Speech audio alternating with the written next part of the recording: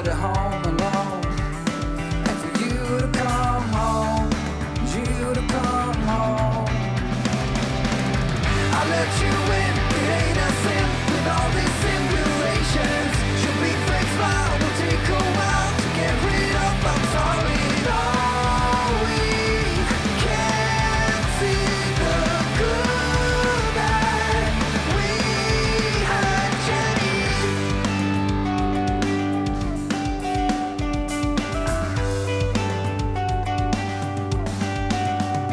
I'm waiting for the curtain call, 'cause I want it all, anyway at all. Thought I missed it by waiting for the game respond, for the lost and found, for the home alone, and for you to come home, you to come home.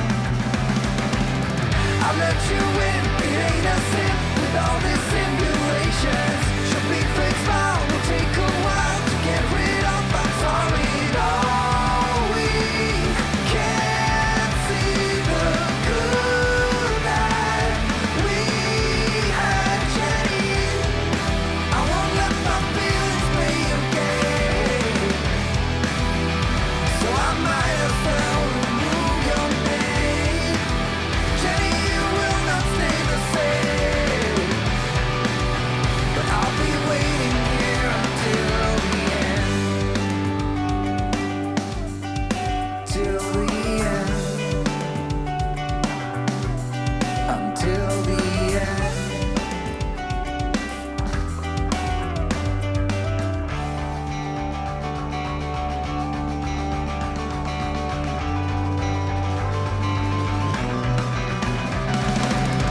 I let you in, it ain't a sin. With all these simulations, should be fake smile, will take a while to get rid of. I'm sorry, no, we can't see the good that we had, Jenny.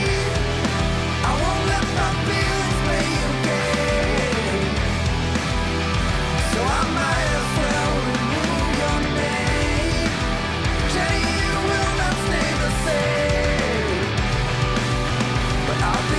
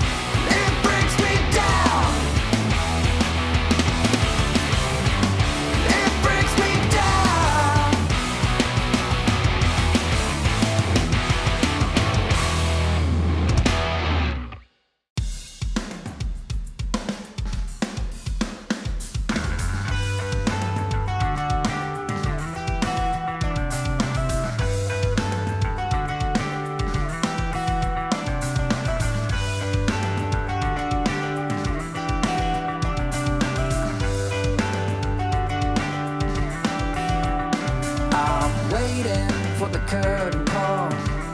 Guess I want it all, anyway at all. Thought I missed it by waiting for the game respond, for the lost and found, for the home alone, and for you to come home, you to come home. I let you in, it ain't a sin, with all these simulations. Should be fake smile, will take a while to get rid of. I'm sorry, all we can see the good.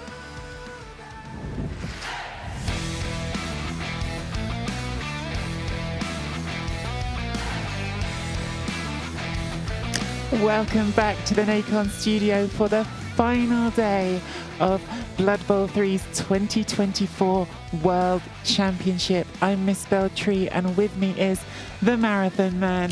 He has commentated on an incredible 168 games so far at these World Championships, and now there are a maximum of 6 left to go. Jimmy, how are you feeling?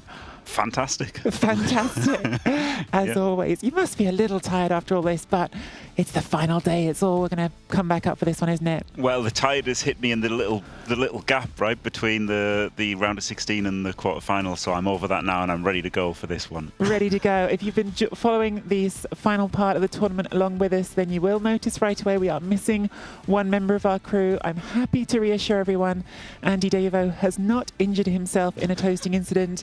He has not been arrested for crimes against tea. He is simply getting ready for his game right now. He's playing in the 3rd and 4th playoff, La Petite Finale, as they call it here in France. And he'll be joining us for the grand final afterwards. As always, we'll start with our plan for the weekend. There's not much left on it anymore. It's just these last 2 series. We have the 3rd, 4th playoff first, and then we'll be going to the grand final later on. The format of these games will be exactly as it has been all through the knockout round. Jimmy, explain to everyone one more time the 2+1 format, because we'll have some new viewers today. Okay, so there are at least 2 games, and if it's decisive in one way or the other, so for example 2 wins or a win and a draw, then that person will win. If it's deadlocked with, say, 2 draws or a win for each side, then they will have a 3rd game that will have overtime activated and potentially kicks, and then we will have a decisive victor after 3 for sure. And we saw it yesterday in the semi-final with Andrew against Wentros. Andrew won game 1, Wentros won game 2, and so we went to that decisive final game, and Andrew made it through. Really, really exciting format. Has added a lot of drama, I think, to the process. The prize money at stake is significant, even for the 3rd, 4th game here. First place is going to take home €2,500. Second place, €1,800. Third place, €1,300, and even 4th place, the loser of this first game, still gets to take home a cool €800. So definitely not too shabby. But let's have a look at the graphic of how they got here. Let's look at the path through the tournament for everybody. We started this weekend in the quarterfinals. Wentros came from the top of the draw to meet Andrew yesterday in that semi-final we just mentioned. Andrew, the underdog with the Imperial Nobility, came through and sent Wentros into the 3rd, 4th game. Andy came through the very bottom of the draw, beat Olivier Delac, the world tabletop #1, but couldn't get it done against Diomed. Diomed goes to the final. Andy goes to the 3rd, 4th game. Jimmy, one of these perhaps a pre-tournament favourite for you, Diomed, but the other finalists very much not.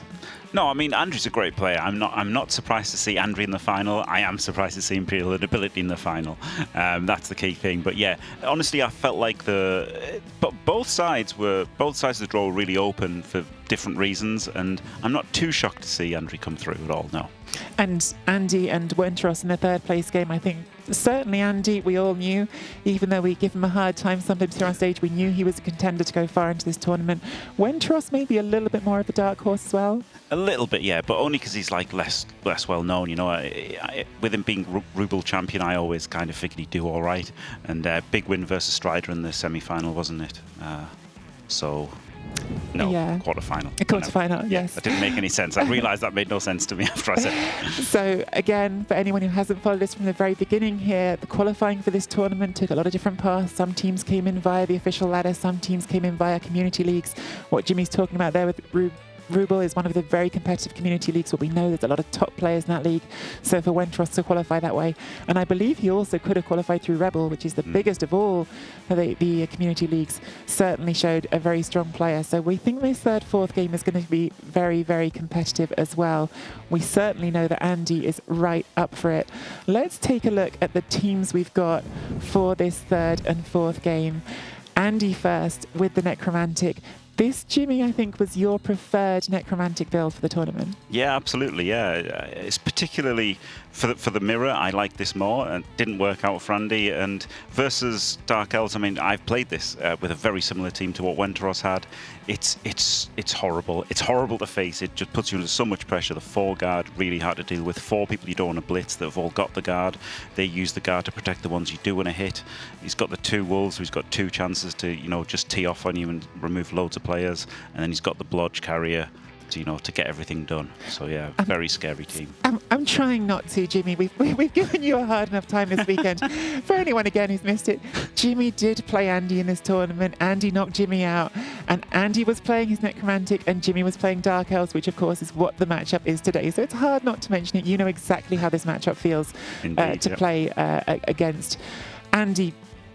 We talked about it yesterday. His playing style, it's very disciplined, it's very tight, but he also does love to go for those damage plays. He looks for the damage perhaps more than his other Necromantic opponent yesterday, Diomed would. Yeah, absolutely. Yeah, and it's hard, I really felt it in the second half of the final game versus Andy. That's when he really started to make the most casualties, and it's, if you haven't got plays, you can't win. It's simple as that. That's the best way to beat another good player, is leave them without any players. Yeah, and it sounds so obvious, but of course it's still a tactical decision you make. Play into the claws more of those werewolves. Really look to focus on maximising your blocks as a priority, especially early in the game.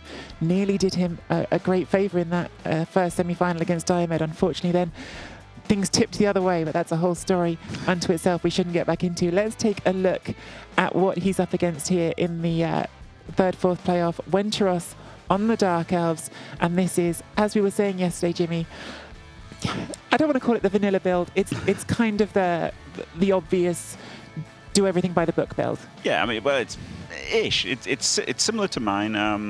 I do think that the 12th player in this game is better than the Apothecary. So I favour that for my build. Maybe I do favour the wrestles from his build, because he really wants to knock down the wraiths if he ever has to hit them. He really wants to get them down, and it means he's got 2 wrestle to hit the ghouls if he gets a cage dive, which we saw him. He loved doing that versus Andre in one of the games. He was just diving every turn, and I wasn't so aggressive going for the ball versus Andy. Maybe that's what Wentros has to do to get the win. Yeah, I really think that's one of the fascinating things about Wentros from watching that semi-final, is he had 3 games and the approach really changed in all of them. So definitely not someone who's locked into one game plan. We felt against Andrew that game plan of going all in after the ball every turn wasn't doing him any favours in game 1. Adjusted so well in game 2 to come back, played a completely different game and really owned it. And then perhaps in the third game was, I don't know, somewhere between the two. Didn't feel like it was quite what they needed. So really fascinating to see how he approaches this one. It looks to me like we are just about ready to jump into the game. Just about, yep. Let's do it, Jimmy. Let's get on in. Who's won the coin toss? Oh, we don't even know yet. Fantastic. Perfect timing. Exactly perfect timing. Definitely love to see that both coaches have chosen custom coaches there, not stuck with the standards ones. Do love that slan coach with the chips and the floating hot dog. Yep. So Andy wins the coin toss, and one more time, well, one more day, because I'm sure we'll do it in the final. Jimmy, always offense first, right? Yes. Yes, I think that's, because you don't want to lose. You don't want to lose, especially in game 1. You definitely don't want to lose. So just receive and get as much damage as possible and score on turn 8, and then you can't lose. Now, that's not completely true, but it's pretty much true, right? I don't think Wentros will go for the win if Andy does do that. So, of course, it's not that easy. it's not guaranteed that he gets the touchdown, but definitely fancy it. Oh, this does change. I was thinking it's not working, but the colours are so similar that... Jimmy's toggling the blue-red option for seeing the teams more clearly, but in fact they are just wearing variants on blue and red. Yeah, I was bamboozled. One thing that I think with this matchup, and it's an observation from watching your games against Andy. Yes, Andy's got that damage potential. He's looking to take a lot of blocks. He's got those wolves with the claws, which of course reduces the Dark Elf armor by 1.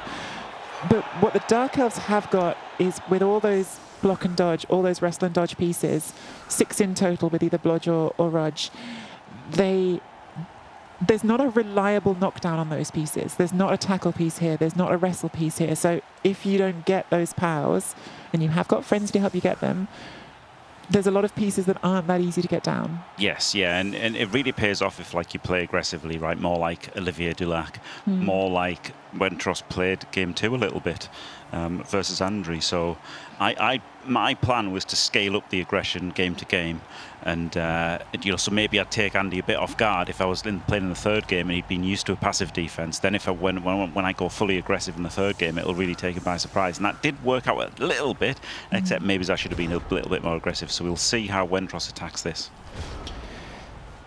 I expect we come into these so full of energy, but I expect these first few turns will be cagey. That's my guess.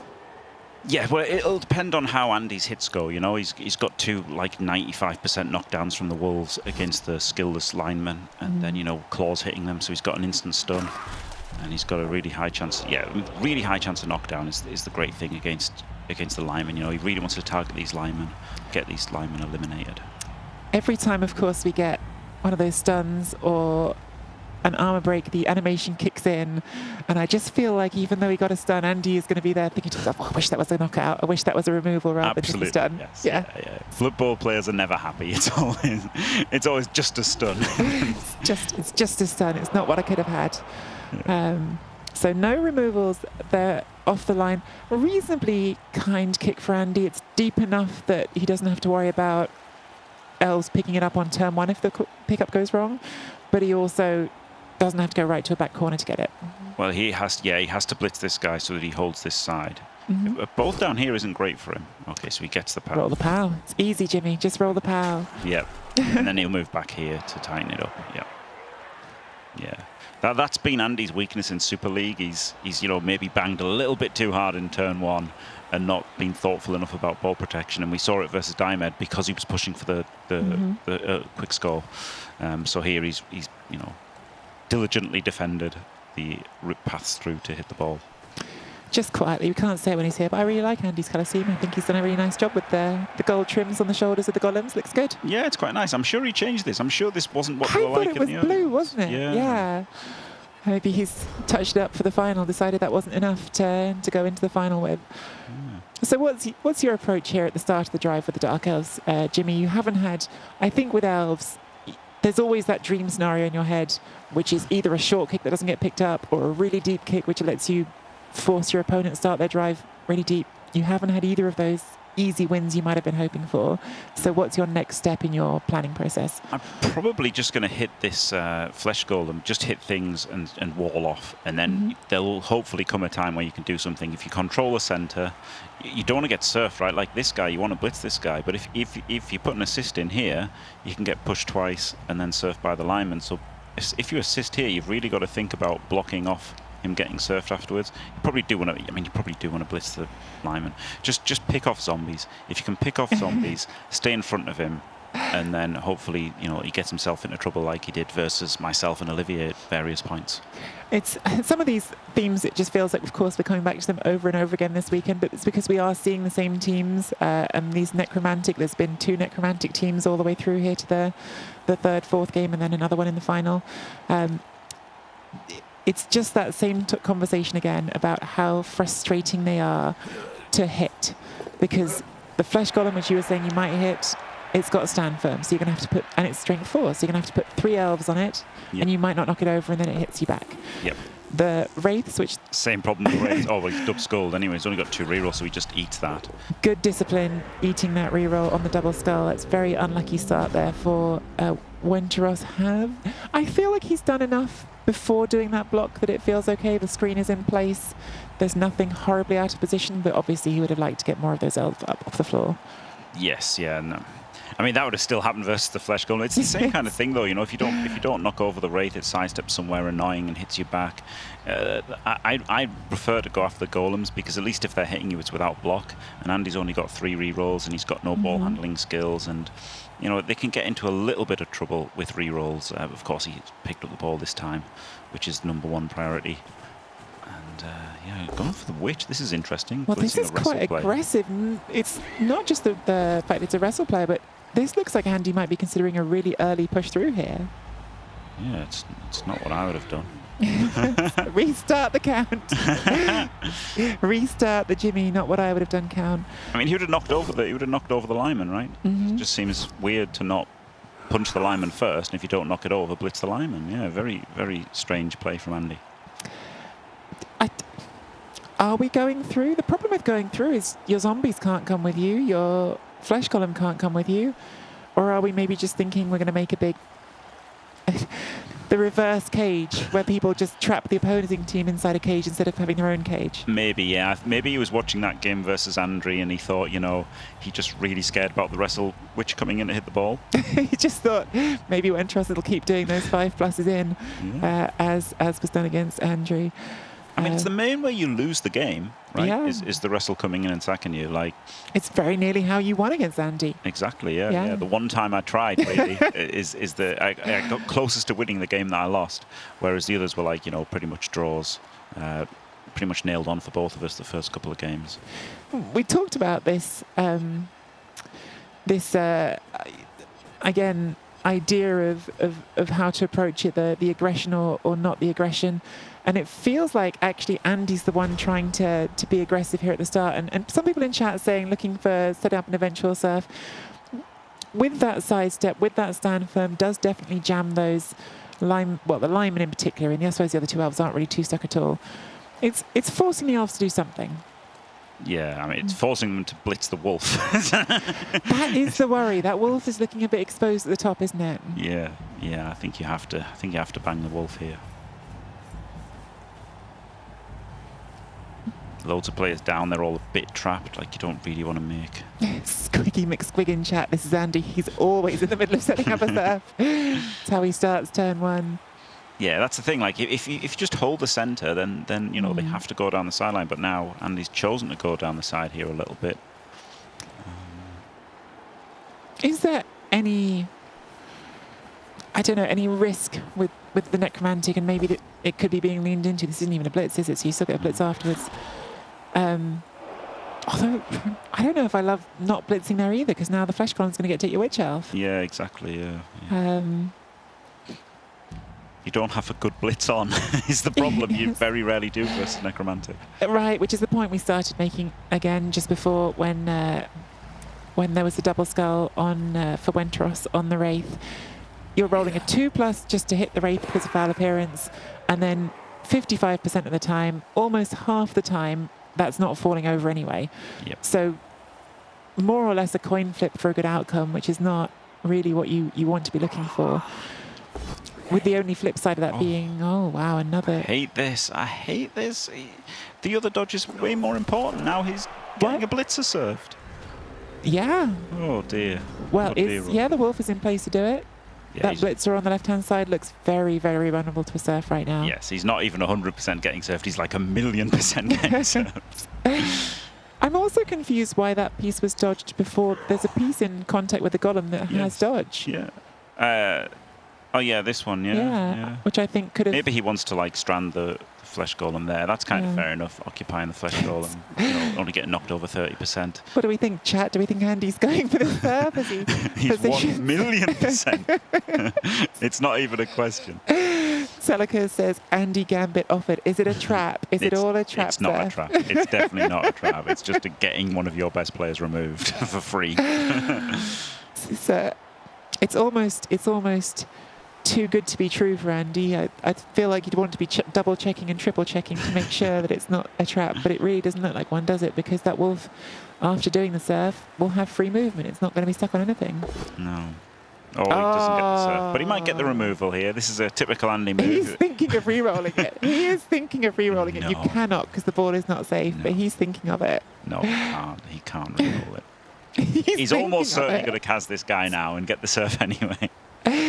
Oh my God, he He's does doing reroll. it. Oh, you meme lot. Andy. Andy absolute is meme lot. here for. I feel like he did that for you guys in chat. I feel like he did that one just for you. It's the third, fourth game. You wouldn't think he would, but I think he did that for you lot. He's got to come back with a wolf, actually. In fact, it's not actually easy to protect the wolf here. This is the problem. After all that, by the way, doesn't actually injure it. It's off for the drive though, which is still pretty useful. Yep.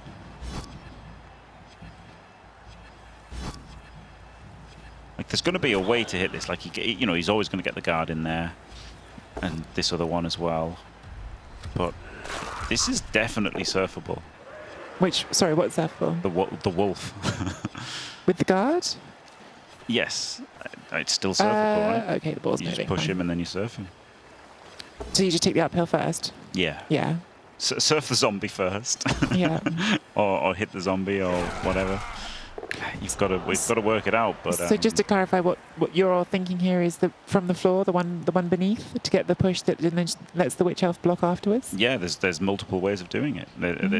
You can get rid of this zombie and then you can push him to there and then surf. Mm-hmm. So you've got multiple ways of doing it, and it's you might not bother. You might not bother because then he's going to surf you back, right? That's Yeah. the problem. And Entering a surf war versus necromantic is usually not a good idea because yes, you've got two frenzy and he's got two frenzy, but the fact that they've got the sidestep and the stand firm means maybe you attack the back of the cage here.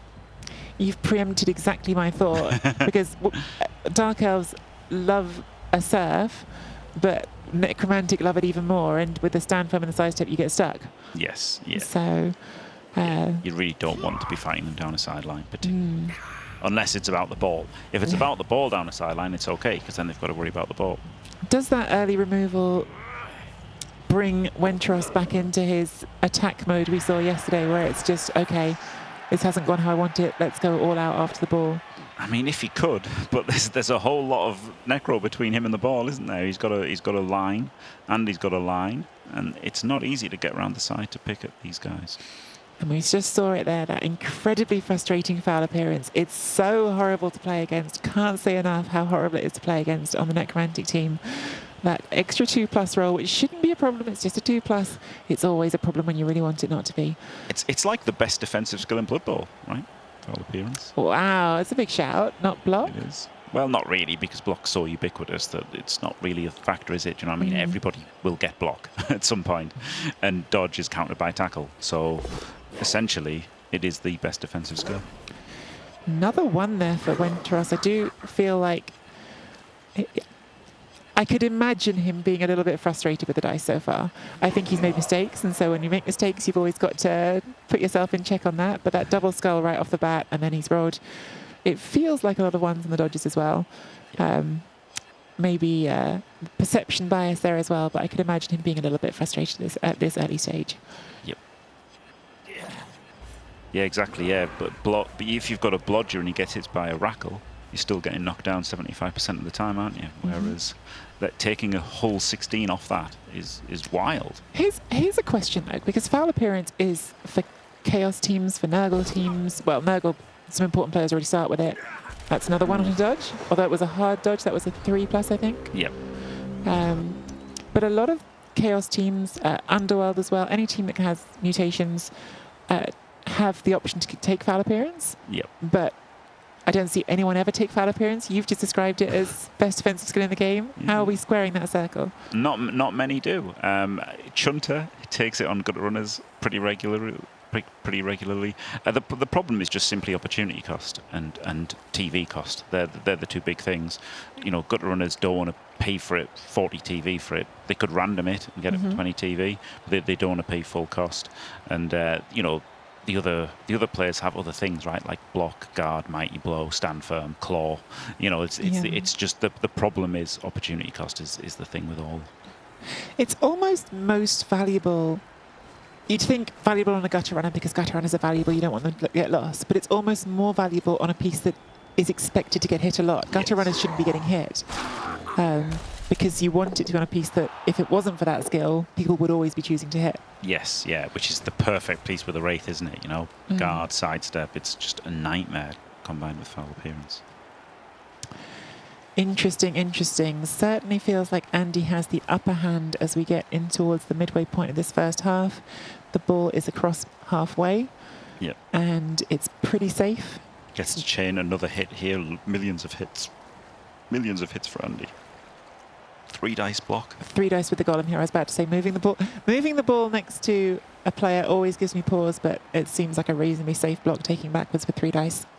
No. Forward, pushing the flesh golem forward. Oh, I like to that. get an extra block.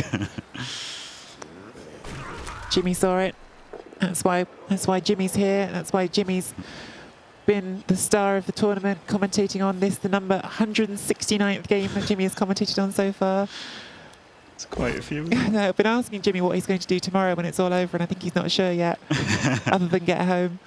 Yes, yeah. Hopefully it doesn't take 15 hours again. Just a stun there, but still very nice for Andy. We've got 3 stun delves on the pitch. We've got nowhere near enough to form a good screen in front of Doesn't take the wolf hit. Wow, didn't want to expose it. Do you know, I wonder if there's some reaction to things that happened yesterday of don't turn a great situation into a situation that is less great when it's already great. Like the situation is great right now. You don't need to do that and risk that unlikely but possible scenario where that wolf gets exposed and gets hurt. Exactly, yeah. Funnily enough, and also it's a bit like he doesn't need to high roll more, right? Like he's in a pretty dominant position. Yes, it's not a permanent injury, but there's a player off. There's 3 stunned. Like next turn is going to be so incredibly easy for him. Like it's so desperate for Wenteros already that there's no need to push more into that, which is what he did versus Diomed, right, in game 1, where he set up those wolves on the line. But he'd already got lucky. He didn't need to get more lucky. So I think this time he's maybe learned from that and is tempering his aggression a little bit. And we're back to that conversation that we've had all through with this format, with the 3 games. As the Dark Elves, you don't need to win this game. And in many ways, the most important thing is to draw this game. And if you go hell for leather after things here and you get more players injured, you run a greater risk of losing this game. You can lose this drive and still score on your offense, and that's completely fine. Yeah.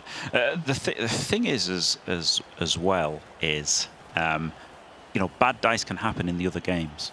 So you can just hang in for now. And then next game, Andy might fail a pickup with the ghoul, right? Might not even put in a reroll, might misposition, you might roll a blitz. Like, so many good things can happen for you on defense randomly that, like, maybe it's just best to, take the draw more as the Dark Elves than as the Necro. Because I think the Necro are favoured here on teams. I think Andy is favoured as well. So, like, I think it's a pretty strong situation for Andy. But, if things happen, you can just get a win. Easily, like a blitz, failed pickup, misposition. There's things that can really lead to good outcomes on defense for the Delves. Offense is pretty horrible, but defense, you've got a lot of outs.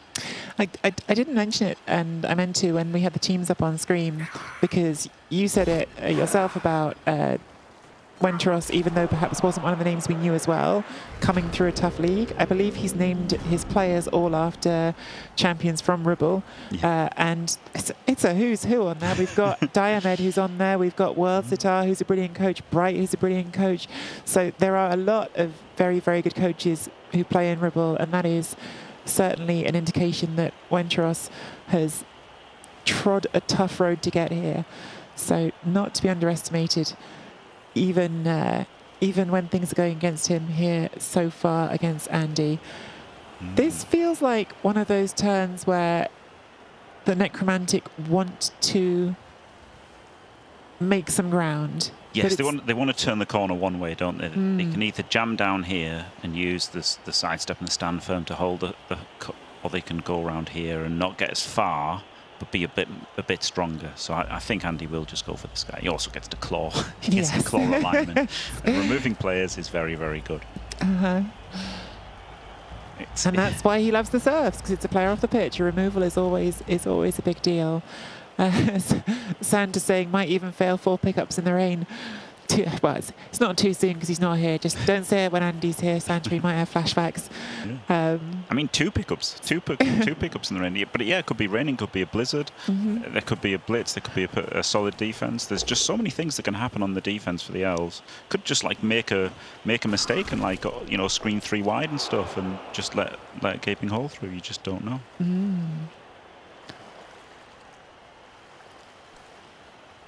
We haven't seen that sort of mistake in these finals, which of course it's such a high standard you probably don't expect to, but they happen. They happen even in really top level games. You see big mistakes get made sometimes, and the pressure.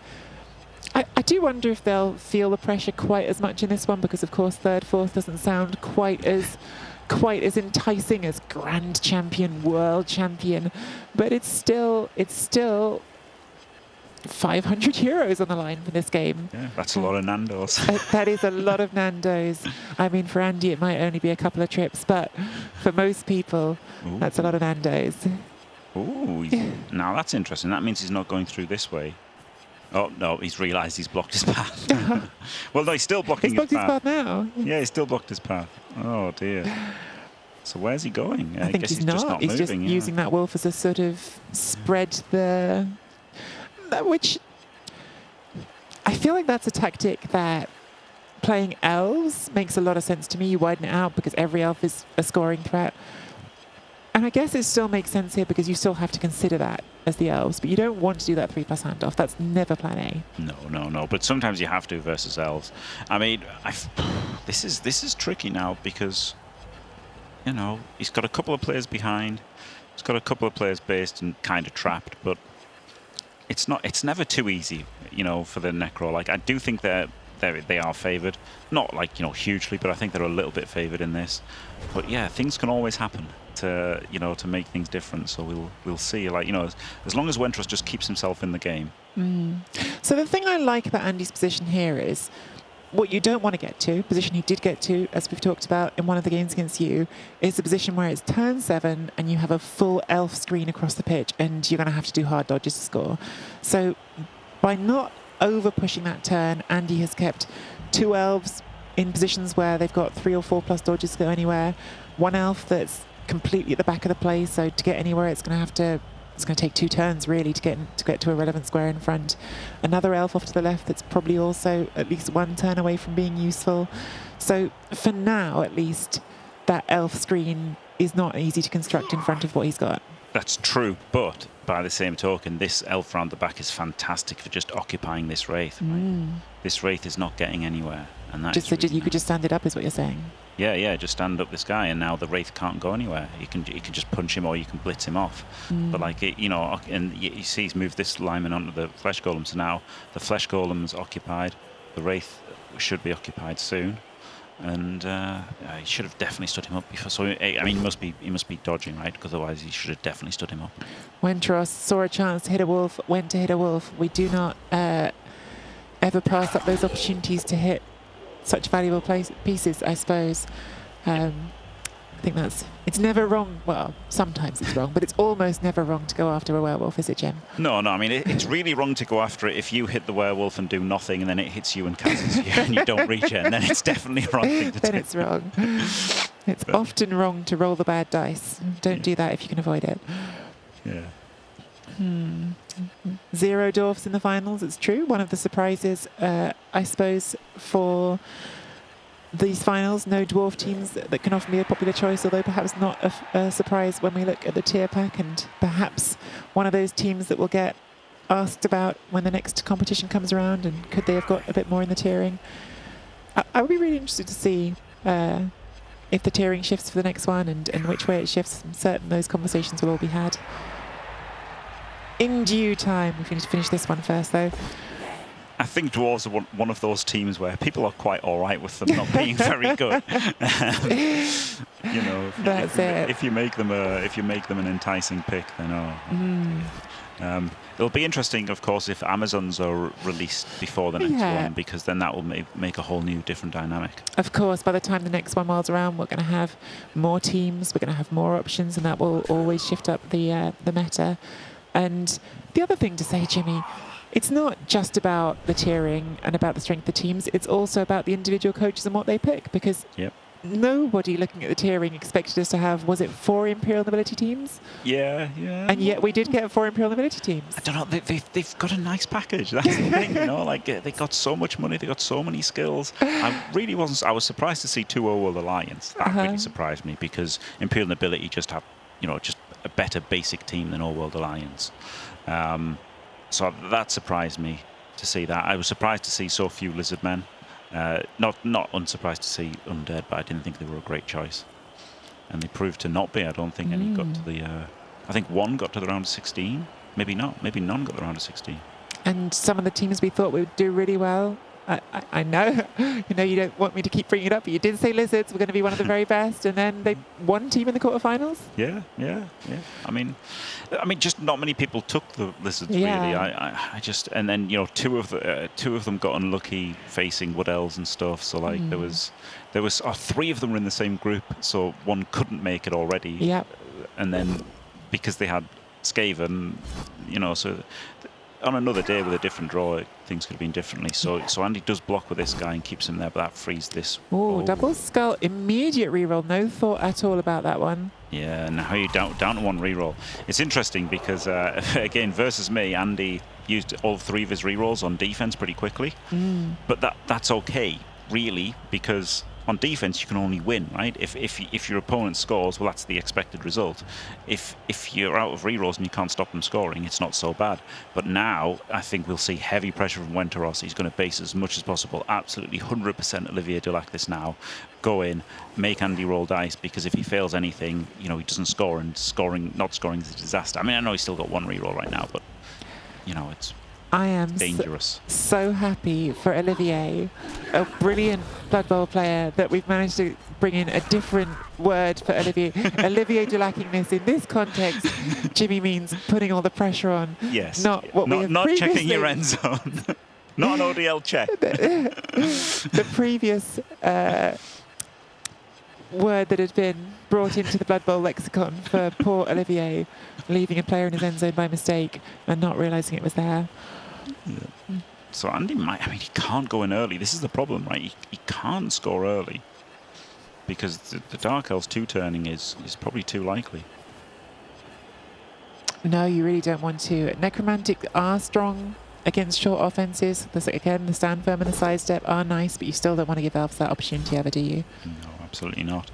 We might see a hit on the ball here, though. I tell you that. Because first, we're going to see a diving headbutt KO. That's what we're really here for, chat. Was that? Oh, it wasn't a KO. I misspoke. No. I thought that was an apothecary for a second. It was just a stun. Just a stun. The witch elf. It's a 4-2, and then a 4 in to 1 dice with wrestle. That's pretty good. And then it comes out here. You've got a dark elf to go and pick it up. So you're saying go all the way around the cage, and you're looking at from the back. There's no guard on the first hit. Exactly. Yeah. Assuming we bring in that lineman to assist. A headbutt is always worth it, Distorter. Headbutt is always worth it. One of the best animations in the game. Yeah. And so yeah, this guy could probably get it, and well, we could go 3, 4, 5, 6, 7, 8, 9. Hand off to him and he tackles one, and he just runs away. Yep. So this guy can make a break next turn. It'll be interesting. It's one of those things where, like, when you're watching it, you think this seems a good idea, right? This is the best play. This is what I do. But then when you're playing it, you're like, oh, what if it fails? I'll just do the safe moves and get something, you know. Squeaky McSquick in chat. Samba says a 64% for that to work out with a reroll. If they've mathed that out, that's pretty big. And this is the turn you want to do it as Dark Elves, because this is a time where it's late in the drive, and if you pull it off, there's no answer. Exactly. Yes. Yep. I think we could see this, and I also think the Elves aren't in such a great position to elf screen, so the aggressive play feels like the right play. Yeah, if these 4 players, these 2, this one and this one, if these 4 were all here, then yeah, maybe you would see Banks and stuff and try to do this, but I think he'll go for this. Or he could just go for the surf. He could just go for the 6+ dodge in uphill surf. Could do. I feel like whatever we're doing, that lineman at the back should have done it by now. Whatever it's going to do, if it's going to base, it might as well have based. Yes. So this looks like we're going for that play. I mean, he could just go for the surf, right? 30% in and then uphill surf, but I think he'll go around. Yeah, the uphill serve feels like it's got to be longer odds with the 6 plus. Ooh, do not like moving that guy. Well, no, that's your recovery if you're going for the ball. Yeah. Unless we're not going for the ball, maybe we're going to go for 2 dice into red dice on the wolf. Could go 1 into... No. Oh, no, we are. This looks like we're going for the ball. Yes, Yeah. going for the ball here. Oh, I hate Big play. I really hate moving that guy. Makes the further. dodge. Gets a push. Do you re-roll here or do you accept the red dice second hit? If you have 2 rerolls, you definitely reroll. Yep. Maybe you just still have to reroll here. Maybe you have to reroll. It's a 50-50 to knock the ball down with... Sorry, it's not. It's a 1 in 1 in 3 to yeah. knock the ball down with the wrestle. You probably had to reroll that as much as you didn't want to. Now you mean, you probably have to re-roll. re-roll this, otherwise it's just drive over. Yeah. If you're not re-rolling this, then you should have re-rolled the first one, right? Yeah. Basically. Yeah, and now you're looking for a 1 out of 9 chance. Yep. Which we do he not does hit. not get. So I think I'm with you. I think the re-roll on the first hit feels like the better play, but it definitely does feel worse for only having 1 re-roll. Yeah, like you don't want to do it, but Mm. probably had to. It was a 1 in 9, different 1 in 9 Squiggy McSquig. Needed the 1 in 9 from the other end of the scale with the pow instead of the skull. Yep. Yeah, and look, he's still got 2. The thing is, like, the reason that he probably didn't want to re-roll, you know, if you don't re-roll the first one, then you've kind of got to re-roll the skull, right? Which is the problem. Like, you've kind of got to re-roll the skull on the uphill, which is pretty decent odds of happening. So now his re-roll's gone anyway, and he's still got 2 witch elves near the ball, and he's probably thinking, maybe I shouldn't have re-rolled it, you know? It's tough, because this is still not easy for Andy, right? He's got 2 players over here, 2 over here, 1 back here. I definitely am with you that the one decision in all of that I didn't like is just that this one that's getting hit now moving, because I think if that hadn't moved, you had the recovery for it, which you really wanted, and it was all about... It's such a mindset thing with elves. You'll accept that when you go in all in for those plays, they can go wrong. There was a good chance that going wrong, but you want to live in the world where the best case scenario is available to you, right? That's part of why you play elves, is that you can have those turns where you flip a game on its head. And I feel like, well, we talked about going Olivier Dulac. I feel like Olivier is planning that play with a version that ends with the ball at the far end of the pitch. Yeah. I mean, he still could have done with this one, to be fair. He could have 3-2'd 1, 2, 3, 4, 5, 6, 7 rush handoff. So this one could have reacted, but it's obviously a lot easier with this one. But I mean, it's paid off. Look, these 2 have both activated. He's still stood there. And this is very difficult for Andy now. He might be thinking about scoring, honestly. Haven't blitzed yet, so we can free that Wraith if we want to with the blitz. Yeah. I mean, 100% going to free the Wraith, I think. Yeah. And some chance to free up the werewolf, although it would require a pow from the flesh golem. I think he'll free the flesh golem, right? I think he'll just punch this guy in. So he's away, and then 1, 2, 3, 4. Then that controls the witch a little bit as well. Maybe even rush and really solidify it. It's a safer freeing, isn't it? Because you know you've got the second hit to make sure, even if you don't roll that power, it's going to get the dark elf off the second player. And you've only got 1 reroll, so you really want to block with block and claw as well, of course. Of course, and he gets the power with claw and gets a KO. There we go. So Any thought of the Apo there? Wentros clearly didn't, but would you have? I mean, I wouldn't have taken the Apo. I took 12 players. But if you've got the Apo that Wentros does, it's a valuable piece. Now you've got a... The problem is it's so late, and Andy's probably going to score, that you've probably 75% to get it back. If you're only 50% to get it back, well, then you've stopped the score, so you don't really care. So no, I wouldn't have Apo'd it. And now Andy gets to deal with his scoring threat. Do we hit that, or do we dodge that to have 1 more piece? I think, does not deal with the scoring threat. Because you want to get in front of that witch elf and make its life harder, I think. Yeah, interesting. I think I like that, because that witch elf still had a relatively easy hit on the ball there. Yes, yeah, it actually did, didn't it? It was just a 4+ for a 1D again. Yeah. Yep, so he absolutely had to do that. Now, of course, he can uphill here, but he can't surf with this. He could, maybe it's not easy to chain. No, it's pretty easy to chain it. You could chain this into the ball, but then you can't get a surf, and it would just be an uphill versus blodge, which seems pointless. Without the wrestle. This is a conversation that we've touched on a couple of times this weekend, perhaps not had a deep dive into the choice of wrestle on the Witch Elves versus having two block Witch Elves. You like having one of both in a tournament like this? Yes, it's funny, with PC just saying 2 wrestle is right, and Jim was wrong for taking 1 block 1 wrestle, because just the other day in the Team England Discord, Pete W was like, the only thing that's wrong in Blood Bowl is taking 2 block Witch Elves or 2 wrestle Witch Elves. Block wrestle is correct. Pete W, for anyone who's not familiar, and lots of people won't be, is a very well established Team England tabletop Blood Bowler, very successful. So in his opinion, you absolutely should have one of each, apparently. Yes, yeah. So I wonder if this whole thing with PC seeing 2 wrestlers is the right choice. Maybe that's a little thing between them two that they have. But yeah, it's interesting. Like, I'm really not sold on. I mean, definitely 2 block. I would say 2 block is 100% wrong. 100% wrong 2 block. I think 2 block is terrible. Oh, and so was that dodge.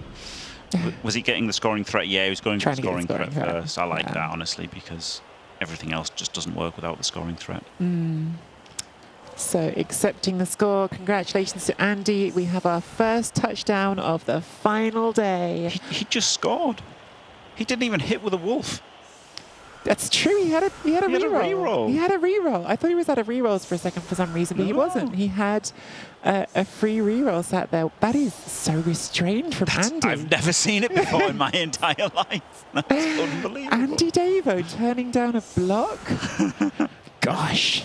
It's outrageous. I mean, has he got a ringer into the broom cupboard with him? We don't know.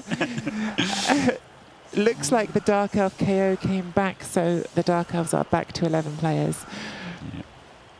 Core Knight in chat, he lost a game against me doing a 3 dice with a reroll on turn 8. Oh boy. Oh, poor Andy. I'm sure he was not happy about that. So of course, against lots of teams, the Dark Elves could be looking at this turn and thinking, okay, we've still got the 1 turn. There is no 1 turn on the table here if Andy sets up correctly, and I think he has, with the stand firm and sidestep on the line, and none of those other players close enough to do the frenzy push into the line. You would need a quick snap. It's technically possible, probably with a quick snap, I would imagine. Very difficult, but technically possible. Yes. Yeah. Yes. Yeah, very difficult. You'd have to set up for the quick snap. And again, maybe it's not worth it, right? Just set up to surf this zombie. It's probably way better odds. Or hope for a timeout. Has the broom cupboard been tested for carbon monoxide? No fire alarm so far today to sort us, so we're hopeful that we don't have any concerns with Andy up there at the moment. We didn't let him make his own tea this morning. Jimmy was in control of the tea to make sure that nothing went wrong there, so all under control.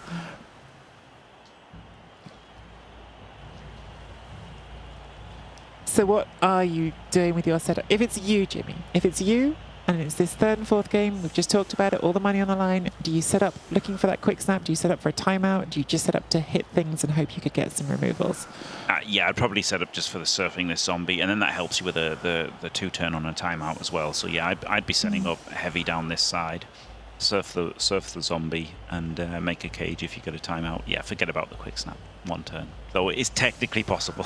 Technically possible. Yeah, for sure the timeout is your dream outcome here to give you that chance at the 2 turn.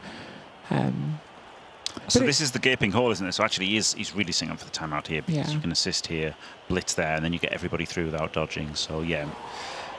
Maybe you could have set up, you could do blitzing. It's the absolute opposite. At least he doesn't get anyone surfed. At least he doesn't get anybody surfed. Instead of a timeout, instead of more chances to do fun stuff, what we actually get to see is a blitz for Andy. Good news for Andy, he can take that block that he didn't take on turn 8.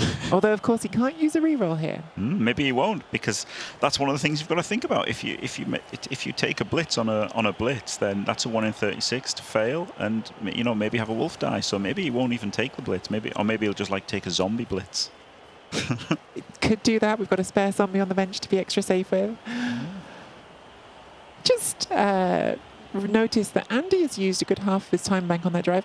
To be fair, you normally do want to use a bit more on your offense, don't you, than on your defense. Wentros, we talked about time management quite a lot during his games through this final phase. Still has 5 minutes in the bank, but has used a little bit more than perhaps you'd normally want to use on a defence. Still not too bad. There's no overtime here because of the format, so should be absolutely fine for both of them really at this stage. Yeah, it just makes you wonder if it really was lag with Wenteros, because you know, he was so slow in some games, and then he's been really quite normal paced in others. So yeah, maybe it was just the lag that was making him go so slow. It feels like it's either got to be that or a very conscious decision that, okay, I've really messed that up and now I need to have some sort of system to make sure I don't keep doing that. Maybe, yeah. Maybe put a little alarm clock next to your desk and just set off every 2 minutes to let you know. Yes, you can't foul. I don't think you can foul on blitz, can you? I don't think Giraffe so, just said in no. chat. I'm pretty sure you can't.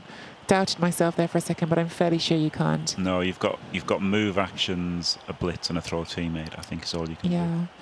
I think there's a few odd edge cases, aren't there? Like if you've got the bombardier, I'm not sure if you can throw the bomb or not, because you can throw teammate, can't you? Right? Yeah. You said. Yeah. Which is critical because it means sometimes you get the hilarious reverse one turn with the stunty teams.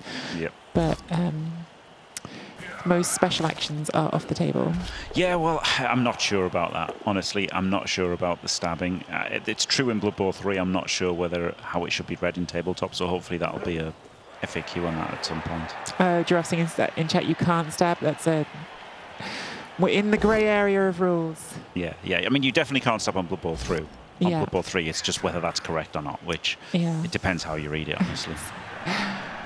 Rules lawyering in Blood Bowl. Never heard of such a thing. Never heard of such a thing that people would disagree about how the rules are written. A very different looking line for Andy here, and I am familiar with this setup from Andy. This is all about denying hits with that guard. We've talked about the flesh golems and the wraiths and how hard they are to hit. Put that strength 4 on the edge of the line with the guard inside it. What can you hit? Do you know what? I did something like this versus Seabros once, but forgot he had an assassin, so he just stabbed my Blodge Ghoul instantly. but yes, if somebody doesn't have an assassin, this is great.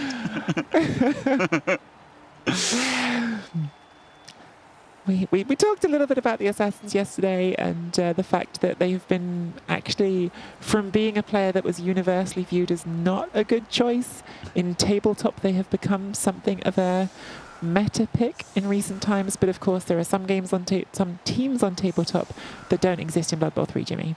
Yes, I mean, that's an element of it. A big element of it is there's no real cost to them, right? Because, as you can see, Wentros, he's got 3 assistant coaches, and assistant coaches are not good. You know, he's got 3 assistant coaches, he's got 30k left that he can't spend. Yesterday, of course, we saw those assistant coaches not even work on the one role they were supposed to work on. Exactly. They're such bad value for the TV.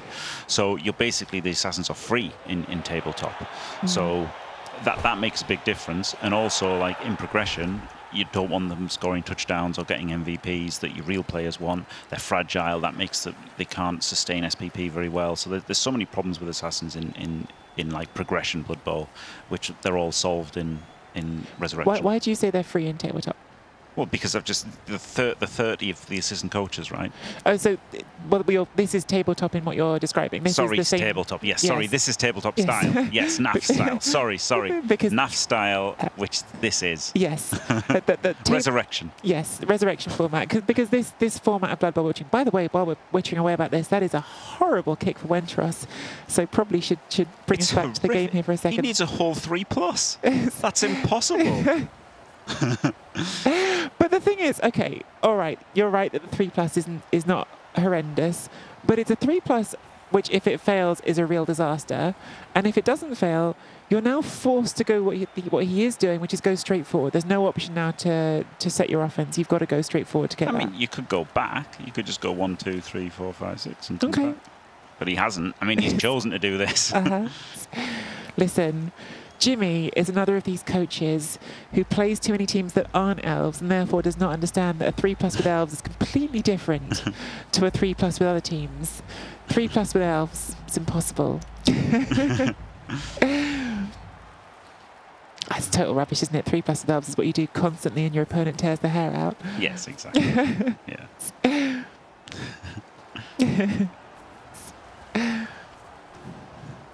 Yeah. Yeah, L3 plus rowdy dodge. Bryden Cheney's got it. Oh, that's a rowdy play. 3 plus.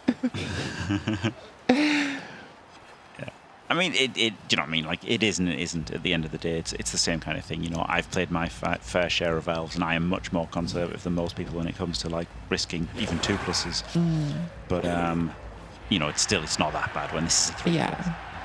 I think that's a stupid thing with Blood Bowl, though. Sometimes a 3 plus feels like a thing you do lightly and it's not that big a deal. But when it's a pickup at the start of your drive, that feels very different. Yeah, I mean, the failure state here as well was the whole team annihilates you. Yeah. The failure state was really absolutely critical. So, yeah, that's the thing, you know, like elves, sometimes at the end of the turn, you'll take a rookie lineman and you'll just do a 3-3-2. 2-2, you know, and you'll just do it for fun, because if you fail and he gets KO'd, you don't even care. But if it works, it adds a tiny sliver of percent to your touchdown. So, yeah, elves are a bit different to bash teams in that regard. They are. With this early push, is there any chance Wintros goes, all right, I'm banging it in and trying to win this game? I don't think he should, but he might. But I really don't think he should. I mean, we saw that drive. He didn't really get close to stopping Andy at all. He does have the 3 rerolls now, so he might think that's a bit spicier. And obviously, he was trying to stop an 8-turn score, not a 4-turn score. So maybe he will try. I like this to close that up there. Because what he doesn't want is like Andy to completely lock him down. So getting this spread out is pretty nice. Yeah, this is a nice position now for the elves. You've pretty much put the necromantic into a box. And is that a downside to Andy's hit denial setup here, is that you've left the sides free for them to go around you? Yes, yeah. It's a strange setup, because you don't need to go this far to do the hit denial, right? You know, at the end of the day, if you put 2 flesh golems on the LOS, that's good enough, right? 2 flesh golems and the ghoul on the LOS, that's enough. That's already stopping all hits. But this way forces a few extra dodges. Well, this way... Because you can't just put 2 of your players outside of that. Yes, it does that, and it's better at chasing a Daka. I think that's mainly the good thing about this, is chasing Daka a little bit better. But yeah, it's you know, you've got nothing on the sidelines, and it's not like a fantastic auto win setup, but it's okay. Dimmy G is already in chat and impatient to see the nobility. We know, Dimmy, we know. Don't you worry. The nobility and the final is coming up after this. It will happen whenever this series is done. Dimmy G, Imperial Nobility's greatest super fan since long before this tournament. Yeah. Excited to see them playing in the final, I am sure. He is known as the knob father, is Dimmy. There's a lot of blocks here, isn't there? Yeah, if he really wants them, nice. he can just keep ping-ponging it around. Yep. You can push the witch onto the ghoul, can push the witch from there onto the flesh golem. And you can feel frustrated as you fail to roll a power at any of them, can't you? Yep. Interesting choice from Andy there. So obviously moving the Wraith away from the action, but doing it to put those 2 elves in a spot where their dodges are slightly awkward. Yeah, Andy wants to fight. Like that's it. That his defense is he doesn't have to try and pressure the ball. He doesn't have to try and stop you getting forward. All he has to do is try and hit things. You know, that is basically his. I learned from watching a bit of his replay analysis of his game versus me. That's all he was caring about, was just hitting things. And so I was thinking of like, no, I'll move this guy. He's not a banger, Jimmy. He's not a banger. No, he's not. He's not. But I was thinking like, I'll move this guy to protect this, and move this here, and move this here. And he's like, oh look, he's left that lineman blitzable. And it's like, that's all he's thinking about. He's just thinking about just damage, hits damage, and that's all that matters. And it's true, because you know, it's a lot harder to win with 7 players than 11. So if he can remove some players, all this position, like, you know, Wintros still has to worry about the positioning, right? He still has to protect the ball and stuff, because if something opens up, and he can go straight for it, right? He's got his wolves here, he's got his ghoul. He can respond to anything, any positional misplay from Wintros. He doesn't need to do anything. He just needs to maximize hits completely. Pyro 1 asking, is there any way to distinguish if the opponent chose to use dodge or not? Well, you see from the outcome whether or not they've got knocked down, if you're talking about being hit without tackle. If you're talking about while making a dodge action away from someone, if the player has taken the option to set it to manual, which is an option in the menu, you don't have to have it set that way, then you'll be given a prompt every time asking if you want to do that dodge or not. Yes, but I think what they meant was, and I don't know if you sidestepped it on purpose, Trey, there is no way to see. In what way when do you mean? when you get hit, when you make the hit. Oh, as the person doing the block. I'm sorry, I Yes. was thinking of that from the viewer's perspective. You mean as you're doing the block? Okay, yes, that is Yeah. currently not easy to see in the game now, unfortunately. Has Trian still any of Jim's tea yet? I have not run down my own supply, but I have stolen a couple of the Ringtons anyway. It's a lovely tea. Still not sure if it's quite up there as number one, but I definitely wouldn't say no to a Ringtons. It's nice tea. That's probably the nicest thing any Yorkshire tea drinker has said about a different tea, honestly. Yorkshire tea drinkers, I think, are the most notorious. Yorkshire tea's the best. Everything else is rubbish. Do you know what? This is the thing, because I talk about tea a lot on my own streams. I drink a lot of tea. I have a tea advent calendar club going on with Giraffe, who's in chat, and Dr. Techno Trousers. So I do drink a lot of tea. But I'm like, weirdly, I think a lot of people think that I'm therefore a tea snob. I actually I'll drink most teas you put in front of me. Tetley's, PG Tips, so mine, it's all tea. I'm not fussy about it. As long as it's not gone through the microwave, we're okay. Advent tea, exactly. Advent tea, Giraffe. See, so this formation here, Wendros is thinking about the ball and what he can do to stop Andy getting the ball, and he doesn't care. He's just going to surf a lineman, right? And that makes it harder for Wendros to stall till turn 8. And it's just damage. It's all about the damage with Andy on defense, and I think it's correct. It's not disparaging him at all. No, not at all. And I guess there's just one question for me with Andy here is, what's your... Oh, wow, another double skulls for the Dark Elves here. 3 rerolls. I think he should have re-rolled that, because that could have been a Blitzer dead. It's already a Blitzer stranded, and it could have then been a zombie removed and a Wraith removed. So I think that was a big mistake to not re-roll that. Maybe he didn't realise he got the extra re-roll. Maybe he just thinks he's going to score early and go for the sack on defense. That really does feel like exactly that. It feels like if you are trying to stall this to turn 16, you re-roll that. And I was about to ask you before that happened, what is your sense of urgency here as Andy? Because you were saying Andy just needs to keep removing things. But if you spend 8 turns doing that and you don't worry about the ball, at some point it's 1-1 and that's the end of the game. So at some point you do have to pressure the ball. But in some ways, Wendros has just helped Andy to do that. Yes, yeah. Like you don't have to completely ignore the ball when you're maximising hits and stuff. But Yeah. I'm genuinely surprised you didn't just surf this player. 100% genuinely surprised you didn't just surf this guy, because this zombie isn't doing a whole lot. Wherever he goes, yes, this opens up a lot of pressure here. But yeah, I'm genuinely surprised you didn't take that surf. Some terribly wrong takes in chat claiming that coffee is better than tea. We'll just breeze over those coffee drinkers trying to spread their propaganda. I should be careful, actually. I think in France I'm definitely outnumbered on the coffee versus tea debate.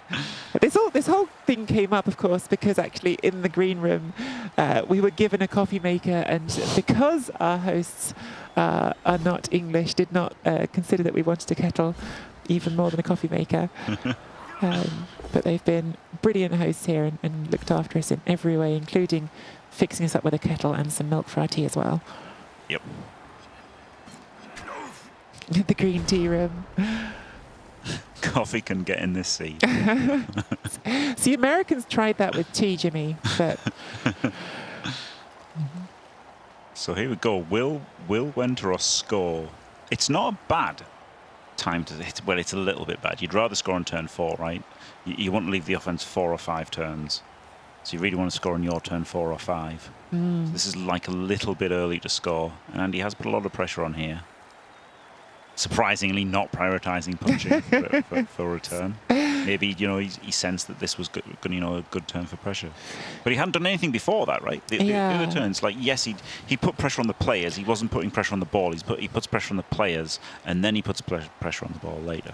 That's a really interesting distinction, Jimmy, and I get exactly what you mean, but do you want to just explain that a little bit more, clearly what you mean in terms of for the audience? You basically mean just keep forcing each individual piece to have to make a difficult decision, but you're not necessarily putting that pressure on the ball. Exactly, yeah. Like you saw over here, he's got 2 players on 2, he's got 1-on-1, he's got 1-on-1.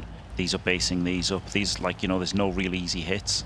And he hasn't gone, he's near the ball, but it wouldn't matter if the ball was back here, he'd still be doing this. This is what he's doing. And so he saw the opportunity with this blitz to then pressure the players that that are also then, it's also, you know, by default it's pressuring the ball, but he's still not actively going for the ball. He's just pressuring all the players, right? He's just pressuring every single player in this turn. This is a really hard offense for Wenteros. He's not going to in. get the touchdown. And I think you cannot get, well, not if you roll a snake, you can't. Oh my He rolls goodness. the snake. I just commentator cursed it. I'm sorry. I'm so sorry. I think he might be able to get a surf there. Maybe, just maybe.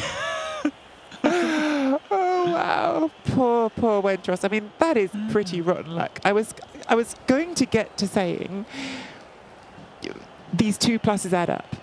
Every time you roll a 2+, sure, it's only a 2+, but you do more and more of them, and at some point one will snake. I wasn't expecting the first one out of all of them to immediately snake. That was pretty rotten. It's a little bit tricky. It's genuinely a little bit tricky because you want to hit this one first because that clears everything, and you kind of want to pow it, but then that takes you away from this guy. And then you want the side stepper can go in and take away both, right? 1, 2, 3, 4, 5. Yeah, okay, the side stepper stops this guy. The guard. And gets in for your assist. And then this guy comes around to surf him out. Yeah, and then you go here, so you're kind of protected with a side step. I feel like the only real question here is, if Andy rolls a pow on the first hit, will he still re-roll to make sure he gets the serve this time? No. No. Well, maybe it's turn 11, so maybe. I think that would be a bit much even for Andy. Although we thought that in the first half, and he surprised us. Giraffe asking, "Is it possible to surf both?" Oh boy, maybe with a lot of rushes and some reckless dodging.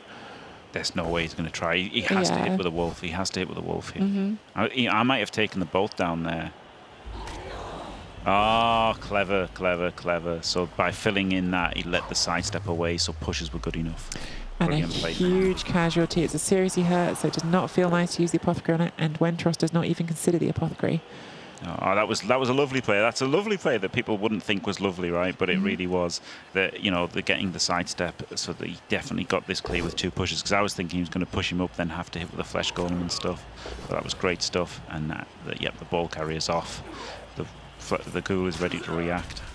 I think that's one of the things that I really hope people don't miss, because we do joke around a lot. These are long casts. It'd be very dull if we didn't joke around a lot. We tease Andy for being a banger because he does look at those removal things.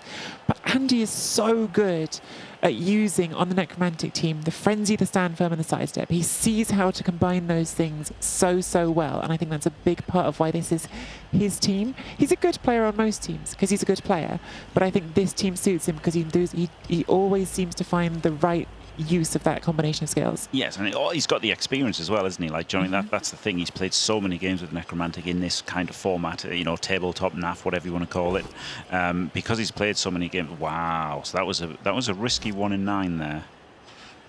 Like, you know, it's interesting, right? He's getting the payoff of moving the sidestepper, but because if you do fail that, the elves just score. Yeah. If they don't sneak again. Yeah. So that was interesting, very interesting, super interesting. I would have definitely made the block there.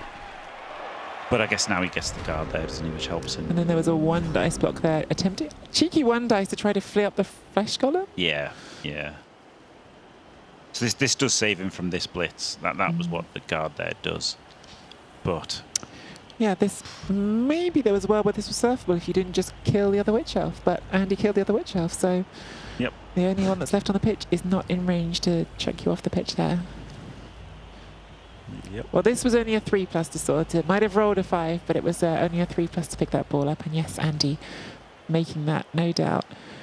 Feeling pretty good about it. This is looking very, very, very bad for the Dark Elves now. Hard to see how you recover from here. I suppose there's always a chance Elves are... Well, you know, I'm saying all that, and you could hit the ball on 2 dice this turn, couldn't you? 1, 2, 3, 4, 5, 6, 7, 8. No, maybe not. Maybe not on 2 dice. You can hit it on 1 dice this turn. Yeah. 1 is all you've got. You can put your whole team here and here. You can basically screen. You can blitz this guy and like screen these 2 from his whole team. Yeah, I shouldn't put this one to bed just yet. I think there's still ways that the elves can get back, but there's definitely not where they want to be on turn 4 of their own drive. Put it that way.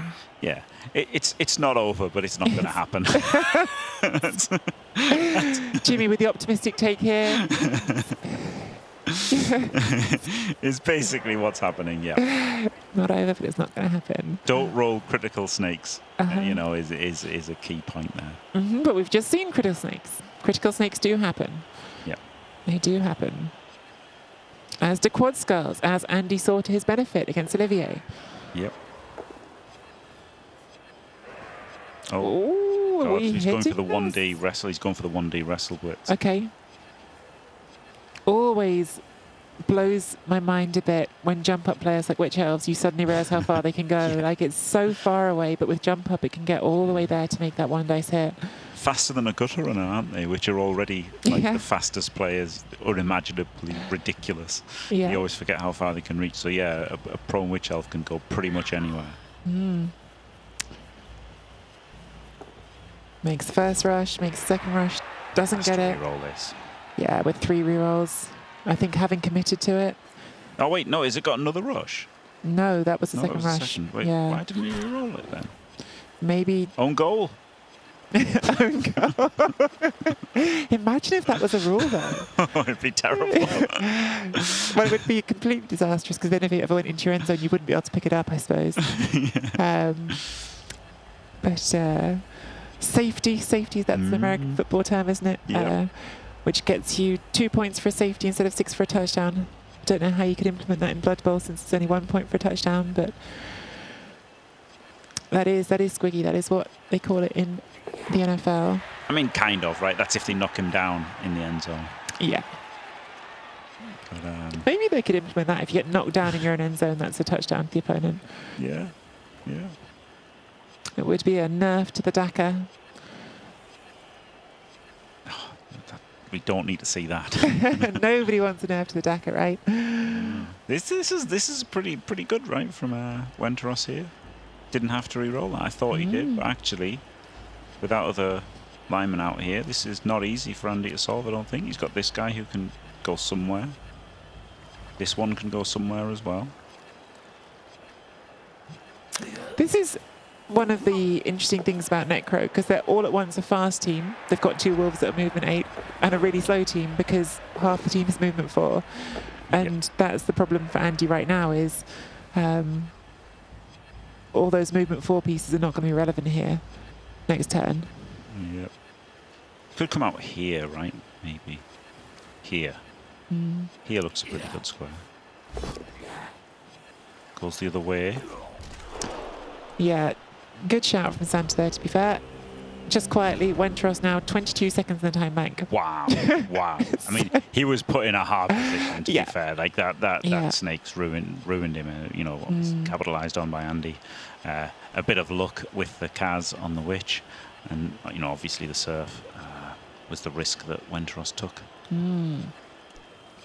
Will we see this turn from disaster into perfect 8-turn stall? We've all seen these. Yeah. We've all seen these in Blood Bowl where a drive goes horrendously wrong and then somehow becomes a perfect stall. Yeah. This is not easy at all from Andy. So you've got one zombie that can immediately cancel out an assist or be an assist. You've got a second zombie that could get to that furthest back elf by doing a single rush. Yep. Double rush. Double Single rush, yeah, just to be on the back of it. He's just going for the Surf. This goes for the Surf. Don't re-roll it, Andy. Do not re-roll it. Of course he goes for the Surf. What he could do is he could double rush this zombie to there and then surf his own ghoul. Worth thinking about. Worth thinking about if you're Wenteros, just wishful thinking. I mean, he really could have, you know, moved the wolf to there, and then he could have surfed the blitzer, but didn't.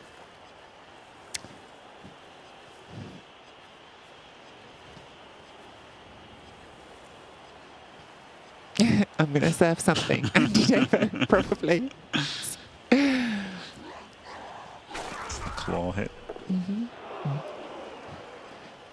guess this... Nope. I was going to say, but second Flesh Golem could have waited till the end of the turn and gone for the rush around that piece to make it do a 3+ at least. But yeah, this doesn't do a lot, but it does something. Right? I think you've got to make it do something. So, of course, by using the Blitz on the Wolf there, we've guaranteed that we will only be able to block with that Ghoul. And now you've got a Witch Elf stood next to your Ghoul. Yes. Effectively stood next to, because we've jumped up. Yeah. Just literally just going to instantly surf your Ghoul. Yeah, I mean, I guess the guard means it'll have to be an uphill. But Well, not if you blitz the Ghoul. And of pow course, it. because you've got jump up, so you don't have to use your Blitz to do that. So you can even use the Blitz to free up the assist on the back if you want to. Yeah. Yep, it's worth thinking about. I mean, he could just uphill. Yeah. But yeah, you to illustrate what I'm talking about, Jimmy, you can just point to that Blitz at the back. So this guy, you can dodge around. Yeah. You can block this guy.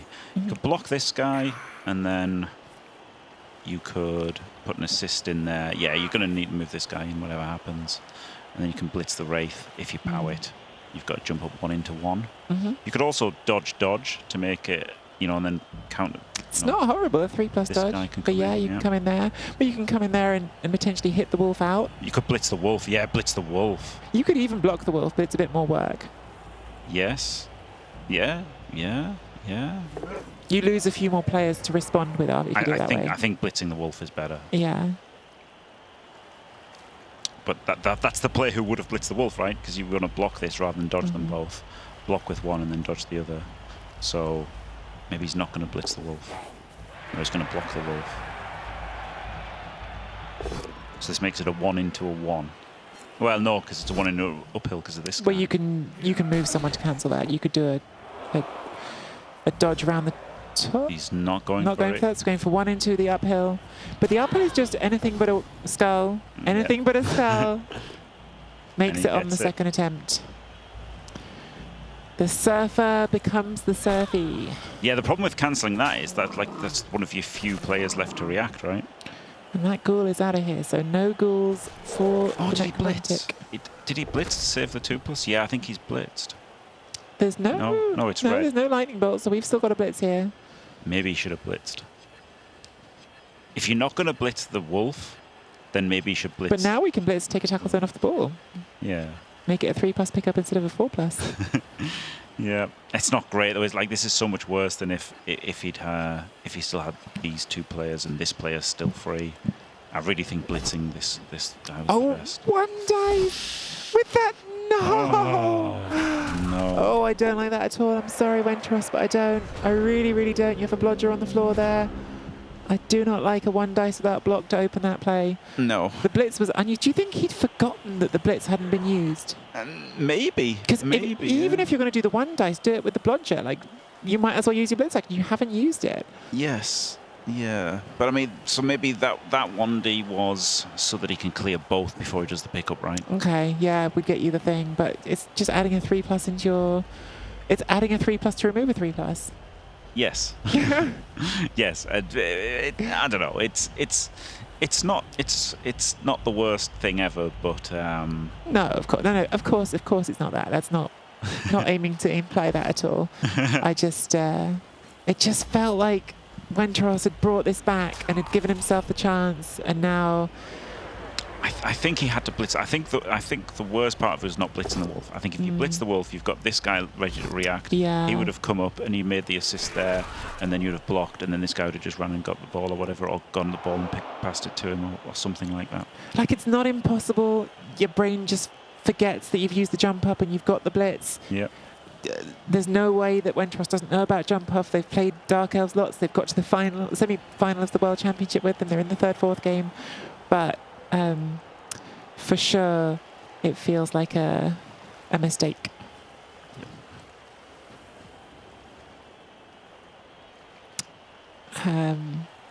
Commentator moving the cursor over the wrong dice freaks me out.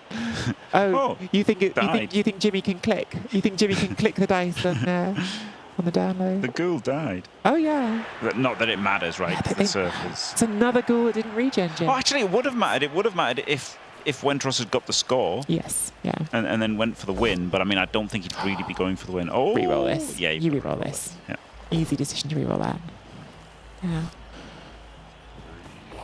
That is both witches off the pitch, so no more wrestle on the pitch for the Dark Elves. No more Cast. wrestle in the game, although I doubt that's going to matter because No. there's probably not going to be another drive after this one. No, that's the thing. It was. It would have made the cast ghoul maybe would have made a difference if the Dark Elves score. Because then Yeah. you've got to carry on a wolf, which means you've only got one wolf free to hand off to or to blitz with. yeah. But I don't think Wentros would go for the win now anyway. But then he might not have any choice but to go in early. So Yeah. it's Yeah. Oh, Another ghoul that didn't regen, chat. I'm sorry. never. Not Look. this time. One of these days we'll get one. It's a lovely shade from Andy. This actually. This is. I mean, I know he's got more players, but still, really hard to do anything for Wentros now. It feels like we're spinning back a bit now, but I don't know what the answer was for Andy because it was a tough turn. You said it. I really felt like just blocking with the ghoul onto the witch wasn't going to be good enough because it left that No. surf on unless the witch had its armor broken. Yeah, no, it was not good enough. No, and he went for that surf, and it did. You know, it did bring the wolf. It made this turn better for Andy. But yeah, maybe he should have.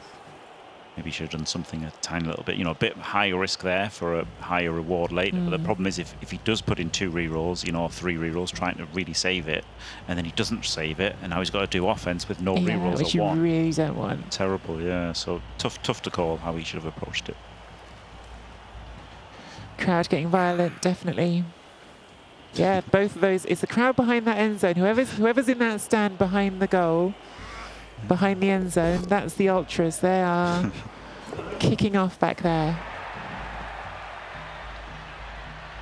He's going to go for the 2D. A Chat lot is of the 3+ crowd. dodges here. A lot of 3+ dodges.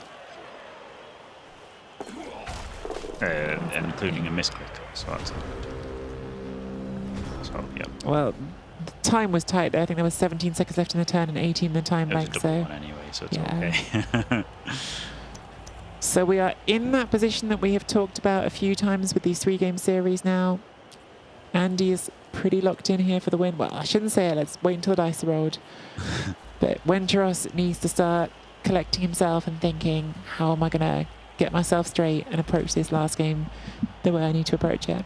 Yeah, it's not easy. I mean, this is almost done, right? Like, this is super easy. In fact, Andy might even 3 dice block so that it slightly increases the chance of failure. Oh no, he could just 3D with a wolf, couldn't he? But he could blitz with a flesh golem, yeah. So it slightly increases the chance of failure, but the failure state isn't as bad. Because the ball will still be... What Jimmy's saying there is, if you take the block with the wolf, it's a quad skull, which is less likely to happen than the 1 in 27 failing twice on the 3 dice.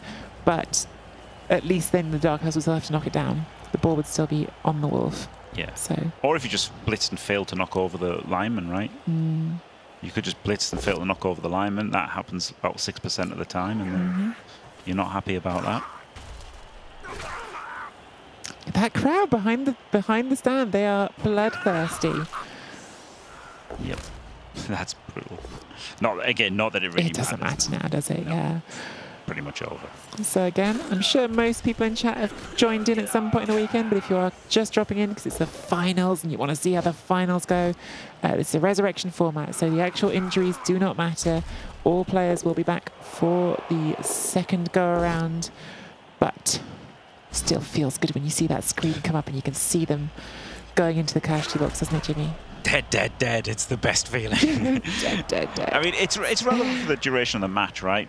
So, for example, if the necromantic kills a player, they will get that player raised as a zombie for the game, and if they kill a player, it makes the apothecary less likely to work. So it has some relevance on the match in hand, but yes, not for subsequent in the games.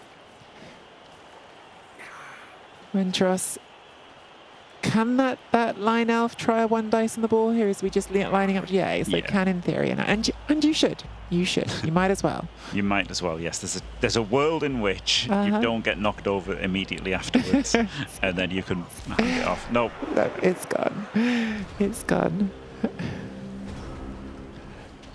there There you go. Andy is halfway and more than halfway, right? Because a draw will be good enough for him in the second game. Yeah, it's such a powerful position winning game one. We talked about it yesterday.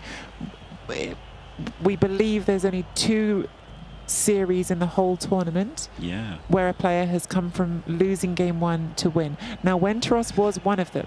Yes. So Wenteros has been in this position and won. He's also been in this position and not won, because the semi-final against Andrew yesterday, lost game one, won game two, so did the bit that's almost the hardest bit, but then couldn't win game three. And so Andrew went through from that semi-final. However, the one that he lost the first one, it was a disconnection. And he won the other 2 games, so maybe he was favoured overall in the matchup, etc. Because that's one of the things that I always find stupid on, you know, like football shows and stuff, and the, you know, I don't know, snooker, all sports, everything. Like, you know, they say, oh, you know, whoever scores first wins 80% of the time or whatever. It's like, well, yeah, first of all, they're one ahead. A lot of and games they're they won probably, now. Yeah, and they're probably playing better to score the goals as well. So, like, it's doubly, like, you know. You would expect that, really. And so, yeah, Wenteros, although he lost the first game in the series, he didn't actually properly lose it. He just disconnected. So, yeah, really, it's only Olivier that's come back from it. Yeah, Olivia, and that's the thing with this format.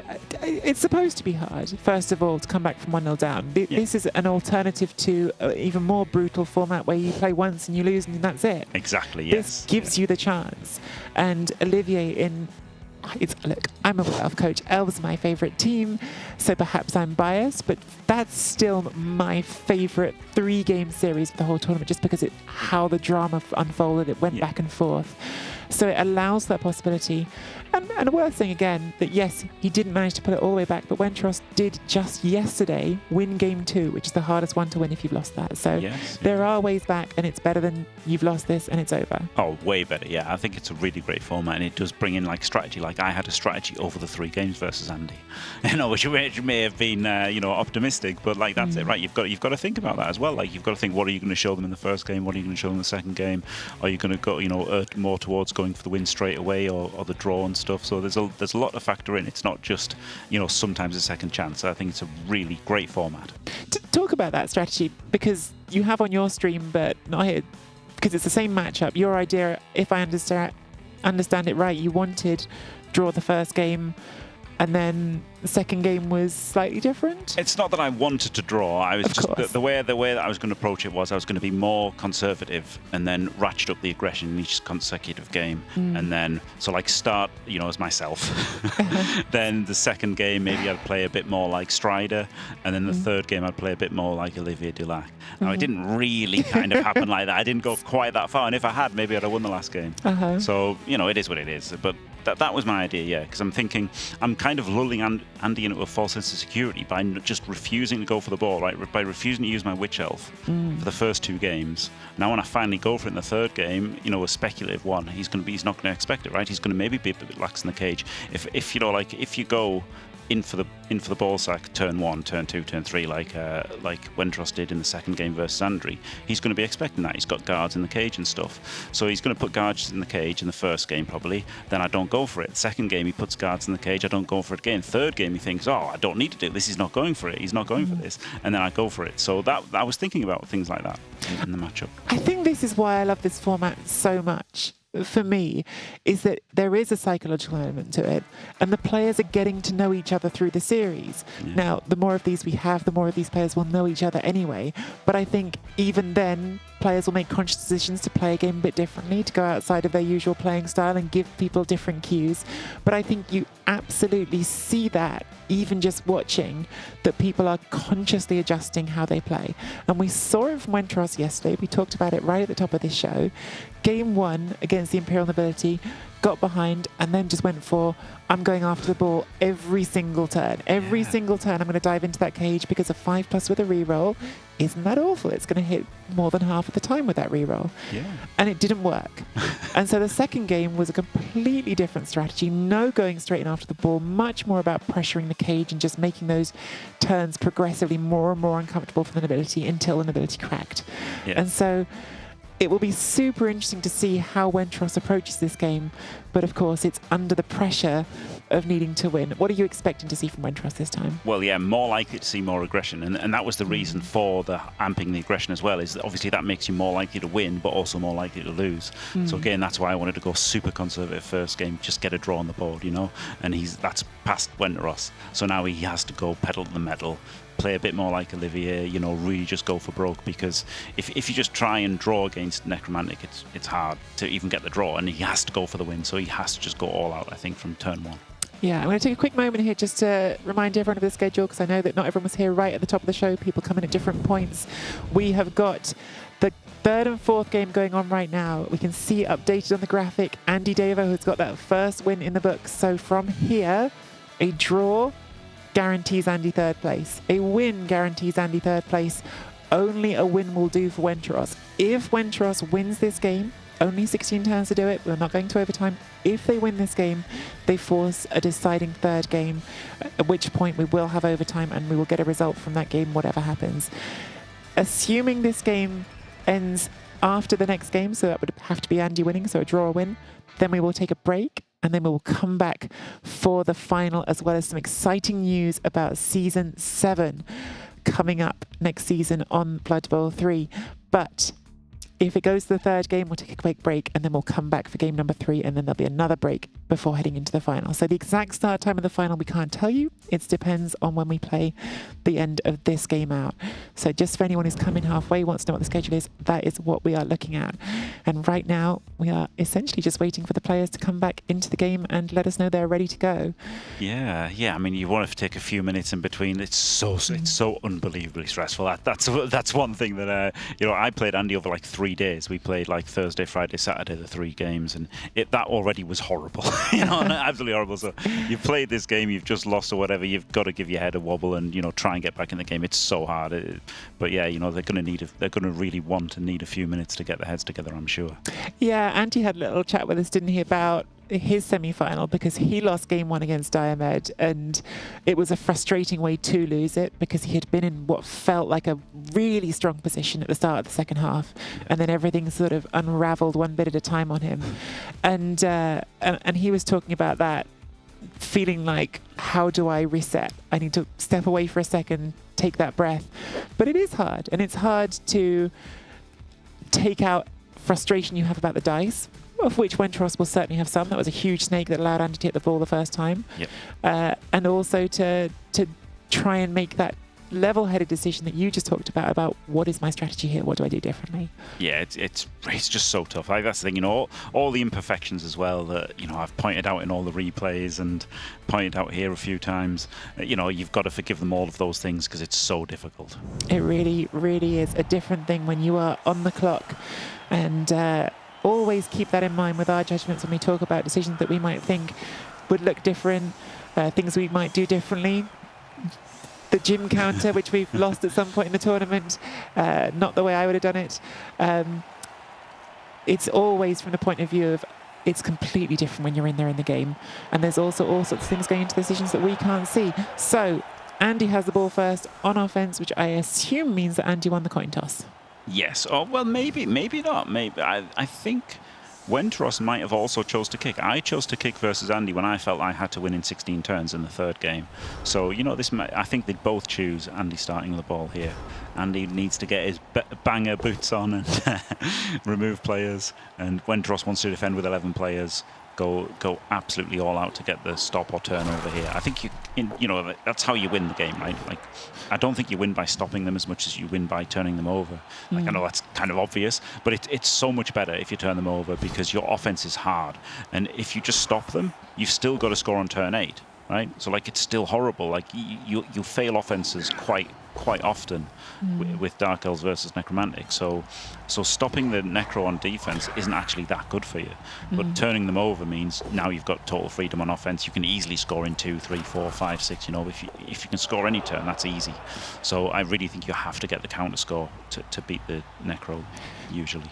From Andy's point of view here, it's really just, if I can score on turn 8, I'm going to feel like I can draw this game at least, and I'm going to get that third place. Yeah, 100%. Yeah. And Andy just needs to get this drive done, and he'll feel home and dry for sure. I wonder if in some ways, I think for all sorts of reasons that we've now talked about plenty of times, he would have chosen the offense first anyway. But I think in some ways, this game, even more so than normal, just wants to have that feeling, I've got my job done. Yes. Get that job done. Yeah. That's the thing. And like, this is the danger that this drive is the danger one. So yeah, if he gets it out, if he bangs it in, he's basically won it through. Well, not through. Got the third place. Absolutely. Really, really interested to see how Wentros plays this and whether we get the aggressive line. No.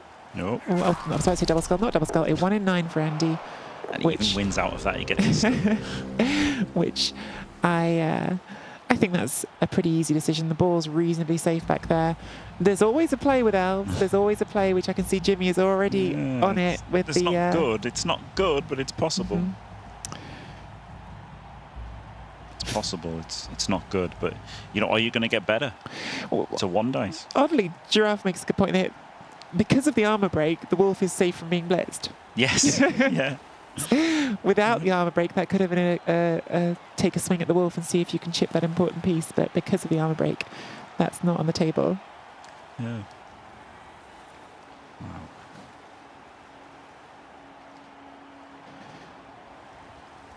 So yeah, it's a best of 2 plus 1, more than a best of 3. Or Yeah, best of 3 doesn't quite describe it, because if it was a best of 3, then a win and a draw wouldn't necessarily end it. Whereas because it's a best of a 2.5, we're looking for a winner after 2 games, and only if we can't find a winner after 2 games, we go to the 3rd game.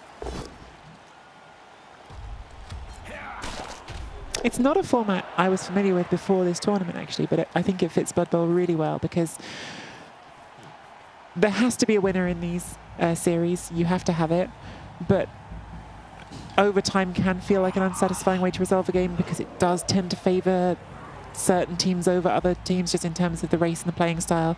And then kicks at the end of it is the least satisfying way to end a game, because that really is just literally just luck.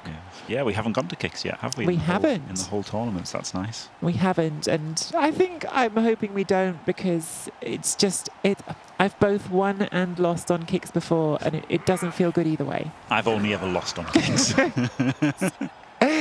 Someone need to drop the Jim sad emote, but yeah, it's not a satisfying way to win things, because of course this is a dice game. Of course it comes down to luck, but you don't want the final decision to come down to just something that doesn't involve decisions at all. Yeah. Pitman mining kicks is a mechanic in Blood Bowl, which is used to resolve games that don't have a winner after overtime, and it's very simply a roll-off. It's rolling d6 to succeed or fail 5 times each. Yes, like a penalty shootout in football, basically.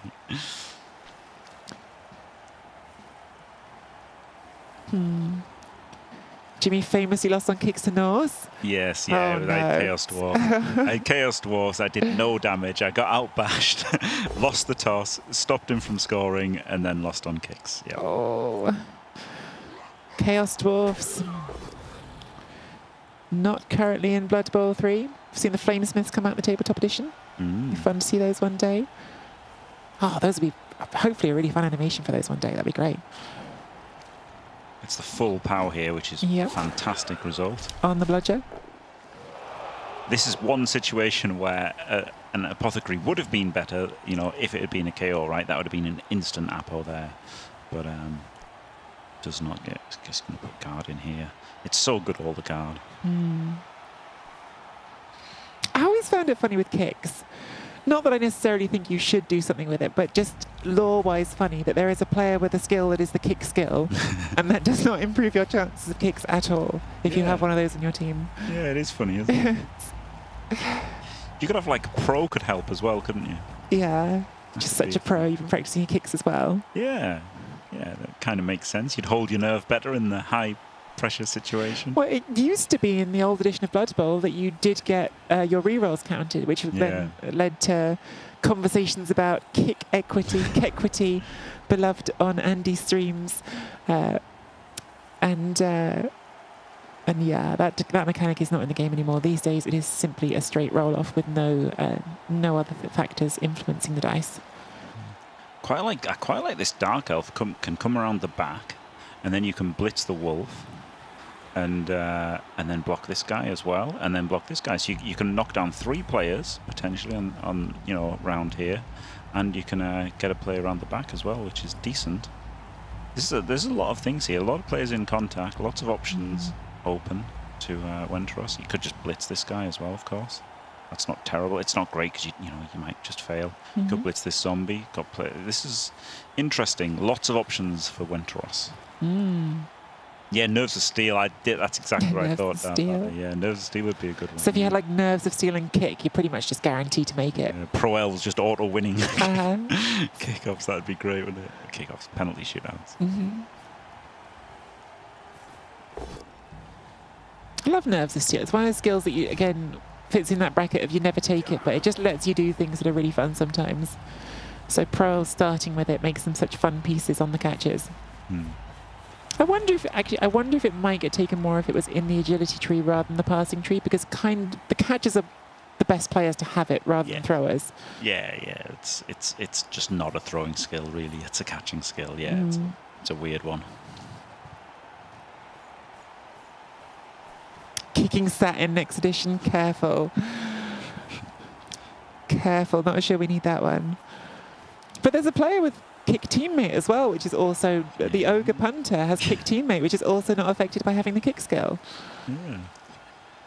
Funnily enough, in the 1988 edition of Blood Bowl, you had a cool characteristic, which is what you used for catching the ball. So cool. Is that as in keeping your cool? Yeah. Okay. So if you had the cool stat, then you could use that for catching and for kicking, couldn't you?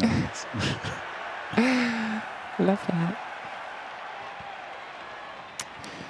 Love that.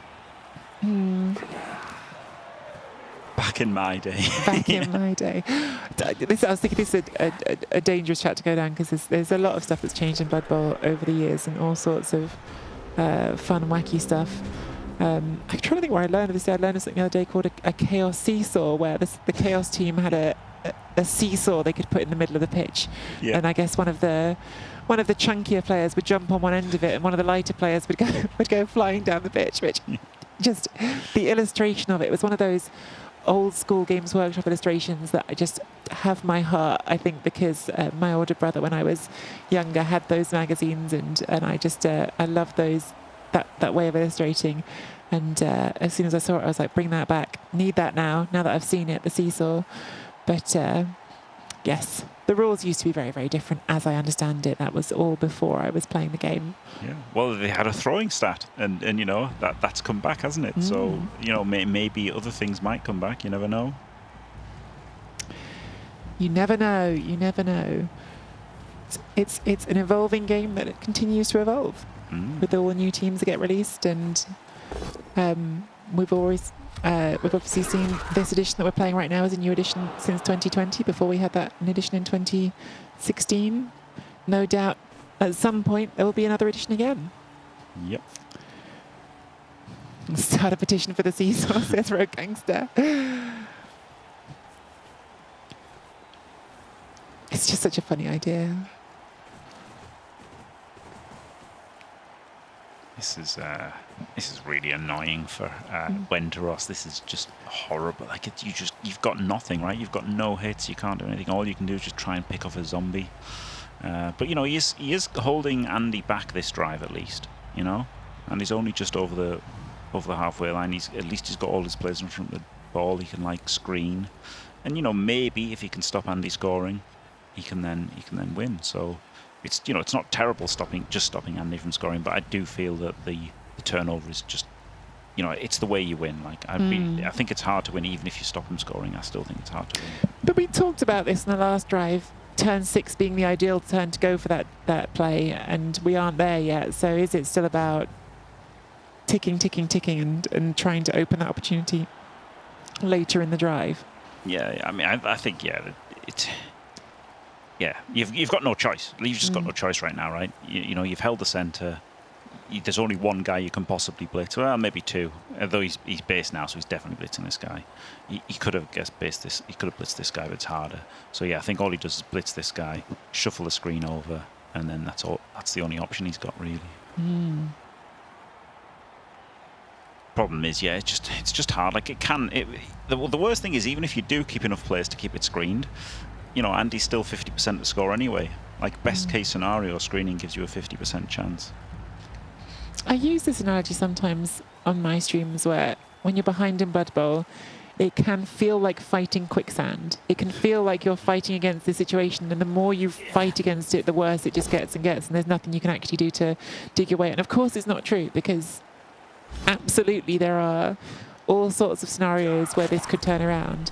But convincing yourself that is part of the battle. Well, it's true to an extent, because to get back into the game, like, you've got to take high risk, high reward lines, right? You have to go high risk, high reward. So if those higher risk plays don't work out, then you know you get punished more. So yeah, it's a funny game. Like I remember losing 3-0 to Sage once on Fumble because I had Wood Elves and he had Wood Elves and I had Undead and he outbashed me. So I just had to keep playing like an idiot, you know, to try and get back into the game, and I lost 3-0 because. So it's true to an extent that you have to keep taking these like high risk, high reward plays, and you know chances are they fail and you lose harder because of it, but you've still got to do it. I think we're not quite at panic point in this game. Oh no, not yet. This is still fine. But it's the creeping sense of panic. It's that feeling you're fighting as a player of it's not dread. It's not. Yeah. Dread. This is fine. Like, you know, if he gets a 50% chance to stop Andy, then that's not terrible at all. No, not at all. Not at all. And Andy hasn't chipped anything. Last drive, I think there was one remove. Of course, it was the surf that happened quite early, and it makes a difference. It makes a difference having one elf off the pitch. Yep. And, you know, he doesn't have to pick apart the cage now. He can just screen and give Andy 1 or 2 squares every turn, and then he can go in at turn 6 or turn 7, and, you know, so things can happen. This is still very tricky for Andy right now. Very tricky. So he's you know, like, this is the thing. It's the Necromantic feels so oppressive to play because Andy and Diomed are playing them great. You know, if you play somebody that isn't Andy or Diomed, then all of a sudden this doesn't feel such a bad matchup at all.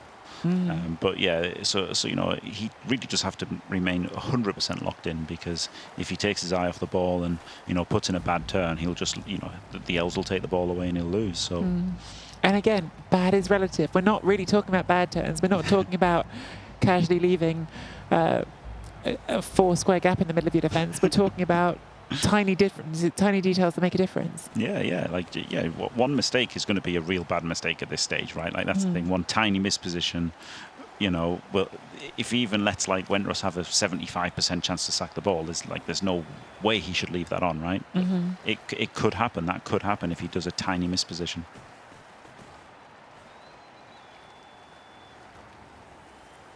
But he's not doing that. He's not doing that right now.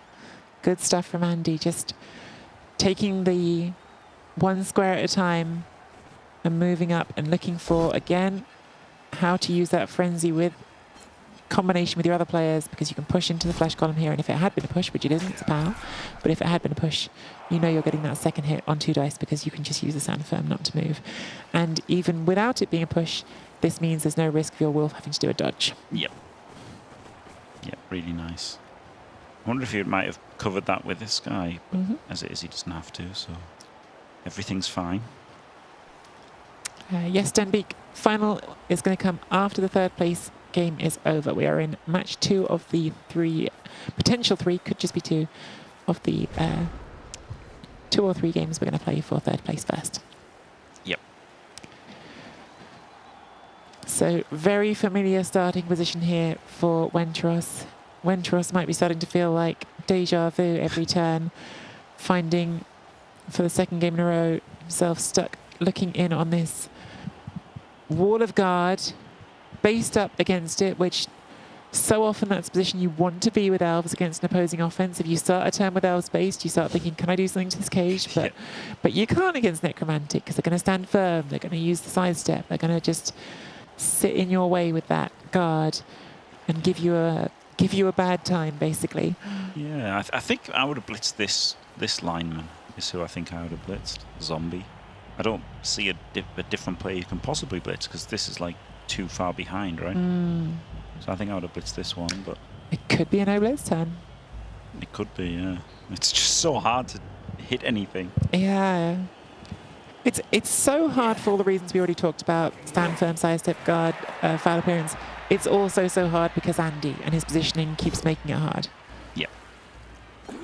Oh. Another snake. That is the critical moment that Andy was looking for a push through, because now we can 2-dice that blodger on the left, blitz the witch, and we have a whole lot of space to move into on the top left of the formation. Yeah, this was the good thing about doing the blitz here, because then you know he added dodges here that he could have just, you know, this guy could have been down there already screening if you hadn't done that, whereas this the players were free already. So yeah, I do think this blitz was a lot better. My instinct at the moment is the Dark Elves across the two games have been a bit unlucky with their dodging, but it is that thing you just have to remind yourself over and over again. 2 pluses with a reroll is meant to fail sometimes. It's Yep. not meant to succeed every time. Yep. I mean, yeah, they have been unlucky for sure. You know, 2 critical snakes. This one not critical. It's not critical, but it hurts. Andy's going to get a lot of space for it. Yeah. But I mean, they make a lot of rolls like this, right? On defense, they're going to make quite a few rolls like this that are bad if they fail. Yeah. And, you know, he should have endeavoured to make it not critical, not as bad as it is, but it's not critical like the one that got his ball carrier served and lost the game. Yeah. It's just the nature of the necromantic team combined with how Andy makes them. They're going to make you make so many of those dodges. And Andy knows that. Andy knows that if he does it enough, he'll get a snake. Yeah.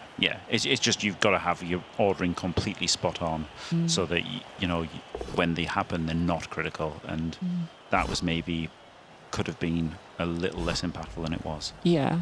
If they'd done the blitz that you talked about on the right-hand side instead, I agree with that. Yeah. Because now you move that first blitzer back to be the assist on the zombie, and that's part of what's opened up the gap. Yep. So Wolf goes through first. I thought also quietly interesting just then, Andy did not take the greedier option for going for 2 hits on the Wolf, went for the safer option of get the hit done with the Wraith and make sure everything's moving through. Yeah, well, that's the thing. The wolf could have got stuck, right? Like the second hit, you would have had to put in a guard to blitz. Like, so this fleshy would have had to come in here first, which would have made turn ordering bad, and then he would have like a flesh golem or a wraith would have been in here, and then the flesh golem couldn't have reached here, and he would have been stuck. So yeah, he had to do it with a wraith. Yeah.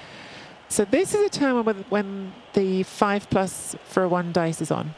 Yes. Which we've talked about being one of the ways out here for Wenteros, is to make the 5+ dodge and make the 5+ sack off that 5+ dodge, and then make something happen.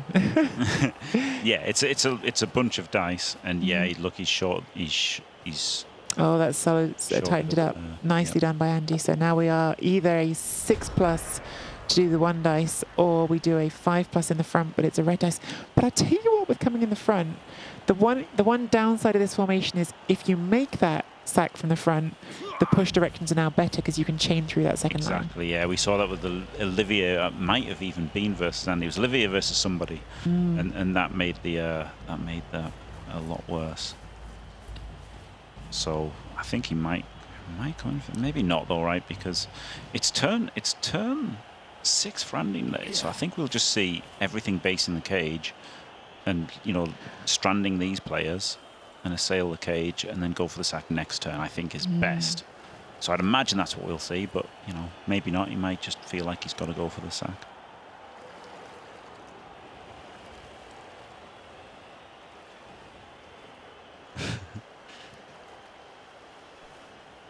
Yep, Diomed versus Andrew will follow this one. Yes, we've got a lot of people coming in, and even though we've talked about it during the break, we keep trying to talk about it. This is the 3rd, 4th game before the final, and some people discovering in real time that Nobility made the final, which is a joy, because Nobility were underdogs right from the start of the tournament, so seeing them in the final is definitely very fun.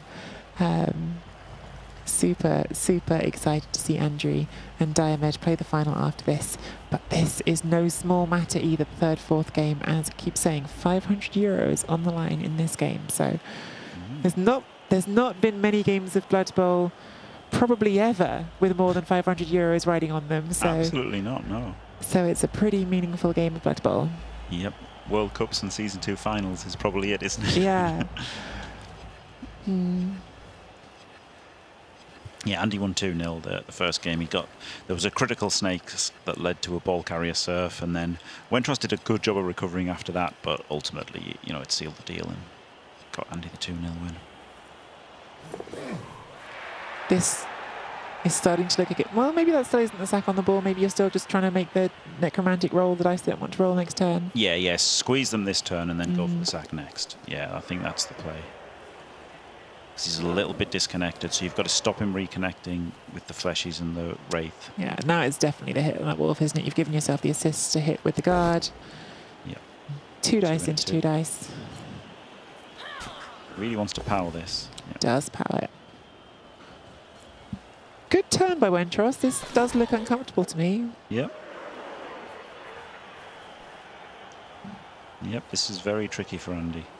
Very tricky. Do you ever see any throws in tournaments like this, Keegan? Do you mean passes? You certainly do see passes, although possibly not with the teams that we have left in the tournament. Wood Elf teams would definitely be passing on short drives and one-turn touchdown attempts, which we saw earlier in the tournament, but the Wood Elves are all out now. If the outcome of this drive is that Andy scores before turn 8, you might well see the Dark Elves forced to do a pass in order to score quickly. Yeah. They won't want to because there's no natural passing pieces on Wentros's roster, but and the nobility might pass as well. Indeed, they have got 2 throwers, 2 throwers on the team that are not. I'm not sure I've seen them do a throw yet. There was one turn where they set up to do the one-turn touchdown, but then it failed the pickup, so we never got to see the throw attempt. Yeah. So I'm not certain we've seen that from the nobility. Yep. 2 of the worst throwers. We have talked about that, and no doubt we will talk about it again when that game rolls around. But Necromantic really don't have a passing piece. The Wolves and Ghouls are the best you've got, and they are not good at it. Several players on the team can't pass at all. Yeah. Most of the team can't pass at all. Yeah, they're actually one of probably the worst passing team. We've got 2 players with no hands. Flesh Golems don't have a passing stat. Zombies don't have a passing stat. There's no one to pass from or to. People are only ever passing if there's literally no other option, and then everybody will pass when there's literally no other option. So that's pretty much what it boils down to for passing. Yeah, that's true. Even the elf teams, there's no elf team in the game as a destruction now that wants passing to be plan A. It's always when you're in the position where you have to. Yeah. This is really tricky for Andy. This is the problem. Like he did advance here, but the Dark Elves are faster than most of his team and agility 2+, so they reacted much better than him, and now really he's just got to try and get back to where he was. It's really interesting that, because I thought this is such a great time for Andy to move forward, but it does feel like the result of it has been a horrible position. Yeah. Yep, he's got a wolf isolated, completely isolated, and he's got to reconnect with everything, which is pretty stranded. Classic trap space. We talked about trap space yesterday, Doug to the Duck. Yep.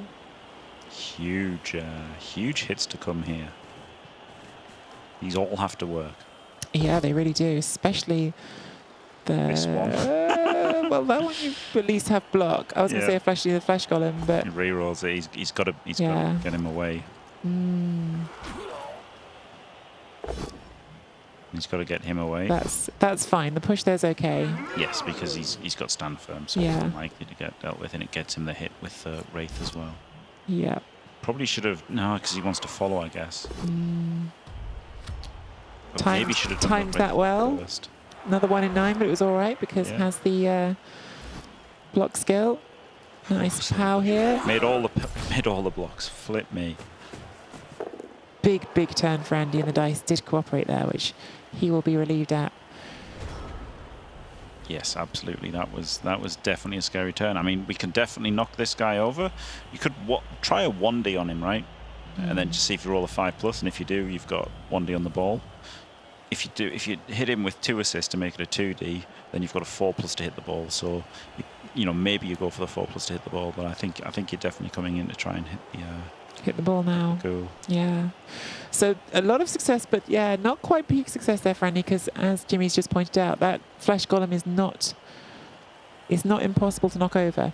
No, it's difficult, right? He's not hitting with blocks, so it's 55% to get it, and pushing it, you can't push it. So it's. But if it gets a POW, it's bad news.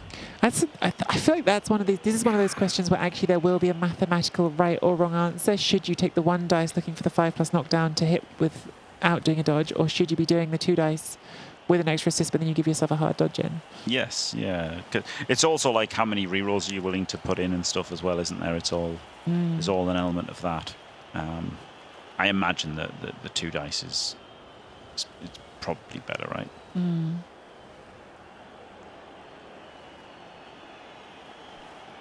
Should he have tried the 4-3 on the prone wolf?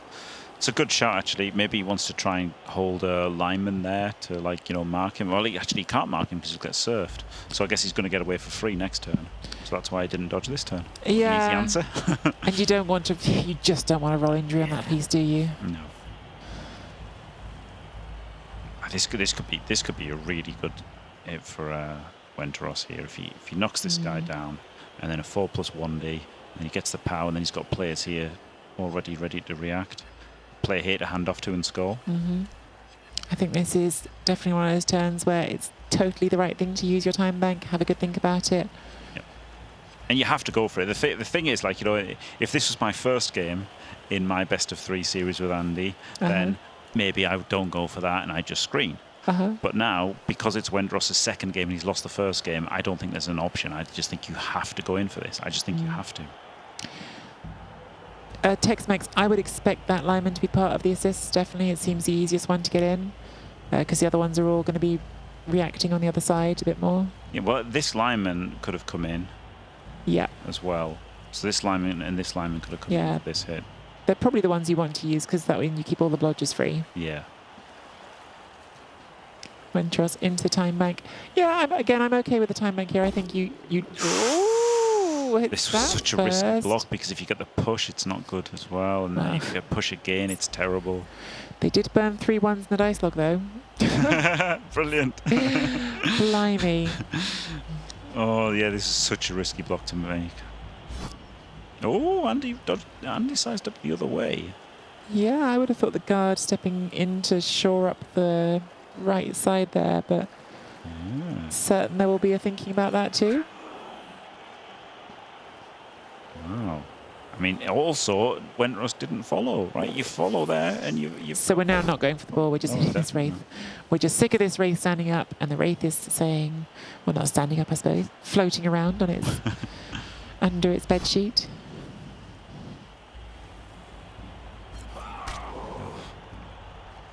Yeah, I'm not sure what Wenteros was hoping to achieve with that second go at it. No. Stop the Wraith scoring threat. That Wraith scoring threat. Can't let it get out of your sights. So he's going to keep the wolf. No, he's not. I was going to say, because he can try and screen the wolf, right? But he's not screening the wolf. He's going to instead not allow an automatic touchdown. Interesting. Still hasn't moved this player. He could actually just tag off the Wraith or the lineman here. Oh, dear me. 4 players have hit this Wraith. So, again, they're so frustrating. They're such frustrating pieces to play against. They're so frustrating. He finally gets the power.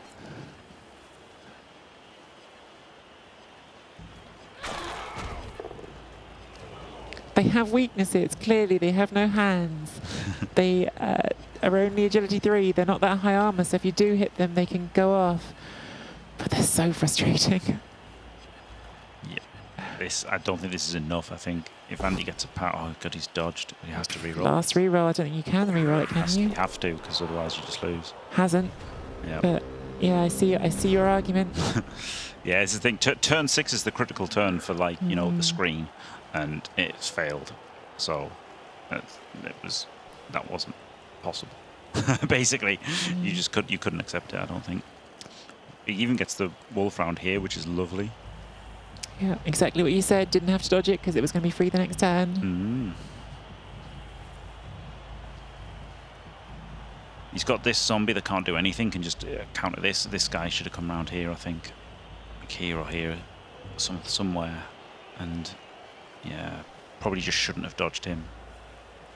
Oof.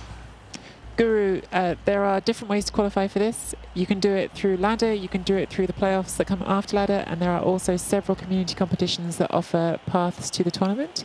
It's going to be a slightly different qualifying path for the season coming up to the one that's just gone, for the year coming up, sorry. And we're going to talk about that more later on the show.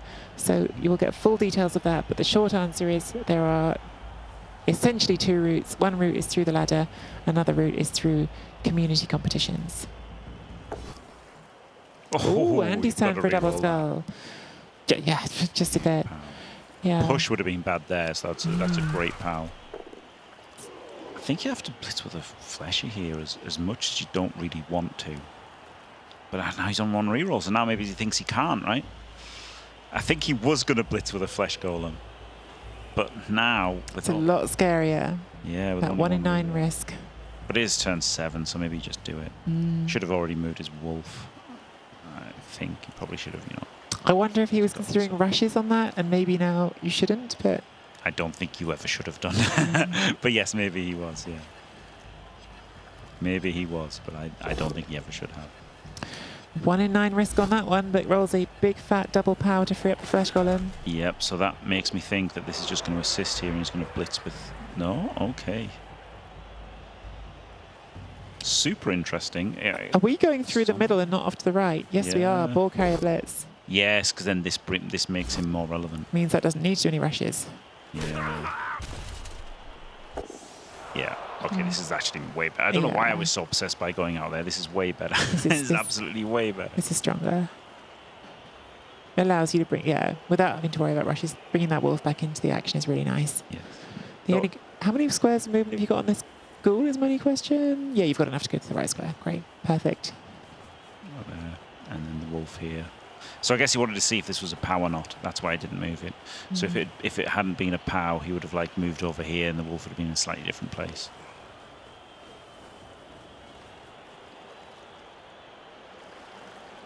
So he probably could have gone to the slightly worse place, you know, on purpose. Whether he gets the POW or not, right? And just go. It's definitely there then. There's a strong argument for that. Where's this last zombie going? Probably to punch him. Or just tuck him around the other side and squeeze him in? No. Good punch. Oh, he's going to punch the witch elf. Well. Feels like this is not impossible to go in again. There's only that one guard there. You can one dice that with the witch elf right now. Into a one dice. Opens that side up, but then you haven't got the witch elf to the ball. Yes, I think you want to one dice with this blitzer. And then chain your witch. Then you've got 2 dice on the wraith. Yeah. And then you've got 1 dice on the ball. There is a definite hit on the ball. I think that looks to me like the best answer that you've just found there, Jimmy. It looks all right, yep. Maybe there's a better one, but it certainly looks like a good answer. Not too tricky at all, actually. No. The witch should indeed be getting in, yep. He's got plenty of time. 3 minutes left of his time back. It's not that plenty of time because his offense is going to be hard. Yeah. Really, really hard. Offense is so hard. But if you're 1-0 up, oh, that's the thing to think about, actually, the scoring. He's only got this lineman as a scoring threat, realistically. Oh, he's instantly dodged. Not doing what we thought. Not doing what we thought. I guess you could still do it from the hitting. No, we're just going Just straight for the dodging, yeah. blitz on the ball. Interesting. It means he's got more players to Yeah. react. Gets in, gets the wrestle. Yep. Oof. It's not great, but it's not over. It's on the floor. It's better than nothing. 2, 3, 4, 5, 6, 7. Rush, handoff. And then the Witch Elf runs away, and then this guy dodges off, so he can get the handoff next turn. So he's It's doing it the with this scoring one. threat. Yeah, he's doing it with this one. This is obviously harder to knock down, but it's more rushes as well, I think. Well, that's needs all of its movement to score from there. Yeah, so maybe he has to rush again. That's 4 rushes. Oh, but you it's really less don't want to do any more rerolls before the 4+ pickup, do you? Well, if you've got to do it, you've got to do it at the end of the day. Yeah. Maybe he's far enough away here, actually. Well, because also, well, 1-0 is your desired outcome. 0-0 you can still win the game from. So, Yes. yeah, This is not a handoff. it is not. Oh, it really should be, shouldn't it? I would have wanted to, yeah. Yeah, who else is doing a handoff? So now he's just got to go in with a Witch Elf and just run away with it. 1, 2, 3, 4, 5, 6, 7. You Like, could rush, pass it. rush. You could pass it, but it would be a 6. Yeah. Passing it doesn't seem a good idea. Forgot to declare it, maybe. I know someone who's done Maybe. that in this Yeah. tournament. Yep. So he's just going to... Oh, he's handing off to this guy, maybe? Okay, what have we selected? Dodge in is good. Pick up is good. We've selected pass. Dodge out is good. Oh, it's a pass, is it? Yeah, we've selected pass. So he's going to And go for the 6+ Gets pass. the handoff and the pickup without using a reroll. That's huge. So now I guess you go for this 4+ pass. Which is 6+ pass. Oh, we're just going straight for the big one. It's 5+ passing, so... Oh, well then you might as well go straight for the 6+. Or just not or pass. don't do it. Just not pass, yeah. I don't hate not doing it because the thing with the pass is if you get wildly inaccurate, you could just give Andy the touchdown. Yeah. Whereas here, Andy's touchdown is not easy. Yeah, I think not passing is better. It's 5+ pass is terrible. Yeah, That's why I expected the handoff, right? yeah. I didn't expect the Witch Elf to try and do a pass action. Huge swing in Yeah. this game. Andy's scoring position undone. The Dark Elves, well, they haven't run off to score, but they've definitely made this a difficult score for the Necromantic, who need to recover this ball and get it to one of the realistically 3 players who are any good at holding the ball. So, with only 1 reroll as well. Yeah, I mean he's not scoring. Andy is not scoring here. It's impossible. Essentially impossible, right? You have to run all the way around, blitz it back, and then the Ghoul would have to get the Wolf, or the Wolf would get the Ghoul. Like you've got to try and stop the score here. So you've got to like rush and base him, I guess, or maybe just blitz this guy. Can you free up a zombie somehow or a wraith to get 2 dice on this guy? It's hard. I don't think you can possibly score here as Andy.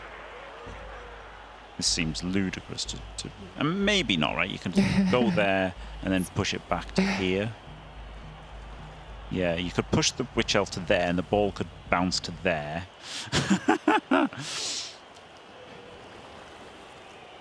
Maybe. It's so hard. And there's a real question about whether it's what's more important here. Do you believe in your defence? Stop Wentros last time. Because Andy doesn't have to win, he only has to draw.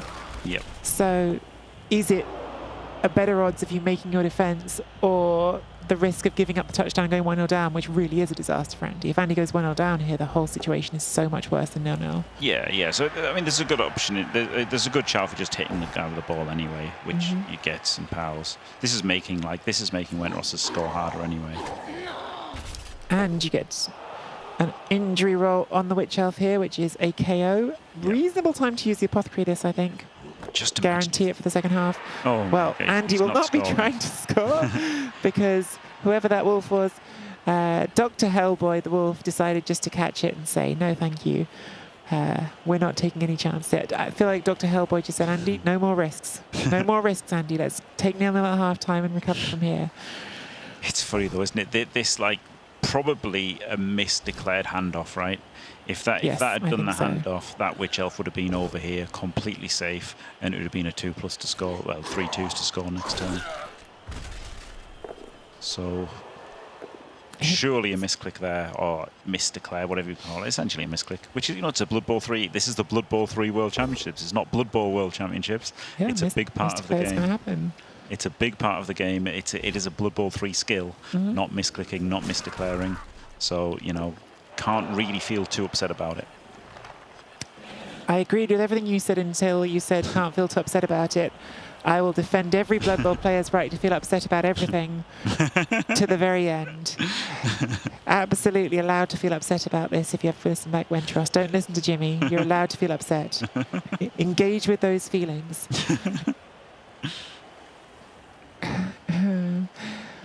So, now the Dark Elves looking to see if they can convert and get that score.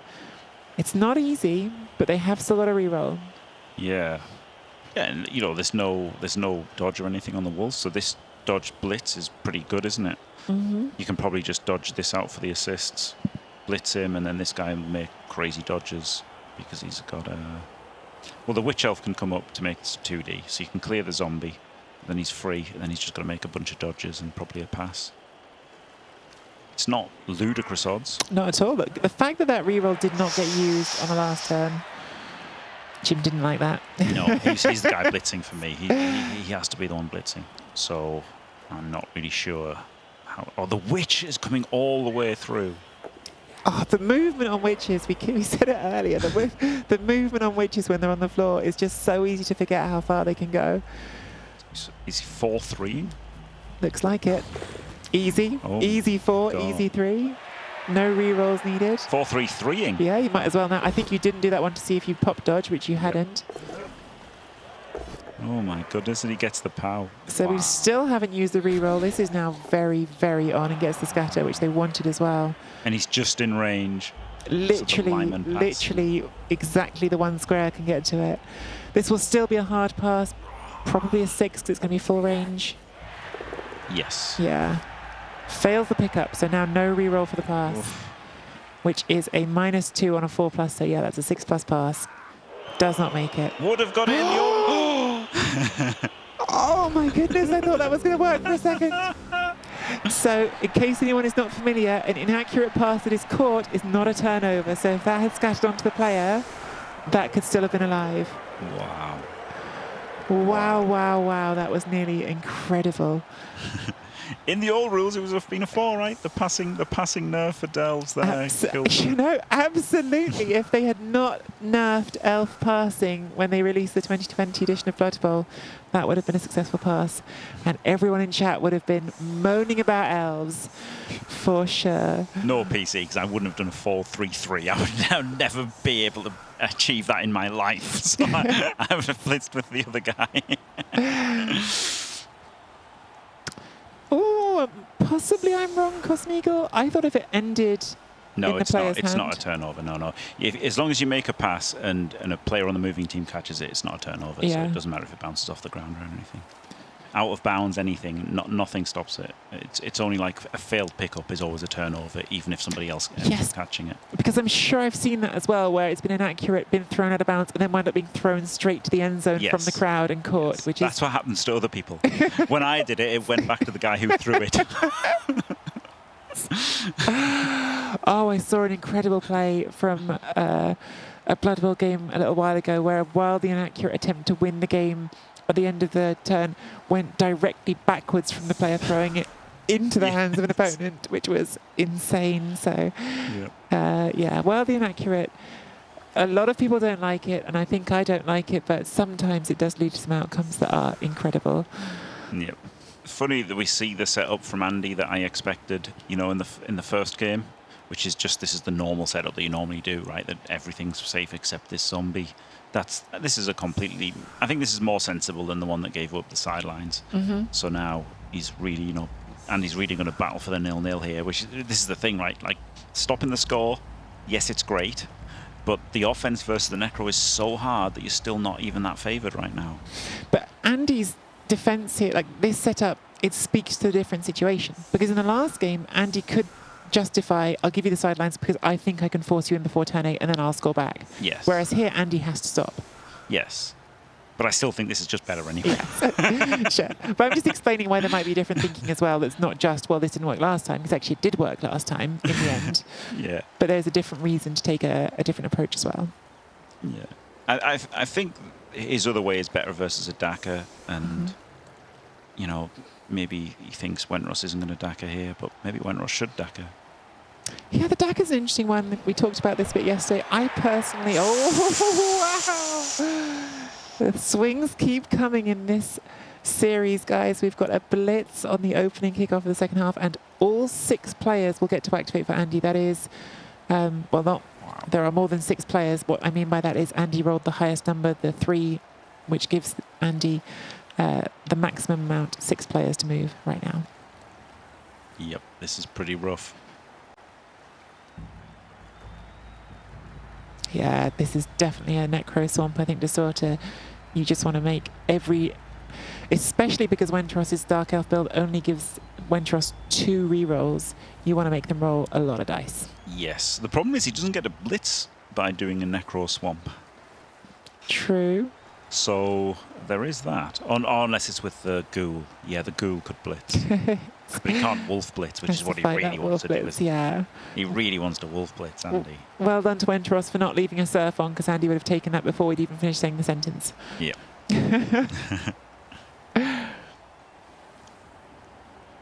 Yeah, this is where the 2 rerolls starts to feel really tough. If you start a drive in a bad situation, it's just a horrible feeling. Yeah, it's really rough. Your turn ordering has to be perfect, and you know it doesn't have to be, but it should be, so that you know you can accept fails and stuff. So he still goes for the claw. Yeah, because you can use the sidestep here to make sure you're going 2 into 2, I guess. Oh, not only 2 into 2, Andy on a blitz is getting himself a second hit. That is okay. So that is when I talk about Andy being someone who chooses to look for those chances to get removals. That's what we mean. It's giving yourself the extra blocks every single time. Is this allowed though? But then double sculling. Is that a bug? Is that a bug from Blood Bowl 3 being Why? able to block? Because you can make like move actions and a blitz action. Oh. Yeah. So that is a Blood Bowl 3 thing, not a blitz Yeah, thing. it's a bug. Yeah. That had never even crossed my mind. Because Well, I've never done what Andy just did before. So there you go. yeah. There you go. So the game said, actually, that's a bug and you're trying to exploit it. Gave the double skull. Yeah. Get skulled, sunshine. Yeah, block is not on the list of things you can do on a blitz kickoff. Well, there Bug you go. fix auto double skull. Not sure that's technically how that worked, but it is what happened. Wow. Yeah, well, I thought of that and then thought, oh, you can't do it, so I didn't say it. But it turns out you could, and Yeah. you dub-skulled. Wow. Wow, wow, wow. And this gives up a lot of hits now, actually.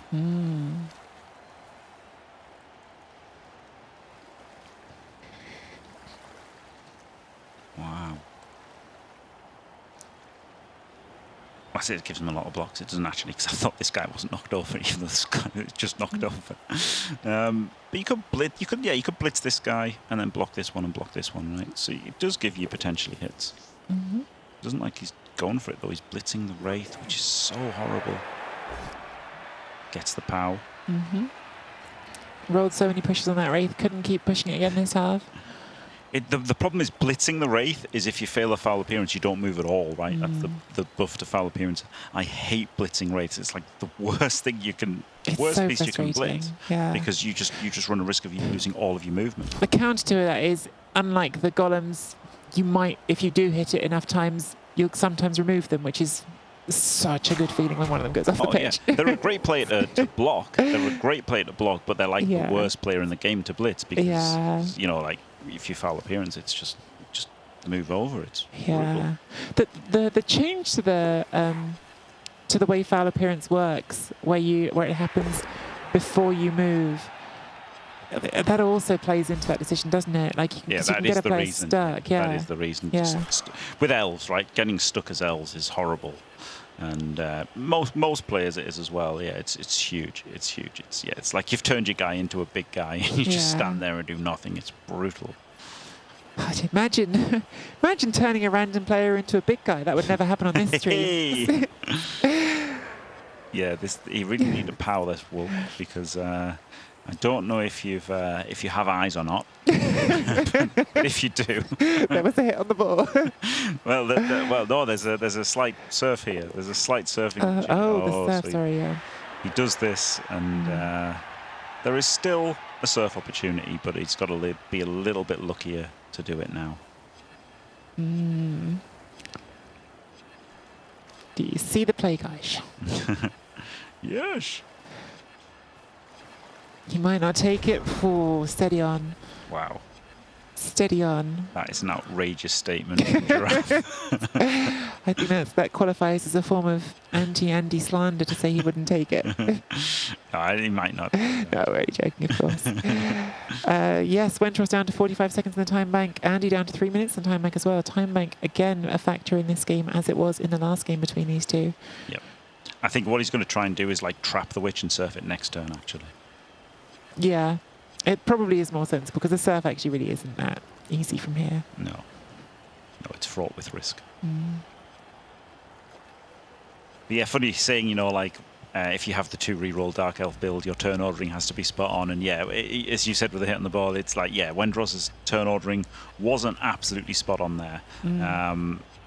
But it doesn't have to be because obviously mostly things don't fail. But yeah, I would have been wanting to have made everything safe before doing 2 dice blocks with blocks and dodges and stuff. Brayden Cheney, also fraught with reward. Yeah. Cheney by name and Wilhelm Cheney by nature there, wanting to do the surf.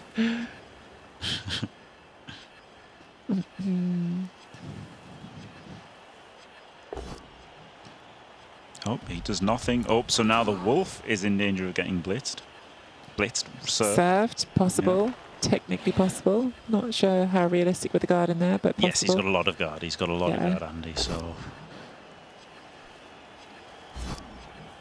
But we've seen Wentros unafraid to do 4+3 pluses to try and hit with witches. So who knows what he'll go for, and what he'll have to go for. Like, this is the thing. This offensive drive is so hard. I had 3 offensive drives versus Andy. I had a practice game versus Diomed, and those offenses were horrific. Yeah. They were all horrific. Yeah. That's what you were saying in the first half. 1-0, so much more powerful for the Dark Elves than 0-0 because this is still hard to convert. Yeah. And why we were talking about whether Andy should even risk going for the score to put himself 1-0 up because 0-0 is defendable, 0-1 is not. Yeah. Because the difference being not that it's hard to score, it's hard to score on turn 8, right? Like this is the thing. You can score on turn if Andy has to defend a score completely on any turn, 4, 5, 6, 7, 8, that's basically impossible. But defending the score on turn 8 is pretty nice. So very doable to defend the score on turn 8. So, Wendros might have to go in early. I guess Wendros does have the freedom is that he, if he's not completely outbashed to death, he can go in early, give Andy a 3 or 4 turn to score. And, ultimately that might be better than trying to score up till turn 8. Absolutely. I think we talked about this on several Wentros offenses. Do you necessarily need to get to turn 8? It was the same yesterday playing against the Imperial Nobility, not a great offensive team. Yeah. I think Andy, by not taking the surf there, did do quite a nice job of just giving these Dark Elves awkward dodges, which is why we've done this blitz to try to improve the situation a bit. But you've still got a 3+ now for this blitzer. And not a lot of elves free to protect the ball. No, this guy without dodge, this guy with dodge, so we're doing this one first. Manages not to snake this time. It's good. Witch elf can come around. So you should probably do that. Get this witch elf back to here. Yeah. Wentros quietly thinking to themselves, finally not a stinking snake. Now these ones aren't so important. No longer would these be termed critical fails. And that elf was listening. That elf said, not critical, no problem. Straight down. That wasn't a snake, that was a 1 in 9 because it was going through a tackle zone. Yeah. Still potentially a surfing. Yeah, definitely. Can just nudge this one down the line, can't you? Going from the golem to the zombie to the wraith. Yeah, it's not great actually. It's not great. 31 seconds in the time bank for Wintros. I've never seen snakes on a plane. Oh no, actually it is great. It is a great one because you can put the ghoul in here and then you can sidestep to there, which is incredible. So yeah, he's 1,000,000% surfing this. They're on 3 dice even as well. Yeah. Oh, lovely. 3 dice needed. Yeah.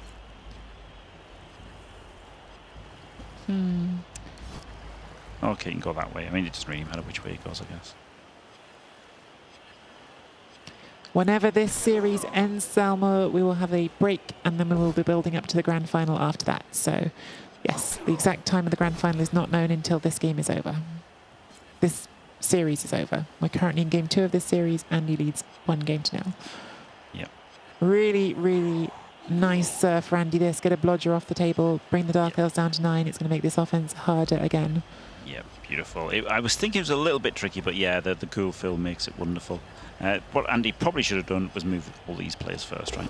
But lovely, lovely construction from there from Andy as well on the surf. You did it all well. And the problem is you just can't do it. Dead. Andy gets free zombie. Yes. Yep. Apo was used. Where's Mr. Page? Mr. Page, we need dead. But yeah, I can see why Andy did it, right? You see the surf and you're like, oh, I've got to go for it. But you know, these safe moves, you know, he should have done it. You're right. Those moves could have happened first. But the surf itself was well constructed, I thought. Used the play as well. Started with that lovely. 3 dice, like you said. Yeah, it was really nice.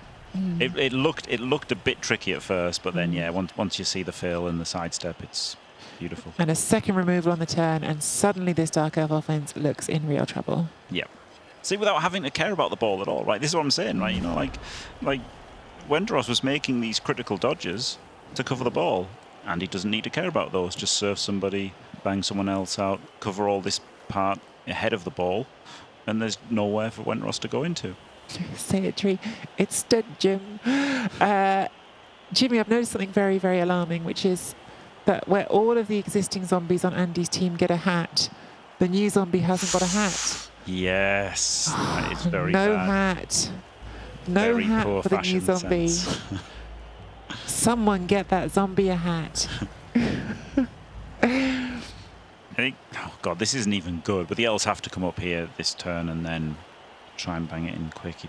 Maybe he should have tried to keep a player over here somehow to give himself something out, but because he's got no way out here.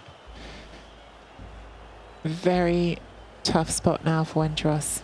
Exactly as you've been saying, Jimmy, this offense was never going to be easy, and now the removals have made it a lot less easy again. Yeah, because this is the thing. This switch isn't even a switch, right? Dark elves are the slowest elves, and this switch is barely a switch at all. I ran into this, and no time to think about it because of the time bank. No time at all. Has to just go. Has to make these decisions and trust instincts now. Yeah, that's brutal, isn't it? Absolutely brutal. It's a lot worse for Wendros. Yeah. Yeah.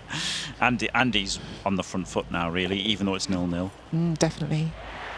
He's really in pretty dominant position, and he can't fail as hard as Wendros can fail. The counterpoint is still elves. Still elves. And they just got a removal as well to bring it at least to 7 against 10. But they're still elves, and elves can do elf things. Like roll ones.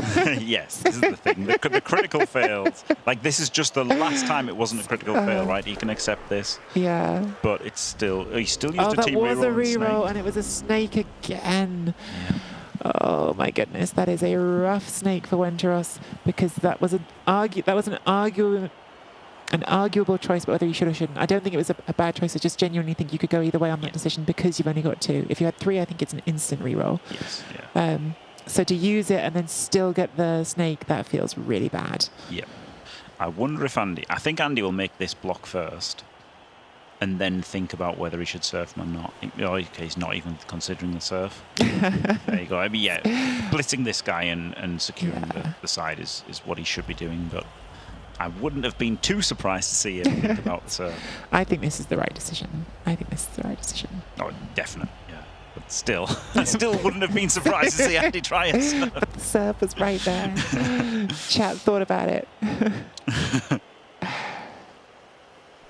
Yes, I would say the serve is too expensive positionally. Exactly, Dudham's like it's a, especially as he didn't get the assist straight in. Like, you know, if the elf had been here, so well, not there. If you had a player already stood here, so you could push him into there, then surf him, and then come back out with a wolf. It's still not terrible, right? But it's costing him a player to hit, a player to assist, and then the blitz. And he's not even blitzing with claw here. Outrageous.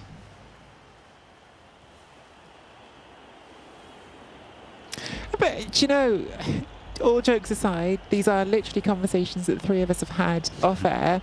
Andy talking about his games against Diamond, saying that perhaps in that first game he regrets continuing to focus on the hits when he'd already got the big removals. And at the start of his 3-turn drive to score against Diamond, he still wanted more claw hits when he could have focused more on positioning over the hits.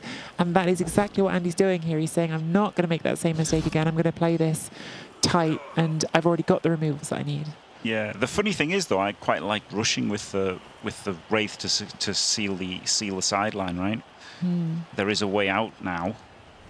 It's not good. It's not good. But there's a way out. Sure, yeah. And if this wolf was here or here, and the Wraith was on the sideline, there's no way out at all. So yep, he's got two safeties. He's got all three mobile players here able to react. But you know, we can make some kind of a screen here.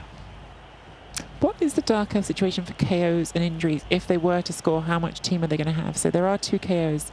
I think I've been saying there's 7 on the pitch. There's 8, so I've already made one mistake there. But those 2 KOs, if you score, if they both come back, defending on 10, suddenly doesn't look so awful, does it? No, I think you have to get the blitzer to, like, you have to cut the corner here. 3, 4, 5, 6, 7, right? Get him there. He's you have in to be range. in scoring range. Yeah, I agree with that. range. Yeah. And then everything else does whatever the hell it does. It's not going to be easy. The rest of your moves aren't easy, but that's the first one. I guess this guy can 1-dice blitz the wolf, right? Dodge to there, 1D him, and then come round here a little bit, something like that. At the end, these 3 can come with him to an extent.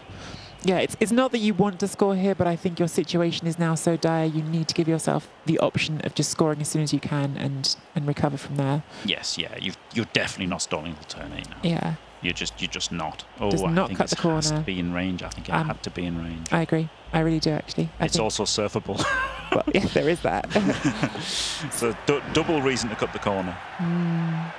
Now, it would have made, obviously, all of the rest of the people harder to get there, and, you know, it'd have had a bunch of rushes and stuff, but I just think it was necessary. I'm with you on that one. I mean, this is still hard to get safe. The top of the ball is not safe. Nope. I don't know if you take the hit on the top of the ball because it's not in scoring range, but I think, he can seal this anyway. 1, 2, 4, 5, 6, 7, rush. And then he seals it. But he's running out of time. He's only got 29 seconds of time. We are into the time bank. Yep. This might be time bank used up this turn. It could just be lag. I'm just going to blitz out that way. Okay, Safer that's option to get that player free. Yeah, this is nicer. Well, yeah. I don't know how far he can go, though. It's still don't know a if he's double going to rush. click it in time. 8 seconds. It's not a double rush. He tags the wolf. Okay, yeah, that's safer and does the same thing. Yeah. We are down to 5 seconds on the time bank for Wentros. We are pretty much just playing 2-minute turns for Wentros from here on out. Yep. And if anyone is unfamiliar with the mechanic, once the time is up, it is up. You do not even get to click on a blocking dice if your timer runs out in the middle of a block. Yep. And I mean, you know, you see exactly what I mentioned here, right? That those 4 all went out the only way they could. And I really did like shutting that down completely. What happens for uphills? Well, then your opponent, it goes into their time bank and they get to choose. But I think it just default chooses the worst option for you, doesn't it? I think it's weird things happen when there's no time bank. We saw Because it one definitely where, doesn't take powers always. Yeah, well, we saw one where they'd run out of time bank and they couldn't even sidestep or something. So yeah. Oh, you don't get to choose your sidestep direction, no. So things happen. short version, don't use all your time bank. If you can possibly avoid it, you don't want to do it. So, yeah, and Pubaz, we don't know if there's lag, and if there is, then definitely Wenteros has sympathy. I think it's reasonable to say it's almost certainly not entirely lag, because there have been difficult turns. There have been turns you want to think about. So there's going to be things, and do you, because of lag, have to adjust your approach and just make quicker decisions, and that is a cost of having lag, which isn't fair, but just is the situation you have. That's a difficult question. Of course, it would be better if there was no lag, but yes, we suspect that lag is part of the picture here, definitely, because Wenteros has had this issue through the final phase of the tournament. Yeah. So this lineman's going to come in for this. He's not coming in for that hit. Ooh. This rush is really critical. Yeah, so he gets that in there. This guy can come in the back now. Oh no, he's based. Oh, he can't. He's rushing there for the hit. That's how he has to hit this guy, because he's in scoring range. So he in scoring to make range. that hit. So no scoring threat this turn, unless there is a very clever chain push that I am not seeing. Yeah, probably not against Necro. I mean, I guess there's zombie on the corner, but you'd have to fill the square. Oh, with the wrestle, with the reach, sorry, you maybe could. Maybe do on the second push. Maybe it's very hard. It's a lot of work. And to then do some horrible dodges. Yeah, it's forcing that. It might be the best action, though. You need to fill in 2 squares. So you'd have to rush twice. No, you'd have to rush once, and then he'd have to go 1, 2, 3, 4, 5, 6. He'd have to rush twice. So 3 rushes to fill these. And then you'd have to like dodge off and blitz with him. Yeah, that might be the best play. Genuinely might be the best play. Because it's going to be really hard to score otherwise. I can go backwards, right? He's got plenty of time. Oh, and that's your last reroll. No choice. And you snaked it. Oh my god. Into it. I have a lot of sympathy as an elf main here for 2 rerolls you had this half, which is a horrible position, and both rerolls you've used haven't worked. Yes. When both of them were 2 pluses. Yeah. Like, that's pretty rotten. That's pretty horrendous. Absolutely horrible. So yeah, that is. It's not over, chat, but it's over. And he's going to start with a blockless block here, because it's so good. Because he wants to serve all of these. Yes. Yes. Because he wants to serve a lot. Yes, he was literally serve everything. What are we betting, chat? Say in chat how many of these you think are going off. There's 4 players here. How many do you reckon Andy can get rid of? I'm gonna say he gets 3 of these off the pitch. I only think 2. Oh, okay. 2. I think because the game is on the line. I think. He rolled a power and he took it. Yeah. Oh, Andy, you're letting me down. Oh well. Counts. That counts. It's off the pitch. I said off the pitch. Didn't say serve. So that's 1.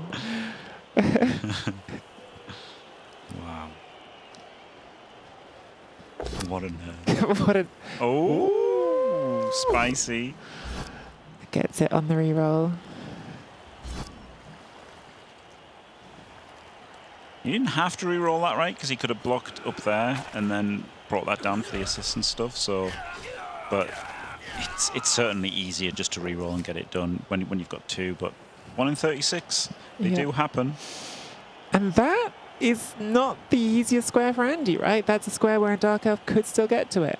Yes, but he's gonna claw this guy, and then he might not even serve for Witch Elf now. He might. I was going to say, I think that's just cost me the 3rd serve, hasn't it? Yeah, yeah. Oh, he's not even blitzing with that one. I think that's cost me the 3rd serve. If you said 2, you were correct. Not even blitzing with claw. Oh my goodness. What has Andy become? The things that 500 euros will do to a person.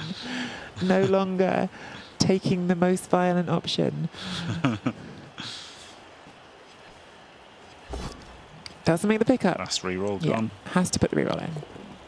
Does put it in, doesn't make it. So it's not possible this turn because the elves are out of range, but it's still not impossible here that Wenteros finds a way. And if he does... They are in range. They are in range. They are in wrong. 4+4+3+. Might be the 5+, but might be your best shot. It's not easy, is it? 5+ dodge, 4+ dodge, 3+ dodge, and a 3+ pickup. 2+ dodge, a couple of GFIs. He could try to power the wolf, right? With this guy, could dodge and blitz the wolf and power it, then he could jump over it. Instead of having to Ooh, make love a 6+ jump dodge. over. We do love a jump over. I think I'd just be clicking ball, click end zone here because it's also Oh, he can go unlikely, around but- he can go around the wraith anyway. Oh, okay, that makes it less unlikely. Just 3s, yeah, good shout. I did not map that correctly at all. Yeah, Just 3s. very possible if he had 2 rerolls that he hadn't used on 1 in 36s anyway. 2 rerolls that didn't do anything. I tell you what, it's not over. And if Andy goes back on offense, he's got no rerolls. Yeah. Oh, how much do you wish you'd saved your rerolls now? Is Wentworth. But I mean, he had to use them. He had No, to use come them. He on. used them. Yeah, the first one was really rough if you didn't take it, as we then saw, and the second one was no choice at all. Yeah. No, I mean, you just wish they'd worked. Not that you saved them. You just wish they'd worked. You just wish you'd been allowed to not snake on both of your 2 rerolls. Yeah. I think you just got to go for it. I think Yeah. that's the only choice. Oh, Dodges popped and doesn't make it, diced. but no armor break, so it's not over yet. Don't say it's over. Don't say it's over, Jim. Don't say it's over, chat. No reroll for Andy on the pickup. Exactly. Got to be this has to be a really careful turn. Yep. Really careful turn. We actually have safe moves first now. Mhm. Moving the zombies first. Yeah, love that in there with the side step, so it can't be served, can't be got off the ball easily. And this one will probably bracket it somewhat. You really want to rush there, right? Oh, he's not going to go for the pickup. Just go for the foul? Yeah. Wolf foul. Yeah. Oh. Look at this. Look at this. Doesn't even take the follow-up hits with the claw. Sensible Andy. What has happened to the world? Outrageous. He's so close. He's so close to locking down the title of number 3 in the world in Blood Bowl 3. The number 3 in the world championship. So pretty enticing, even leaving aside that cash prize. You could foul here first, right? You could foul first. And then pick up if you... The problem is now you didn't knock down the second one. I'm not sure if you want to do that. Well, the thing is, you've still got 2 players there, so it's still like this is really hard, right? For Wenteros, he'd have to blitz and then get the scatter and then hope he can catch it. Like, this is really hard for Wenteros as it is, so I wouldn't hate Casual, fouling. yeah. Casual jump over. I really don't know. It's so tricky. I mean, he hasn't picked up the goo, which implies he's not picking up at all, right? With how few elves there are on the pitch. Yeah, the scatter out isn't bad. It's actually the scatter in that's worse. The scatter like through the downed elf and Yeah. could suddenly be a 2+ pickup. Yeah, it could just be a 2-2. Yeah, because the scatter out actually with the amount of elves on the pitch with the lack of rerolls probably won't hurt you, but Well, if it goes here, he can just get it. If it goes here, maybe it goes back there. It's tough for him. this is not a foul. He can still just get it. Oh, wow. Yeah, this is... So that's just a 5+5+. We're going for the pickup. We're Fails failing it. the pickup. It does go off that guy, and it goes into the end zone. Flip me. 4+ pickup in the end zone. Well, you could 1 dice blitz the ghoul to surf the wolf. You might pow him, and then you might get a 2+ pickup. This is incredible. Are we about to see the best ever 8-turn stall? yeah, the ultimate 8-turn stall. The greatest 8-turn stall of all time. Or he could just 2-4. Yeah. 1, 2, 3, 4, 5, 6. Oh yeah, that adds a rush as well. Yeah. But it is a 2-3. 2-2. So it's a 2-3-3 to surf the wolf and give yourself a 3+ pickup. I think it's a 2-4. I think it's 2-4. I think it's 2-4. Yeah, me too. Yeah. I guess there's an argument for the blitzer doing something, right?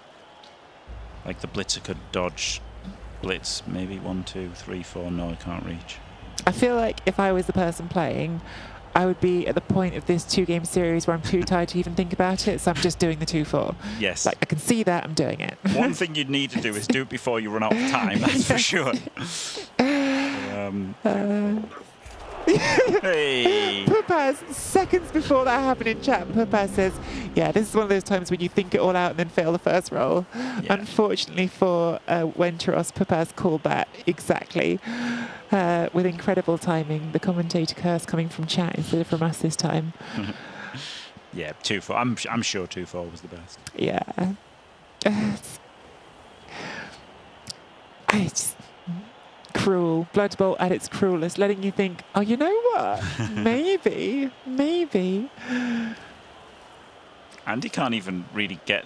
He can only make one serve. Well, listen, we said an 8-turn stall. That would have been a 7-turn stall. So of course, there's got to be another one now. Does get the AV break on the Yeah. foul. So now This that guy can still lineman score. can still score. Maybe just make a line in front of it. Would that be enough to stop it from getting there? Maybe you could free up Fleshy to go back to there and then make it.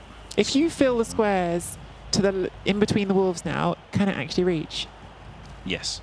Okay. If you In between the wolves. yeah, fill the squares in between the wolves. Has it got enough movement still? Yes. Okay. 4, 5, 4, 5, 6. Rush. Some very hard dodges that way, but yes, yeah. I mean, you just want to keep the 3 on the thing, don't you? I guess. 'Cause then he's got a 6+ dodge. Well, 5+ dodge and 5+ pickup, which is ludicrous. So I think 3 on the ball is good, or even 4. Yeah. 4 on the ball. Oh, but then he can punch and scatter, can't he? Or Not sure where that's going. You're definitely not trying to pick this ball up. I think we can say that very confidently. No, not anymore. Yeah. Okay, so we're just making the box around that player. In theory, you could bring the Flesh Golem back to be part of this box as well if you make all the dice. Yes. Yeah, he can come and rush once or twice. Yeah. Which I think is exactly what we're about to try. So not surfing at all and outrageous. Chat is so spot. Listen, to be fair, between these 2 games, we have not been short of serfs. There's been quite a few across the 2 games here. Not speedy golem, but actually even on the floor there, it's probably not doing anything because it's not going backwards, are they? But not the movement to go around that way. I wonder if he was just going to do 1. If he'd done a second and failed it, it might have given him a jump out, but I don't think that would help really. 1, 2, 3, rush. 1, 2, 3, rush. Yeah. It doesn't really matter. I think this way is the best. Well, now you really have got no choice. You just got to click and you got to hope. 5, 3, 3, 4, 4, 2, 2, 4. Yeah, it's a lot. It's a lot of dice. It's not over. It's not over, chat. It might be very, very soon. I think probably if you are Diomed or Andrew, you should be getting ready now. And now, in fact, you definitely should be getting ready if you're watching this game. The grand final is up next. We have got our 3rd place winner. Congratulations, Andy Davo, number 3 in the World Championships. He'll be back with us very, very soon as well to talk about it. But a huge congratulations to Andy, who's had an unbelievable tournament. Commiserations to Wenteros as well, who has also had a brilliant tournament. Can't stress enough getting to the semi-final of this tournament with the standard of player that is in this tournament is an amazing feat, isn't it? Absolutely, yeah. He did great tournament, yeah. All credit to Wenteros and of course Andy. Yeah. Well, Andy's going to be back with us before too long, so we can't give him too much credit, otherwise his head will get big while we're doing the cast. No, all credit to Andy. We'll Even bigger. We'll definitely be picking him up when he gets back. So that's that. As we said at the top, that means that Andy takes home a cool 1,300 euros in prize money, and Wenteros, well, listen, still 800 euros. It could be worse. It could definitely be worse for a weekend of playing Blood Bowl. We are, as advertised, going to take a short break. We're going to take a 15-minute break here so that we can recover, so that the finalists can get ready. We're going to come back. We're going to have some big news about Season 7 in Blood Bowl 3, and then we will have the grand final. I absolutely cannot wait. The whole weekend has been building up to this. We will see you after the break.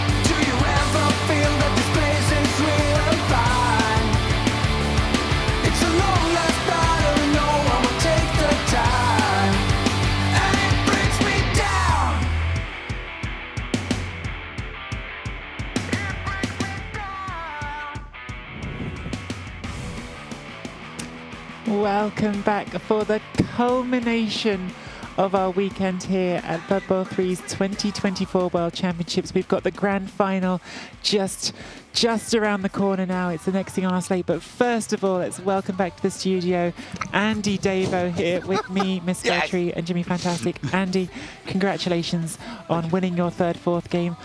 Number 3 in the whole world at Blood Bowl 3. That sounds pretty good, doesn't it? It does indeed. Thank you. Yeah, thank you very much. How was that game for you? Pretty tense. Yeah, pretty tense. The very final thing where I thought he was going to make the 2+4+ and we were going to have a third game. Oh my word!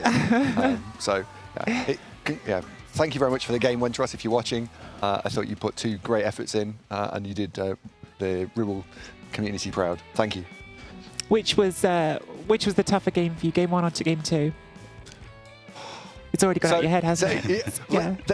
Yeah, I'm going to go back and have a look at them because I think that there's probably some things to take away. I guess game 2 because it was so close. Game 1 I managed to get the stop. He was unlucky because he snaked in the first game, which then left me with the surf. And then we did some shenanigans, and eventually I'd run away with it. But yeah, probably the second game being harder. And the question from your community here in chat, which we know everyone wants to know, what percentage of that winnings, 1,300 euros, what percentage of that is going to be spent on peri peri chicken? Bearing in mind, I'm probably not going to be allowed to just spend it all myself. Only a small amount. No, I'm actually going to put a load of that into my daughter's savings account, so she's got some more money for uni. So that's where that money's going. That's a wholesome answer, Andy. Yeah, sorry, a bit boring, but that's where that's going. Well, we're very glad to have you back with us. We're glad to have you in a happy mood as well as we go ahead to commentate this final. But before we get to the final, we've got another very important member of the team that has helped bring you this World Championship. The most important, very much really. It's Vitok from Nacon, who has been, I'd say, the engine behind this whole project of having a World Championships. Vitok, thank you so much for joining us, first of all. Thank you for organising this tournament. And please, I'd love to hear from you. How has this tournament been from your point of view? Yeah, thank you very much for having me for the interview on the what a pity not to be able to be there in Montpellier with you this year. I was for the season final. I will be for next year, but not this one. On the tournament, I really much enjoyed it. It has been a great tournament to watch, and any great tournament comes with great surprise. And having this Imperial Nobility story going up to the final, I think is a very good one. On funny story about that, the fact that to organize the tournament, I have asked several administrators from the community, to help me, and Andrew is part of them actually. So when I asked him that like a couple months ago, he told me, "Okay, I'm totally done for it, and I can just give up my World Championship ticket and focus only on administration of the tournament." And I told him, I don't need that because I will be the main administrator there. So, there will be no story of your administrator and player, what happened and so on. And I'm very glad that I told him that because it would have he can be the world champion and it would not have happened. So I think that's really great. And I want to take this opportunity, to thank actually the 3 tournament administrators that have helped me with it. Andre being part of them, Electric Vision also, and the Spider also, who are 3 big members of the community, and their help have been very precious through the whole tournament. Thanks to Cyanide as well. Since the launch, they have worked a lot on the game. They have created the tool that make me able to create such events, and I think that's something important. They are going to the office every day, working on Blood Bowl, on bringing us everything we need there to get the game where we want it to be. So hats off to them, for staying focused, staying implicated. And we have long-term plan, on Blood Bowl, so it's not going to stop anytime soon. So I'm really glad of that. And the last person I want to thank is all you 3, of course, guys. Thank you very much for the great casting we have had this weekend. And probably I want to say a special thanks to Jimmy also. We have been commentating every single game, and just for the record, I never asked him to do that because it's total madness, I guess that passion is close to madness sometimes, and we have really enjoyed it. up Yeah. to 170 games now, I think Jim commented on, and he's going to pick up the ones that he missed on Friday, I know, for replay cast once he's back home as well. So even this weekend, not the end for Jimmy.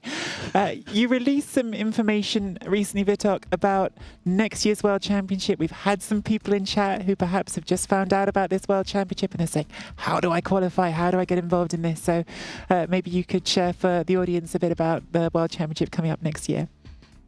Yeah, exactly. It's well, I want to say it, to the community. This is just the beginning for us on that. We did all the tests we had to do, with the season final at the very beginning of the year. Know what the first edition on the World Championship will carry on years after years, growing with the game years after years as well. Because as I mentioned, we have long-term plan for the game, and I think we will get it to a great place. And competition is a core component of Blood Bowl. So it's really going hand in hand with that, and we will make it grow. I'm very happy with the general format of the tournament, having this group phase, then the knockout stage, having this top 2+1 tiebreaker confrontation. And as I was telling to some people in the chat earlier, I really need to find a name for that because it needs one. But next year, I will be adding a playing phase before that. Actually, it allows me, to qualify directly 32 players for the group stage. Let's say that the hardest tickets to get will be that one, and then we have 64 other tickets that will qualify coaches to the playing phase, and they will be battling on a 3-match Swiss round to qualify the 32 other that will join the one waiting in the group phase. So we have again a 34 coaches group stage and then a knockout stage there. So yeah, pretty much it will be a tense 2025 circuit with the Champions Cup being still the main way to qualify there. 5 out of the 8 coach we have in this final 8 are from either the ladder or the Champions Cup. So it's probably the main provider of champion here, if I can call it like that. And last year we had 38 supported competition across the community.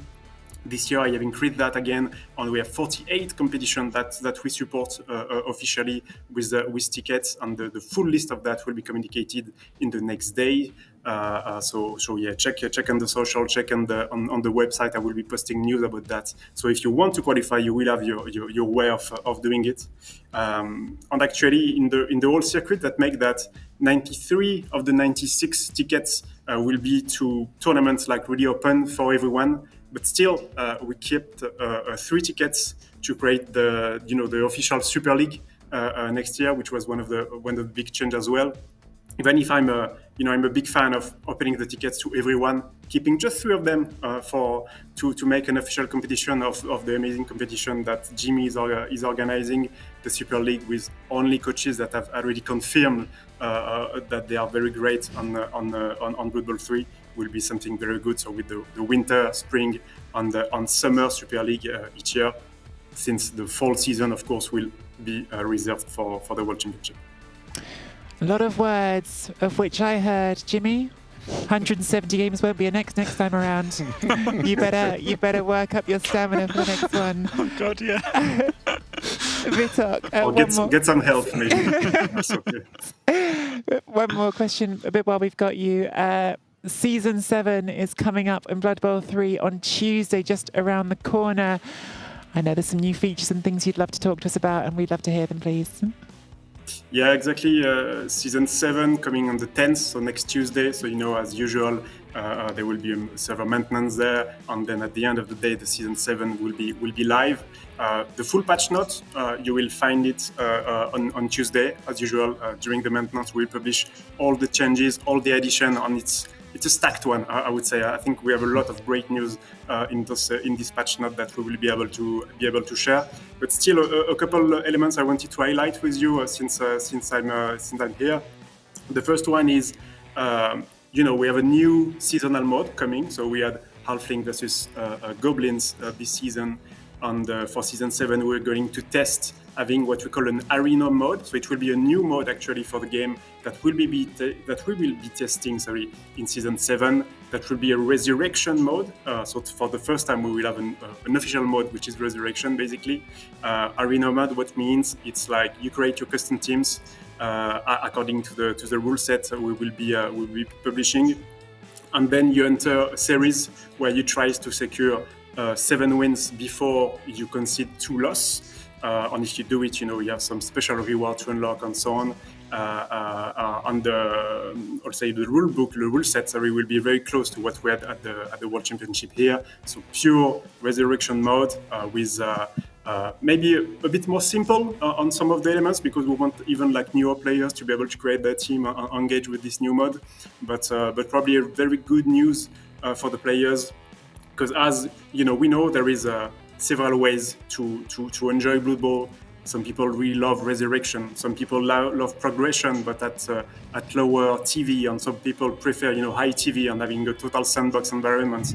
And we are really moving closer to a state of the game where we can give this to every player. So basically, having this resurrection mode arriving as a seasonal mode first, but it could become something more permanent in the future. Having the sprint ranking that we are doing for the ladder also. So only your first 20 games will count on this special ranking. Will probably then open us the door again, to have an official ladder with more freedom, probably in the next season. So everyone can enjoy Blood Bowl 3 in the way they love, and that's where we want to move with the game. One of the elements, and I know I'm talking a lot, but I don't know. This patch note is so great. I want just to give a few insights still to you guys.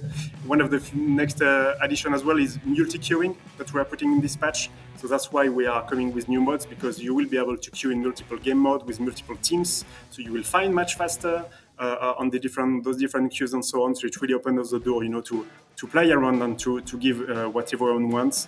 And the last one I want to mention as well, because I know a lot of competitions are, relying on that to organize great formats, is the fact that you will be able to roster directly inducement and star players when you create custom teams. And I know a lot of Yes. tournaments will love that. Yes, exactly.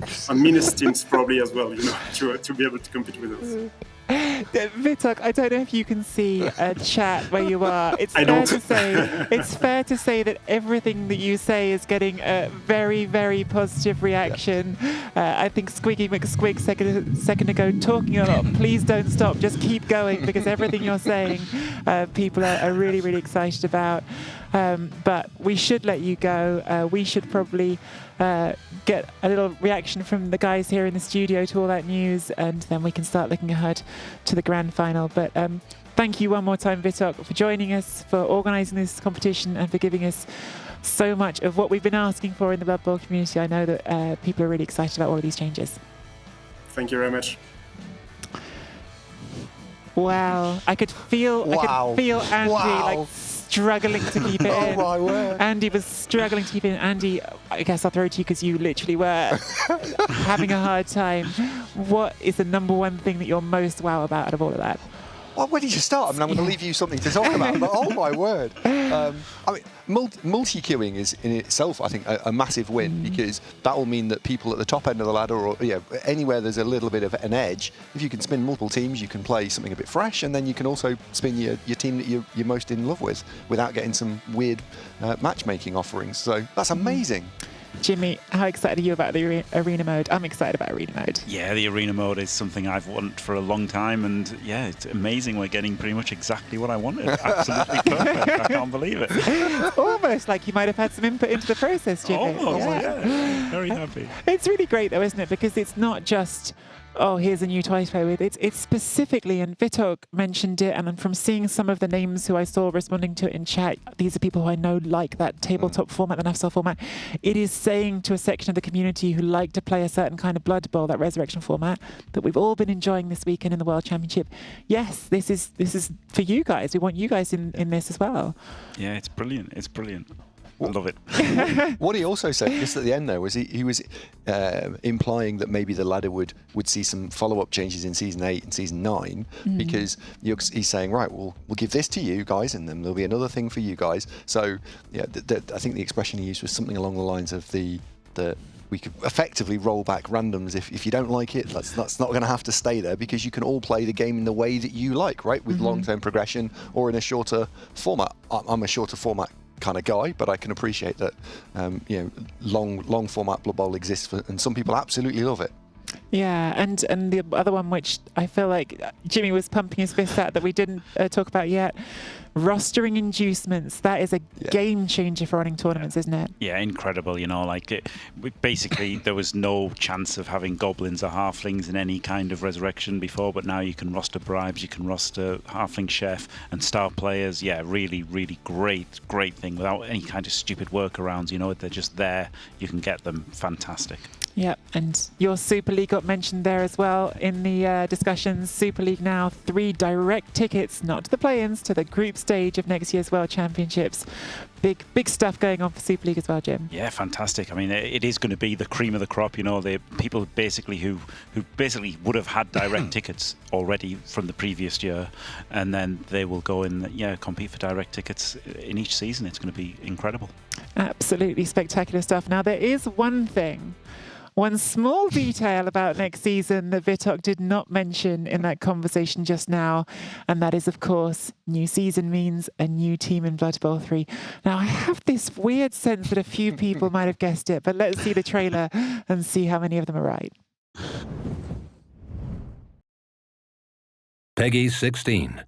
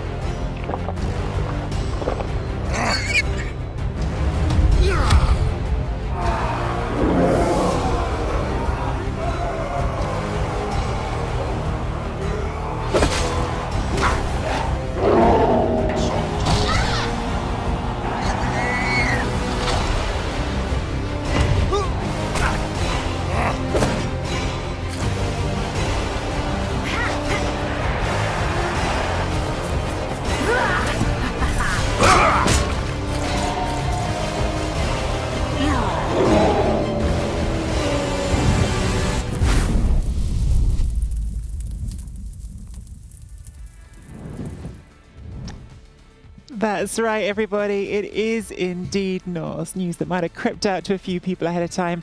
And Jimmy, we know I have to come to you first because you have a reputation of how you feel about Norse.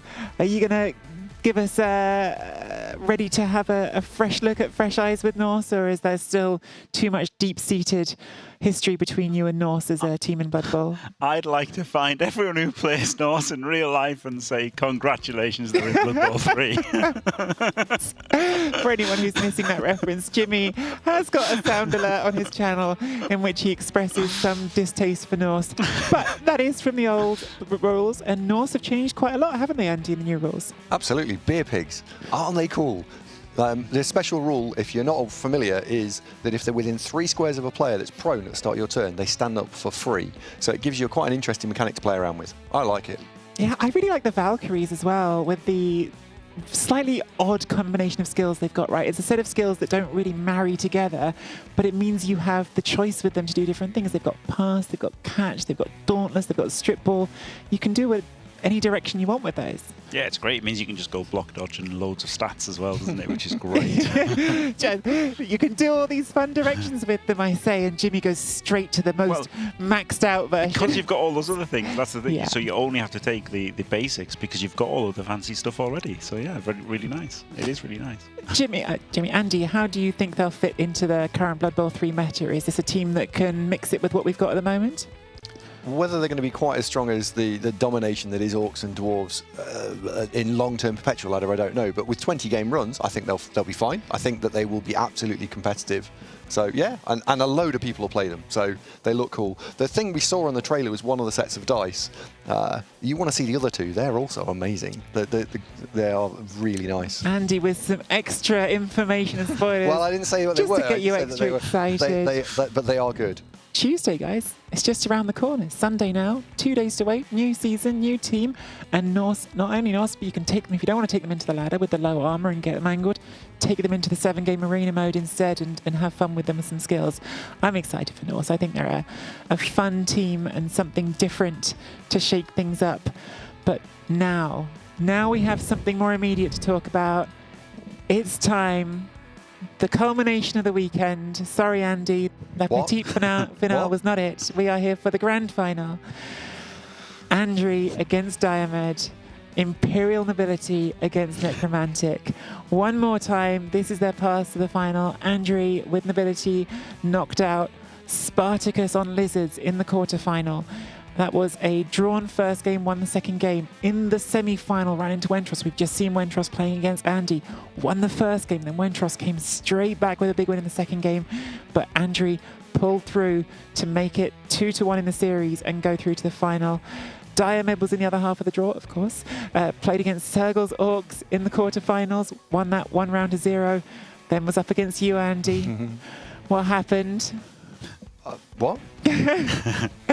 It was a really fascinating two games between Andy and Diomed. I have to say, 2 incredibly high-level games of Necromantic mirror play. When you see the score 0-2-0, it makes it sound like it was something of a blowout, and it really was anything but. Both games fantastic and close. Diomed went through, though, and plays against Andri in the final. Necromantic against Imperial Nobility. I mean, let's talk quickly about the coaches before we talk about the rosters. Diomed, Jimmy, you've said it a lot. You think he might be the #1 in the world. Was in the final last season and came runner-up to Strider. So just the fact of going back-to-back into finals already gives you some indication of a pretty stinking good coach. Yeah, the crazy thing was as well, last year he lost the final 2-1 in the best of 3, but he actually beat Strider in, like, the preliminary final, which put Strider in the second chance, with a double elimination. So they actually tied that series 2-2. So, Diomed did incredible in that, and then he's incredible now, and he's a legend. I think he's a legend. He's the best. I think he's the best. Yeah. As you've already mentioned during the earlier part of this cast, last time was playing Orcs because Necromantic weren't in the game yet. Yeah. But if anything, looks even more comfortable on Necromantic than he did on the Orcs. Andy, what about Andri? We'll talk about the team and the Imperial Nobility in a second, but clearly a brilliant coach as well to have gone through this far and showed it in the semi-final yesterday. Well, he's piloting a shipwreck and he's managed to get it to the final, right? I mean, how about that? That's amazing. I don't think in any of the rounds we thought he was going to go through. We picked the other guy, but I think it'd be really interesting to see how he's able to use his 6 guard versus the 4 with all the stand firm and with just the 1 wolf. Will the 1 wolf be a good thing, or will it be an advantage because there's so much stand firm and fen knocking around that maybe the wolves are not so advantageous this time? Yeah, maybe we should have a quick look at the prize money one last time before we go to the rosters. I hope I haven't just wrong-footed the production team with that one. There it is on your screens now. €2,500 for first place. Second place, so whatever happens, the loser of this game still going home with €1,800. Very, very nice. Work for the weekend, isn't it? A few games of Blood Bowl walk home with that. But let's have a look at what they're playing with. Diomed's Necromantic roster up first. We've just seen your Necromantic team, Andy, and it's not exactly the same. Why don't you talk through the differences since you're so familiar with Necromantic as a team? Yeah, so it's an interesting one. He's got just the 1 werewolf, and by dropping that werewolf, you manage to pick up an extra ghoul, and he's also got an extra zombie. So he's trading out and effectively going for a slightly deeper bench. It is a pretty strong strategy over a 3-game where you're going to be playing overtime because it's so deep.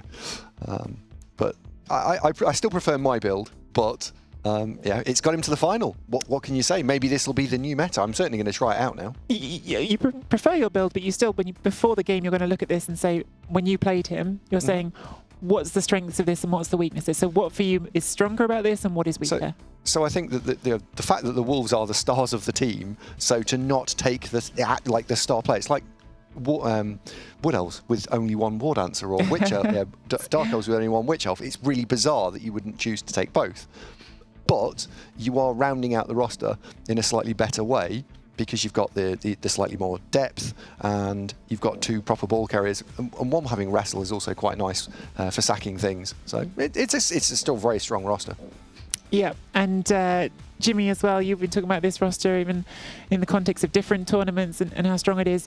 I think you've said a few times this tournament, you still prefer 2 werewolves, but it's so little in it. And that's where we come to talk about personal preference and coaches and playing styles. Yeah, exactly. Yeah, for Andy's style, definitely go the 2 wolves. for my style, definitely 2 wolves. But for Diomed's style, it's a bit like, I said this before as well, it's a bit like the Lizard Man build for Spartacus. You know, you've got to be a bit more precise with it because you're working with a little bit less, but then it can pay off for you. So and it's not terrible at all. Like, you know, it's just like maybe Andy's is a 10 out of 10, and this is like a 9.8 out of 10. And maybe for Diomed, it's a 10 out of 10 because Maybe, that's how he plays with it. Yep. Andy itching over there to tell us he isn't a banger while wearing a T-shirt that says bang, bang, boom all over it with a bomb on it. Let's have a look at the Andri Nobility roster. Jim, you had 100% confidence that the Dark Elves were going to beat this at the start. You had 100% confidence that the Dark Elves were going to beat this after they lost in game 1. You still had confidence the Dark Elves were going to win after the Nobility were winning in game 3, but it did not happen. The Nobility are still here. Yeah, I mean, it's really, you know, like we've joked about it, but it's, you know, having all of these skills is really powerful. 6 guard is fantastic. That's really hard for anybody to deal with. 2 blodges is great. Like, you know, blodge is the holy grail of like resurrection format skill stacking. It's unbelievably powerful. Leader's good for another reroll, so that mitigates the high cost. They get more money as well, which also mitigates the high cost. This is not a bad roster at all. It's very tricky for Necro to deal with as well. You just said it at the end, not just about it being generically like a tricky roster. The things that it does well do play quite well against what Necromantic does well, because the stand firm and the fend switches off that frenzy on the wolf. Admittedly only one in Diomed's case, but that's still helpful because this becomes a positioning battle about stand firm on both sides and holding ground, doesn't it? Yeah, but I mean, I still think Necro have the advantage. But yeah, certainly, and maybe it's a bit less with only having the 1 wolf. Yeah, so, and, you know, but I mean, Andri's a great player. Diomed's out of this world. I think it's going to be very interesting. Andy, yesterday you were the one who broke for us and said, I'm going to take Andri to go to the final. Yep. Are you going to pick Andri to win the final here, or are you going to...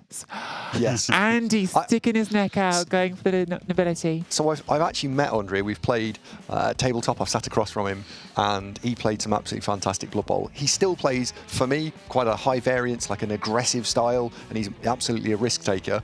But when it pays off, oh my word, it's such a pain to deal with. So yeah, I think he's got it in the locker. And if someone's going to beat Diomed, I think he's the only one that can do it now, right? So he's literally the only one that can do it. It's him or a computer blue screen, I think, at this point. I don't think there's anyone else who's going to be able to get in there and do it. Jimmy, I don't know if I even need to ask you who you've got winning this final. I think it's pretty clear, but tell us anyway who you've got winning this final. I do think Diomed's favourite. I don't think it's a crazy, like it's certainly not an easy game at all. I think he's actually less favoured against Nobility than he would be versus Elves even. So I think it's very close. Let's just double check. So yesterday it was 100% confidence.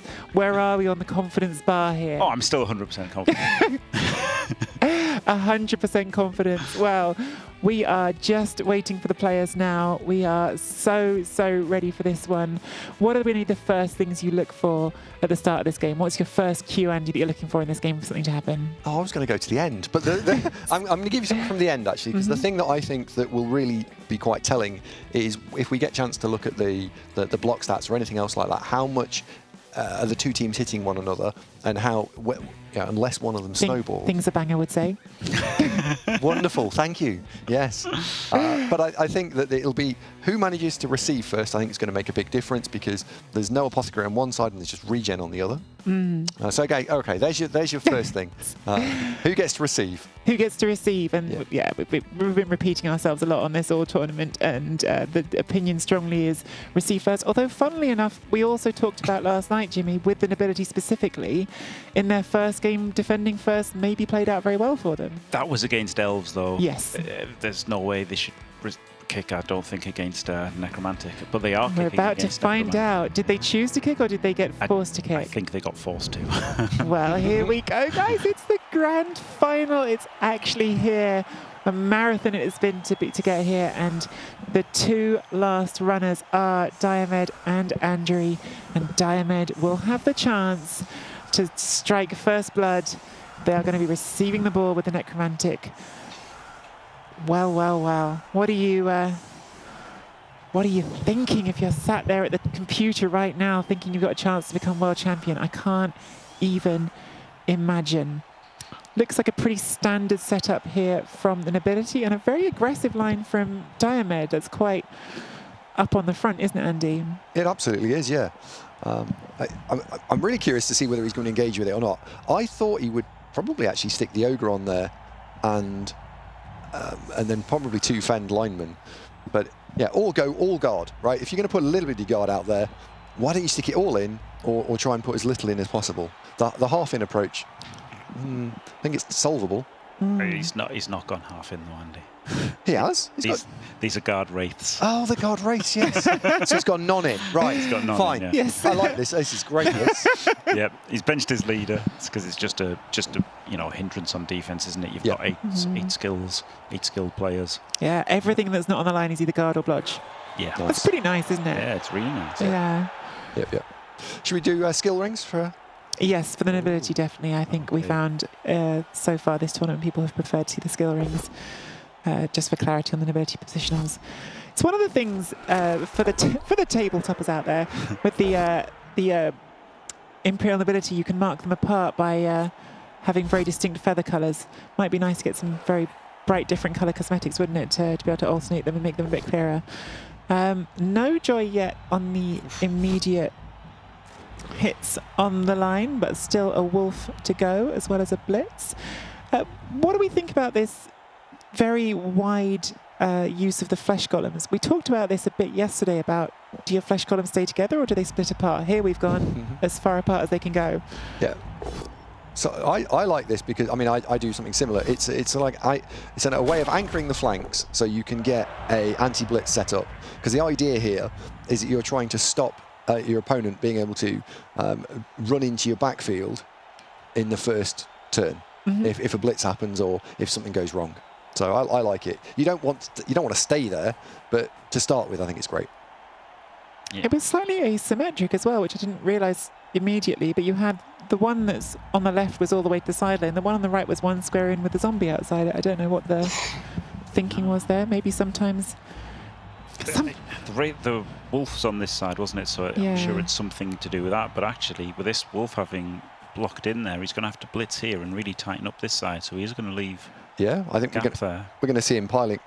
Well, I say we're going to see Andre piling down. Oh dear. 1 in 9. We're not going to see Andre pile. Well, I think you might maybe we reroll are. that. I think you might have to reroll reroll it. that. I think Yeah, I think you have to. Yeah. Doesn't. It doesn't. Oh my goodness. And Oh wow. there's pressure coming here for the ball, but also just quietly, if you want to 3-dice that one werewolf, you can do it. Yes. Yes. I think you have to, don't you? It's a one werewolf team. Well, yeah. With Mighty Almost. Blow, I go killed it after and it made me win. Oh no, it didn't. We don't even have to bring it up. Andy's just doing it for us. What a horrific first turn for Diomed, by the way. Really bad first turn, Yeah. isn't it, in terms of the Stunned his own outcomes? player, didn't break anything, Yeah. wolf exposed, and people being able to come in for pressure. Yep, this is a horrific start. Nightmare start for Diomed. Yeah, when I say bad, I mean bad outcomes, not necessarily bad choices. I'm surprised by the not using the reroll there because it's such a bad outcome. Again, 3 dice on the wolf sounds horrific. Getting all this pressure coming down towards the ball when you're gonna have to go backwards to get it on an Agi 3+ player. Yeah.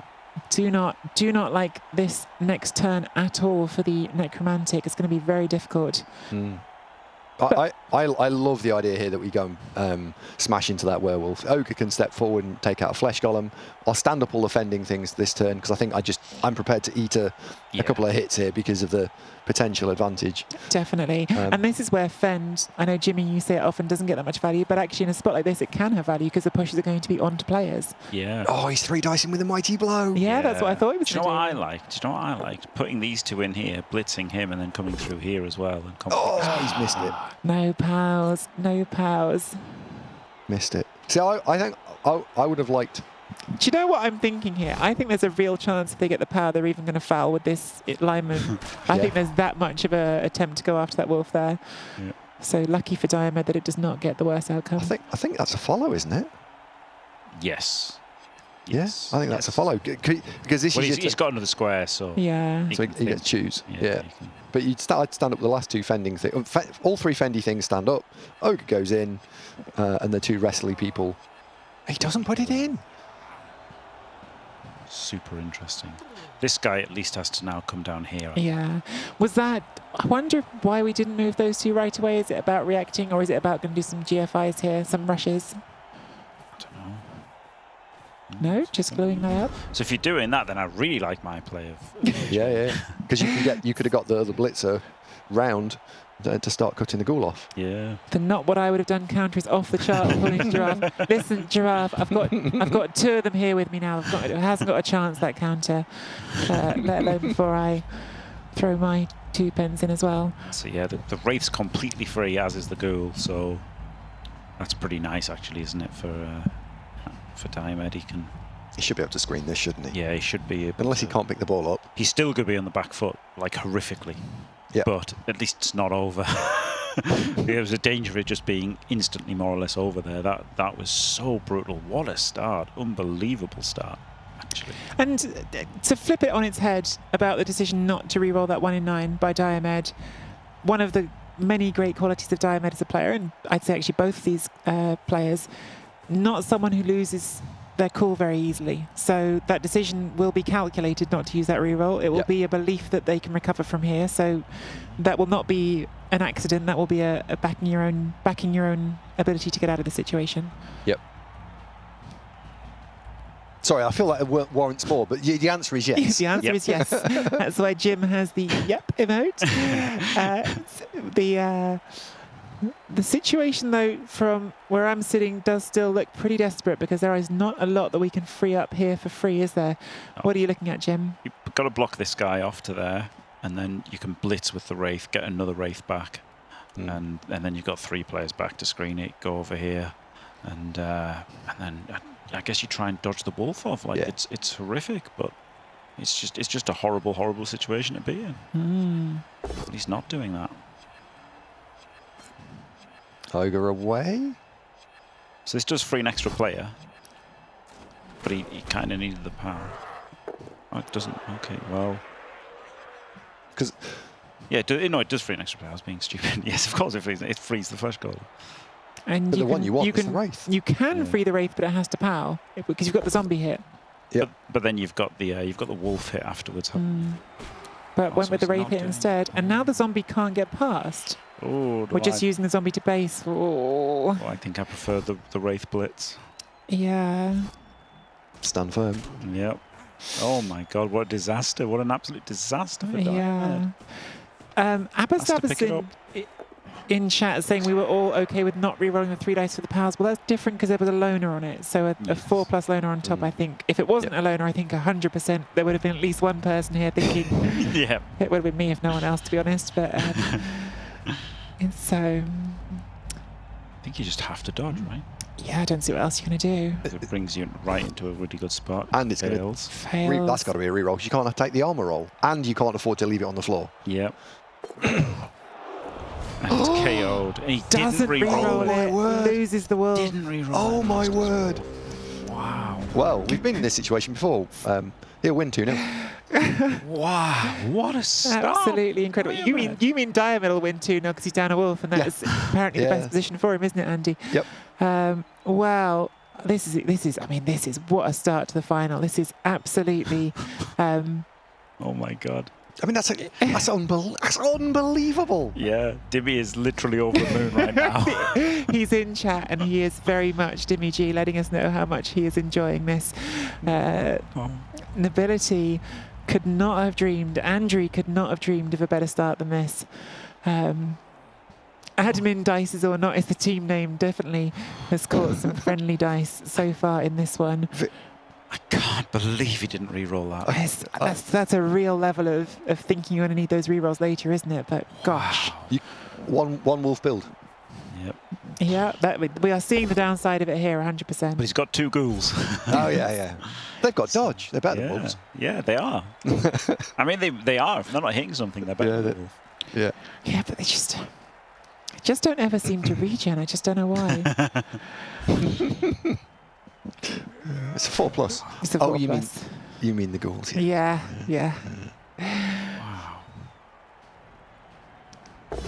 Oh, it is only KO, so it will be coming back next half, possibly, maybe. I was going to say that was a very confident Will.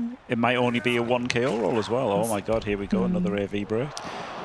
It's one of the funny things as well with Necromantic. Regen across the team, so good, so useful, definitely an asset more often than not compared to an apothecary, but it does mean you cannot have an apothecary to do the power up on that one piece that matters. Yep. 2 removals. Wow. Diomed honestly has to be thinking about game 2, Regen right? fail. Yeah. Well, I suppose he doesn't care. He's got a million players, but Has 13 players, so the zombie out doesn't matter too much as long as the wolf comes back. The wolf is important. It matters for this drive, Matters for this drive, a yeah. lot. This drive a lot. But is yeah, in the all regen sorts of doesn't trouble. matter much. Yeah. The regen doesn't matter much. Yet. The rate we're going, it might matter, but he's greedy. This is extra greed. Yes, you've got to. 3 dice. Greed on top of greed. And that's a 2+ into a 2+, because you've got to bonehead and foul appearance. Yep, love it. I think this is correct. I think this is a correct way to play ability. I really do. Even as strong a position as he's in, I think you've got to keep rolling the dice with an ability. That one does not leave the pitch. Now run around the other side of it and pin it. Yeah, nice. Because where the hell do you put the minor screen that you've got, which is the ball carrying screen? Exactly. All the more reason to dodge out the wolf last turn, right? I can't believe can't believe he didn't re-roll that. Can we just talk about the approach here as well? I think looking at the situation at the start of this turn, a less experienced coach would have gone straight forward onto that ball. Hasn't done that at all. Has gone backwards and said, I'm going to take out everything in the middle of the pitch. And there you go. You've got 3 players at the back of the pitch and nowhere to go with them. Exactly. Yeah, this is the Andy Devo strats. Absolutely. Yeah. And it's just an absolute mess for Diomed. This is horrific. He's got a 2 DB though from the Flesh Golem, doesn't he?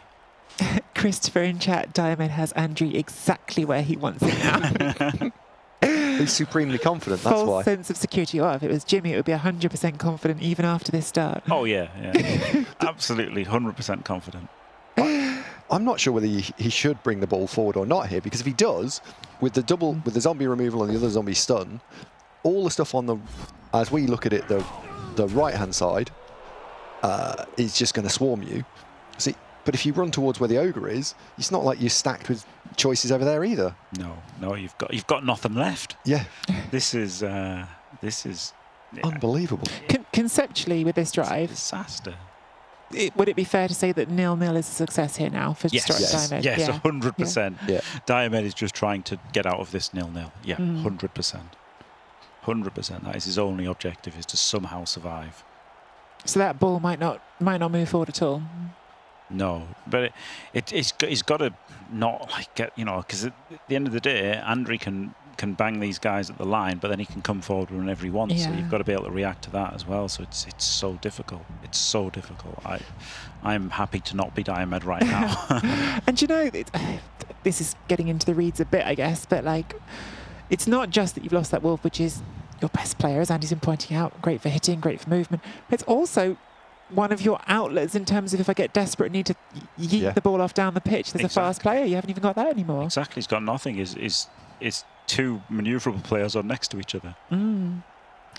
It's oh god, it's so bad. It's looking rough, but we are on Diomed's turn 3. We are coming forward. For the blitz, yeah. Because it wants to still keep getting these blitzes, which is hard to do because everyone else is fully engaged with all of that guard that you talked about before the game, Jim. The big advantage they do have in ability. Yep, and the worst thing about going for this hit is yes, okay, you're getting a hit in, but it's versus a blotcher. It's very unlikely to do anything. And now both of your players, I guess at least, you can maybe hand off to them, but surely one of them's getting blitzed, like the ghoul's getting blitzed, right? And, you could just lose a ghoul next turn. He's getting hit into a hit. Oh my god, he can re-roll this, surely. Have to. But But at the same time, that feels like such a less satisfying reroll than the dodge would have been. So Yep. well, I suppose you just going to the side of the formation where the wrestle isn't there because of the stun. Because that ball is pretty clearly not safe, but if you're in Andrew's position, there's zero chance you're taking a 1 dice without block or wrestle, are you? No, absolutely zero chance. Wow, this is so hard. This is so hard. Oh my goodness. I think I like sticking the 2 people we've got on the far right.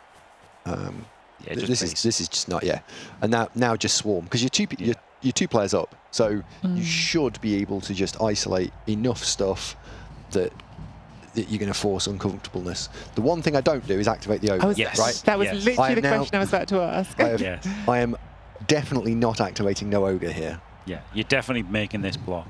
Yes. And hopefully powering and following, and then you've got like 2 players on 4, which is just incredible. Yep. Oh god, this is horrendous.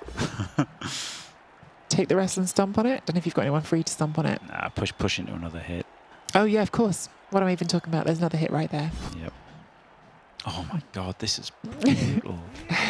Double tag the Wraith, I think. Yes. Yeah, this is too good not to do. The one thing I would have liked that player is to be just stood behind the Wraith, because then it limits. At the moment, he's got the 3+ out to then clear the 1 mark you've got on the ball. Yeah. It would have been nice having behind the Wraith. Not Maybe you can even get a pow on the golem. Diced, Andrew. Absolutely diced on that hit. This guy might be able to get there, right? 3, 4, 5, 6, 7. Rush in. Where are you blitzing right now? Done. Of We hit course the you goal. have. Of course we you hit have. Yeah. Flashy down. Knockdown. Which then means he gets this guy in. Mm-hmm. Yeah. Take the extra hit on the ghoul. I like that, and then probably go around the back of the Wraith. Yeah, it's interesting, isn't it? Because you don't want to give him a way out. You could just like stand in front of this Wraith. That's the more conservative line, isn't it? You know what? It's probably better to do that. Your position, your material up. This is like a chess game. There we go. That's exactly the square. Yeah. It's almost like these are good players. It's almost like they're pretty good at the game, isn't it? Almost. Gosh. But what do you even do? He's got a free player. Okay. Yeah, that stands up. That goes and marks the. He's got a free player with movement 4 on the floor. Yep. So you can kind of vaguely make a screen with it, right? It's something he's got. It's pretty much all he's got. He's got a free player here. No, he's got to block that way, and he can't. It's 1D. No. The Flesh Golem hasn't activated. He can just punch him. Yes. So yes, that's another option. Yeah. So he's got a Flesh Golem there. So he can blitz and like make a screen here-ish. It's so brutal. It's so completely brutal. Oh my god. Really, really horrendous. Well, whatever he chooses to do, it'll be the least bad option. Yeah. Option 1, have a little cry. Just get it out. Have a little cry. Move on. And Option 2, have another cry. Option 3 is see options 1 and 2. great from Christopher. Anyone who's watched a lot of Andy stream Blood Bowl or even had one of his coaching sessions, both of our commentators off coaching sessions, both brilliant at it. But I know one of your first questions you like to ask Andy at the start of every turn, is the ball safe? Not sure about this one. Yeah. To open with a 1D there. No block. That was outrageous. Yeah, blockless 1D because that gives him this 2D blitz. Well, you say it's outrageous, but it's what there was. And then a 1 in 9. Yep. It's the same as dodging with a Wraith, right? So. Yeah. Wow. What a start. This is unbelievable. I think he's going to go. Oh my, he's going to go in. He's going to go on 3 north, I think. Yeah, he has to, doesn't he? Like, he can't not. Because he's going to get caught. Bow! This was just like what he did versus you, isn't it, Andy? Basically, same thing, right? He was just under the cosh, loads of removals. He can rush, single or double rush here. And he said it when the wolf went off. It's exactly where Diamond wants to be. Yeah. Get that wolf out of the way. Started with one so he could get rid of it quickly and go to none. Yep. I mean, he's basically nearly rescued this. This is incredible. Absolutely incredible. I guess you've got to worry about this wrestle, hasn't he? Maybe he's going to rush with that zombie. Wrestle is... It's not that close. Because although if he scores in 4 here, I mean, 1-1 at the half is incredible. Scoring at all is incredible. And you might get the wolf back. Yeah. Scoring and making it 1-1 is better than trying to hold out for 0-0. He can't hold out for 0-0, so he's done exactly the right thing here. It's incredible. Well, double whammy, Jim, as well. 0-0, you get 1 roll at the wolf coming back. 1-0, you get 2 goes. Yep. And you might actually defend. Yeah, of course. Like you did versus Sandy, funnily enough. But Sorry, this is my revenge. This is my revenge for our games. wait, did Diamond play Andy? I've done that. Why am I still here? I thought you were done. I said it during that game, Jimmy, and it's such a trite, obvious point to make, but it's still true. If you go 1-0 up, you can win. If you don't go 1-0 up, you can't. Yeah. Oh my God! Look at that. He did the 4-3 dodge, so he's even got covered. This is incredible stuff. Huge turn. And now Andre really has to work to threaten the stall, doesn't he? Yeah, this could even become a stall. Yeah. Incredible. Incredible. Seconds ago, we're all here saying, what can you do? Nothing. Cry. Diomed, who's in the final, goes, yeah, okay. Yeah. Here's an answer. It's absolutely unbelievable, isn't it? Unbelievable. Yeah, almost like he's a good coach. Almost, Bryden, almost. Oh, he's definitely not good. He's definitely not good. He is #1, I think. Well, he's definitely fighting to make a claim for it, isn't he? If you win this final after going to the final last time, definitely be pretty hard to argue with that assessment. Yep. 100% confidence, see? Tex-Mex, thank you very much. Jimmy's confidence never wavered. Never in doubt. Unreal how good this position is compared to where we were at the start of the turn. Yep. Wow. Yeah, and did use some time bank, but really, in the grand scheme of things, could be a lot worse. Yeah. It's fine. Oh yeah, this is a dream result from that start. Absolute dream result. And you said it, Jim, like at the start of the turn, oh my goodness, blockless 1 dice to start it off. But if that's what you have to roll, that's what you roll. And he saw that was his best way out. Yep, that's it. It was a great solve, wasn't it? Yep. Great solve. Would you have done that? Well, we know Jimmy wouldn't have done that because we all chatted about it and all we would have done was cry. So, I mean, I would have used up 3 or 4 minutes in the time bank crying, but I would have made a move eventually. This is good recovery from Andre. He's going to pull that movement 7-piece back 7, and then the other bludgy 1 if it escapes. Yeah. So this is two. I think he's going to be able to hold out 1 more turn, and then I think we're going to see a 10. Is it 10-5, 10-6 score? Yeah. So he's going to get 3 turn back. Yeah. Now, was Andre watching your game? Well, and if he was, he might try really, really hard. This is this dodge, by the way. dodging before Definitely just moving moved from that. 7, yeah. For a second, I was about 12, but it doesn't like it. They will. Are we basing them both? Is that why you leave that till last? Yeah. We're basing them both. this is going to get you surfed if you mess this up. This is so aggressive. Wow. Makes it. But we said this about Andre. He's aggressive. Yeah, this is Andre 101, isn't it? Yep. And I low-key love it because I love aggressive coaches. I love that style. It's so fun to watch. By the way, Ghoul better than the Wolf now because he's got dodge with the splits. Oh, he's Oh not. my God, look at this. Oh, this is what we wanted in the final chat. Move and counter move. Absolutely brilliant spot for that guard stand firm to be. And now he's way better than the Wolf because instead of a frenzy crap, it's a wrestle knockdown. Wow. Potential. Dave O'Bill, Oh my 0 out God. of 10.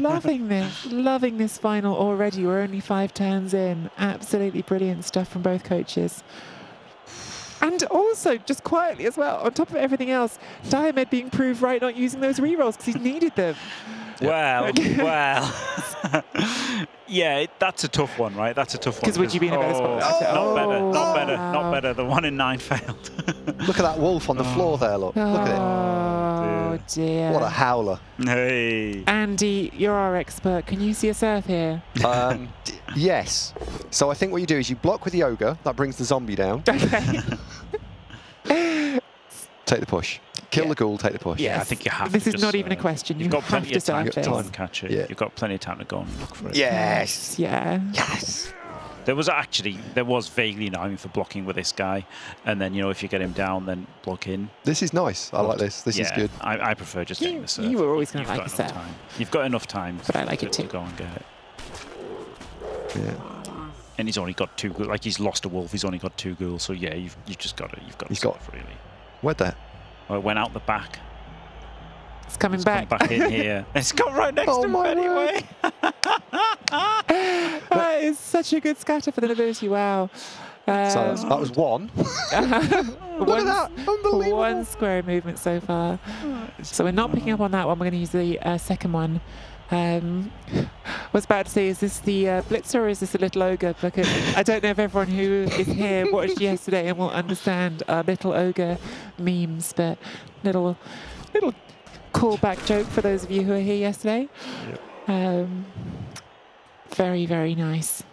Well, it must have been Big Ogre that did the blitz. Must have been. It must have been the big ogre on the blitz. You wouldn't use a regular player to do the blitz when you've got the ogre right there. Well, you need Little Ogre for the ball. So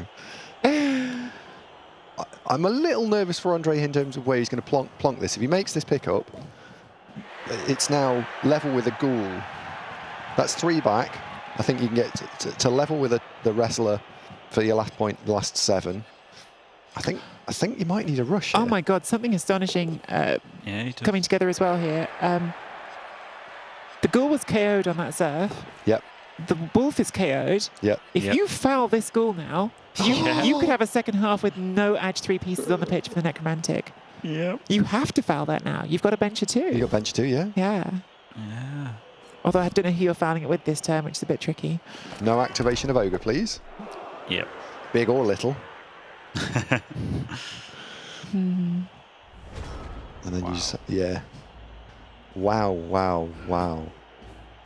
A poor Diamond. This is a horror start to the final, but my goodness, it has been fun to watch. Dramatic from end to end. Yeah, and thank goodness for him that it's a best of 2 and 2+1 or whatever Vitic's format is going to be called. Yeah. Because at least he's still got out. He's not out of Exactly. this if this is a loss, which it sure looks like it will be. This is why we have loved this format, because we can say far more confidently that even if this game was, this series is definitely not over. Oh! Yep. There is one. Another KO, another Necro off. Wow, that's looking rough, that sideline. One thing we do need to be mindful of here is that the nobility are much better on defense than they are on offense. Yes. So, as good as this is, the cake is currently in the oven. We haven't seen how good it is when we've taken it out and tried it. But if you foul that ghoul and you have no edge 3 pieces on your defense, it really doesn't matter how bad your offense is, because it's going to be very hard to recover and score. Well, indeed, your cake doesn't matter if you've burnt it. You're already full from the first course. Yeah, at the moment he hasn't even got a cake. To be honest, there's a lot of chat just asking questions about the cake reference. I skipped straight to talking about the Blood Bowl. Right? What is Andy talking about? That's the best one. Oh, dear. He doesn't have ingredients at the moment. Never mind the cake. This is horrific. This is so horrific. For Andy, which tools in your kitchen would you use if you were going to make a cake? What? But, You walk into your kitton and you think, I'm going to make a cake. Where do you Right. start? Tesco? I don't know. I have no idea. Other supermarkets are available. Other supermarkets are available. Do you know, well, some of you know, after Andy's tournament Andy hosted, he was finding cakes all over his house for a while, so it's another callback to people who know some ancient Blood Bowl memes. This is certainly a finished half, if not a finished game. I'm really sad that we haven't fouled that goal, because the edge 3, as I keep coming back to, definitely would be nice more to be gone. I think broadly, Diarmaid just needs to give up here, right? Yep. Don't take any more hits. Go and recover and just try and deal with a little bit of the nobility. Yeah. And I think that's what he's up to. I think. Oh yeah, no doubt. got some great suggestions in chat for you, Andy. Oh yeah. Freeze cake batter, then place in toaster. That's from Bam Bam Bungle. Tex-Mex Robot says start with the carrots. We like that. That's someone who knows Andy very, very well. There's a few shouts for the microwave, but actually you can make a mug cake in a microwave. It's not a good cake, but you can make a mug cake in a microwave if you really want to. Mm-hmm.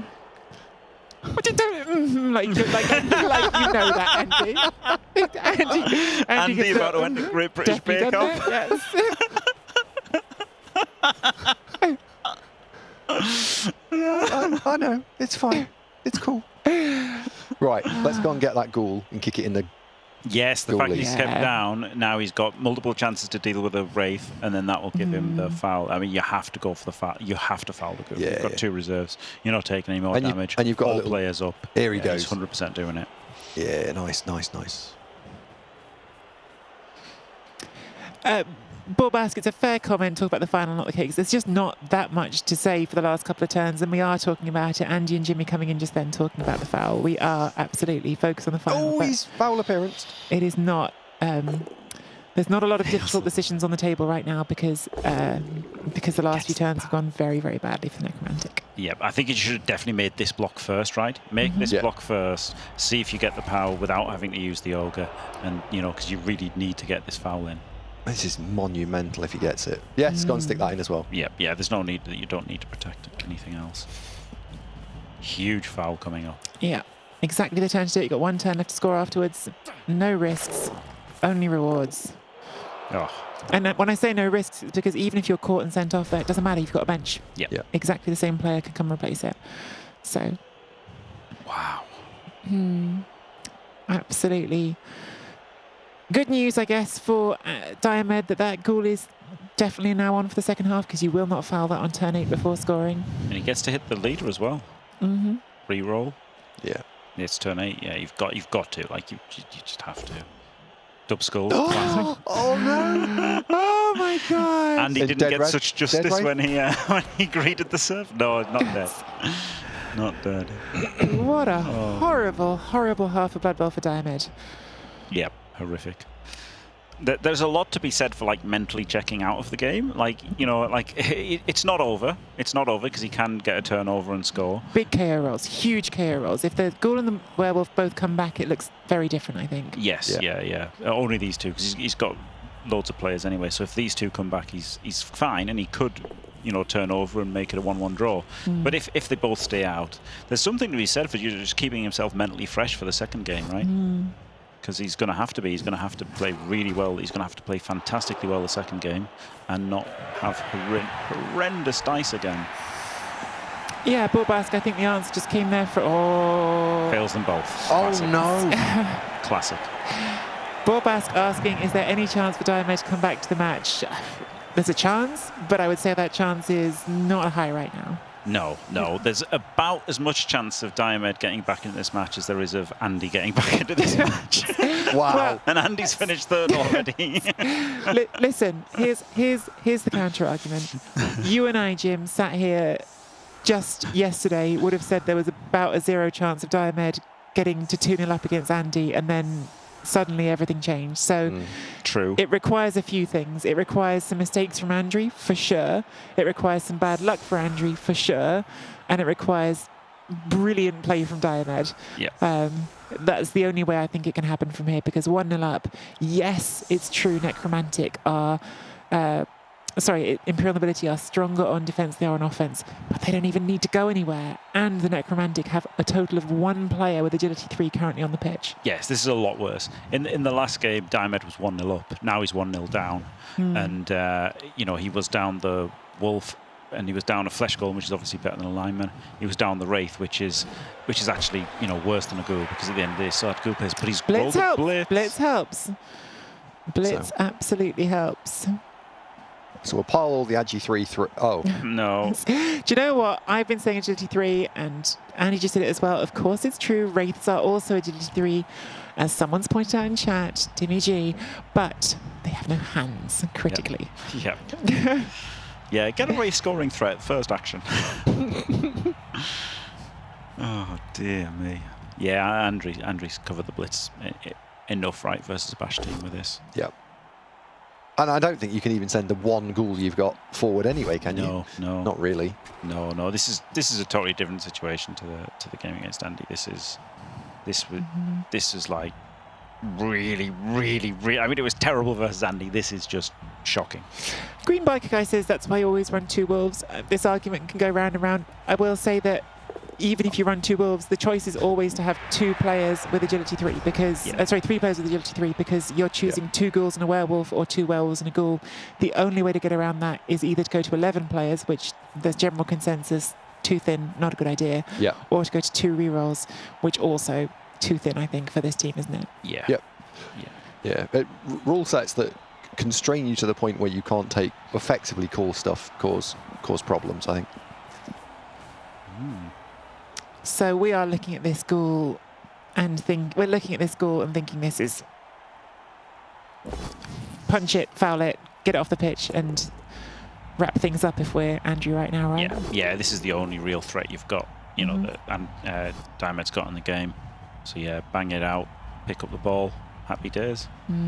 I think he probably fouls it. If he gets it on the floor, especially if it's a full power, I think that gets fouled. Oh yeah. He's got the guy ready to do it, isn't he? Yeah.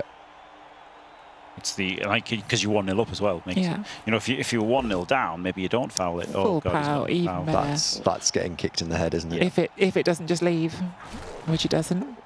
But yeah, 2 assist foul. Yeah, he's more than 100% fouling this. Yeah. There's an even higher percentage on this foul than there is on Jim's confidence.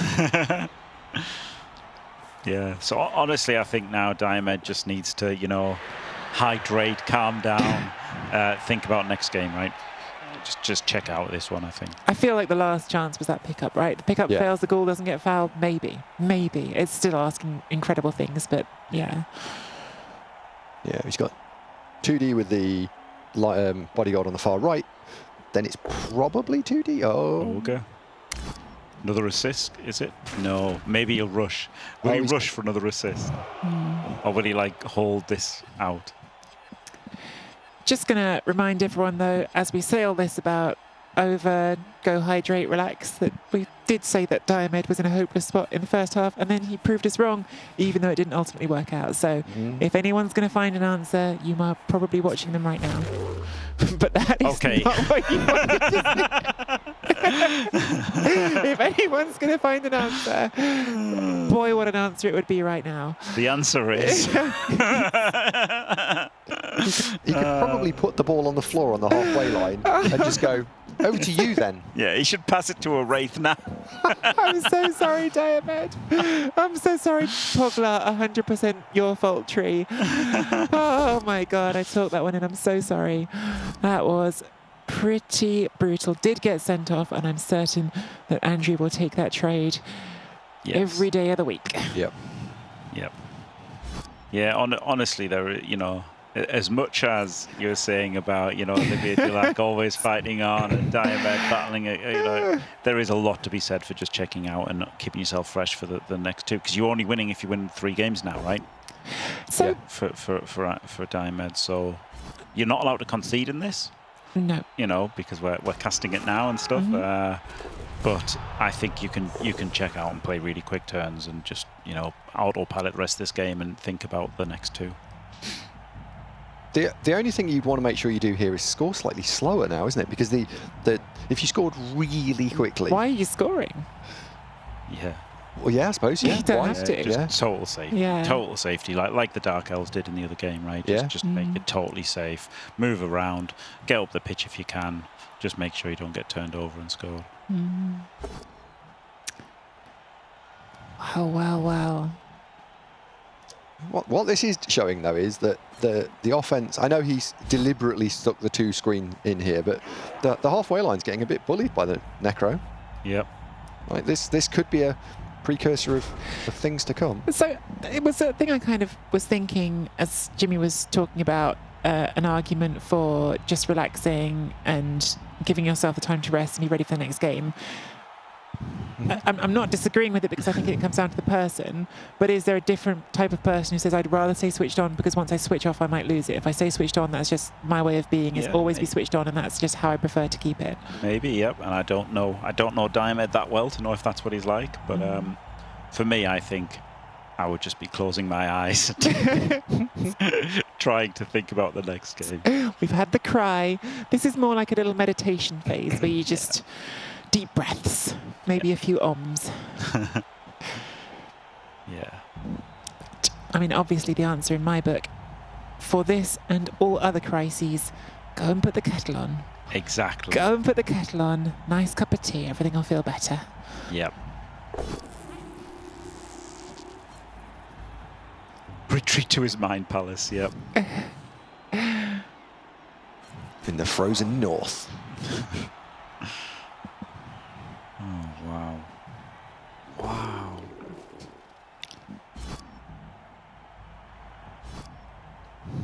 Yeah, Dim, he's got absolutely nothing because if the Wraiths go forward and knock the ball over, and if they're the only things that have gone Who forward, gets it? yeah, A it's like zombie. you can stare at it on the floor and kick it into the end zone, Yeah. and the gotta zombies go. have to go forward. The It's like, so the zombies are the scoring threat. Yeah. So I'm now blitzing zombies. Right, Yeah. the zombies are now the highest scoring threat on the board Yeah. for my opponent. It's true. Yeah. Oh my goodness. There's a part of me that thinks that, has Andre clocked that, right? Because in old edition, the Wraiths were still a viable scoring threat. Now, with them not being a scoring threat, it is blitz a zombie. Talk Yep. about that change, actually, Andy, because it's been alluded to a lot, and maybe if there's a time in this final when the action feels a little bit less relevant, because as we've said, there's not really a way back here for the Necromantic. But that change from having 2 whites to having 2 wraiths, which don't have Yep. hands, which have sized up, which have foul appearance, I think when that was first announced, a lot of people were twitchy about it, saying you can't do that, it's not fair, because you get situations like this where no one can Yep. carry the ball. But overall, my impression is it's made the team more powerful. Oh, that's an interesting one. Has it made them more powerful? I think it hugely depends on the format that you're in, and I also think it depends on the rule set that you've got to play with as well. Because when you start a Necromantic team up now, as we've played on Blood Bowl 3, I think they're worse pound for pound than they were in Blood Bowl 2. Yeah. They're slightly more expensive, and you've got a little bit less ball carrying. However, once you can hit maybe 7 to 10 skills, I think they probably are a more interesting team for sure. Yeah. And powerful, yeah, probably a little bit more. Yeah. I suppose there's an extra element there which is complicating to talk about, which is when you go back to the last rule set, it's not just different players, you've also got the Claw Mighty Blow piling on stack, which doesn't now exist. So in that Yeah. way, they've got less Yeah. powerful because the Wolves aren't the ridiculous killers they could become with that secondary for Mighty Blow. Yep. Yeah, absolutely. And with Mighty Blow not stacking with claws anymore, Yeah. they had this really weird power curve where you needed 2 double skills, which was a completely different way of getting level ups. Whereas now, He's still trying. He's not giving up, is he? I like this. Regardless of what we This is- do or don't think he should do, he is not giving up. This is a still doing whatever you can every turn approach, isn't it? Yep. Yep. This is not checking out. Yeah. He has not definitely read the checking out. memo. Mhm. Hmm.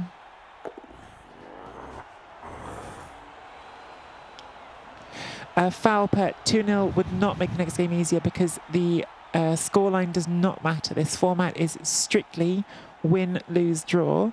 That's all that matters from the result. There's not aggregate scoring. It's just you get a point for a win, I guess, half a point for a draw, and 0 points for a loss.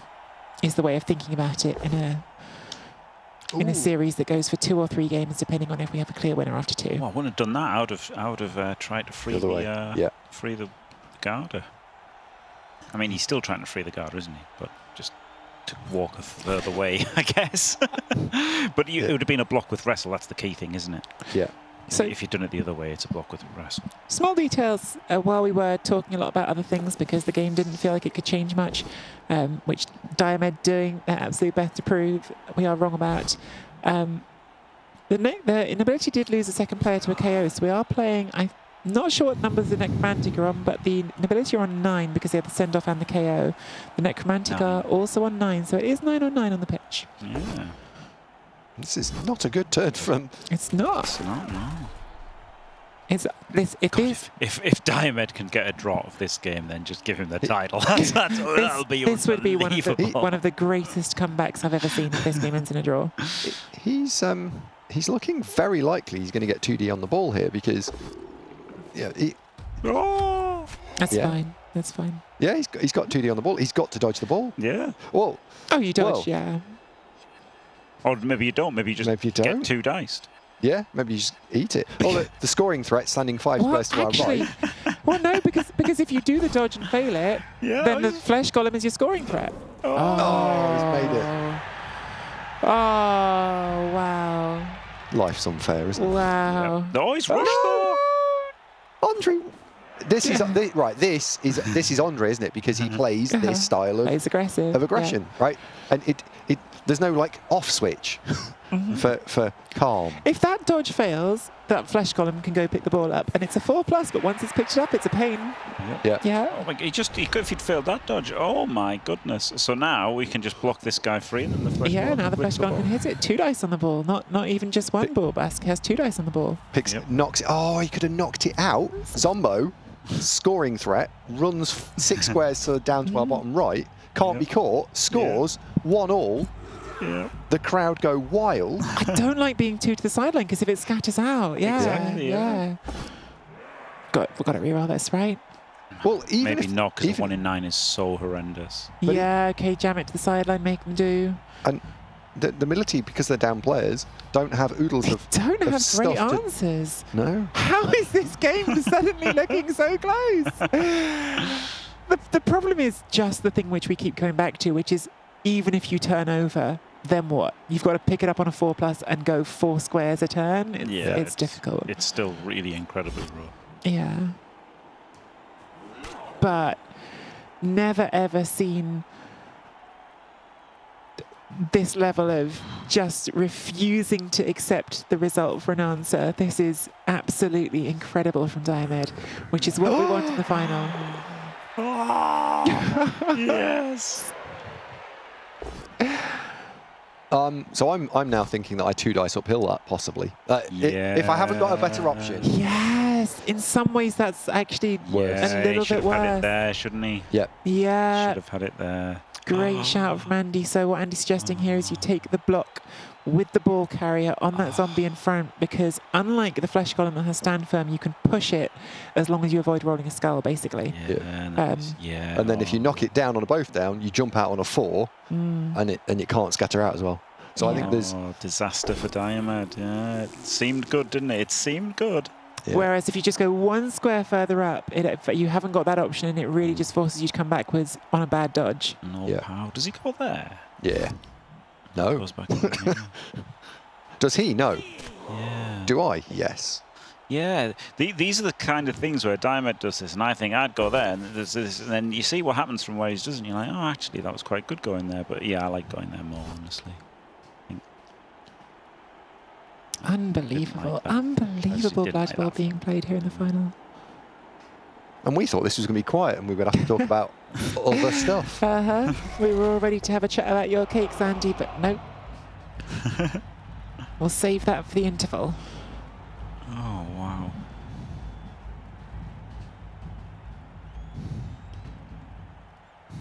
So tense. So 1 dice. With wrestle, so now he Yeah. can Yeah. go and stick. So now he's 1d-sing. 1d-sing. One decing. Yeah. We're taking The 1ds. Yeah. Yeah. On the zombie. Oh man, that zombie has really weakened it, hasn't it? Yeah, because even if the 1 dice on the flesh golem is just weaker, isn't it? Because a push would have done nothing on the flesh golem, Yeah. whereas that has given you the free square. Yeah, it's I such think a shame. Diamond's kicking himself on that. Such a shame. And he's free. Yeah. Understood why he did it, and yeah, it was a mistake. 1 square further up makes that harder. Yeah. Oh, So now the zombie has got a 2+. There we go. yeah. And you don't need to score, right? So Yeah, but if you do score, you definitely win 2-0 up. And now we can take the 3 dice ogre block.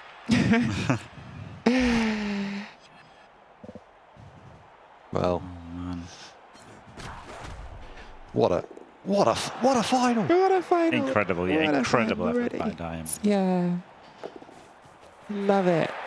I think I've been saying all along for a very, very long time through this tournament, Nobility, the people's champions, because they're this underdog race. But I certainly hope people are being won around by Diomed and how well he's been playing, because I think every time we've seen him on our screens, it's been just top level Blood Bowl all the way along, and deserves so much credit for it. Yeah. So someone in chat there, Raffers is just calling out that it's great that this is a 3-game event potentially rather than just one. Because imagine losing like this. This would suck, right? Yes. Jimmy in chat, imagine Diomed playing Nobility.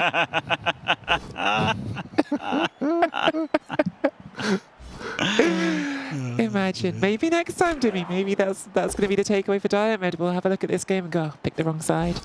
Nobody would have a chance if Diomed was on Nobility.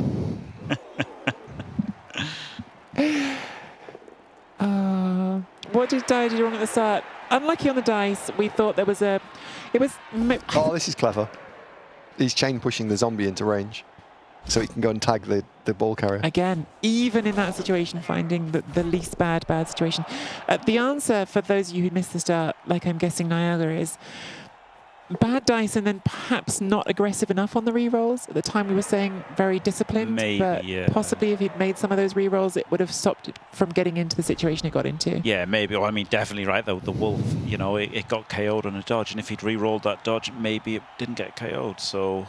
And it hasn't come back. So, yeah, effectively it was killed on that one turn. Yeah, and he didn't even put the... I think the first block fail, the 1 in 9, I can understand that not re-rolling that more, but I think the Wolf dodge, he had to re-roll that one. Yeah. But the 1 in 9 did then allow a lot of early pressure. Oh, yeah. But that one I understood more than the Wolf. I think the Wolf, there's no question. So blitzes with the ball carrier, easy choice. Stun means we could keep stalling if we wanted to, I think. Yep, no reason not to stall. That Wraith isn't in range, is it? Nope. No. And the flesh golem's out as well. Yeah. He's got his team of zombies, for God's sake. This is the sort of thing you do against the AI when you're just sort of testing to see what stuff's like, right? And we're seeing this in the final. My word. Jomini Diamond needs a scoring threat. I think Diamond needs a little bit more than that at this point. Oh, God. Needs another cast? Oh, another cast. Oh, boy. Poor Diamond. Jeez. Poor Diamond.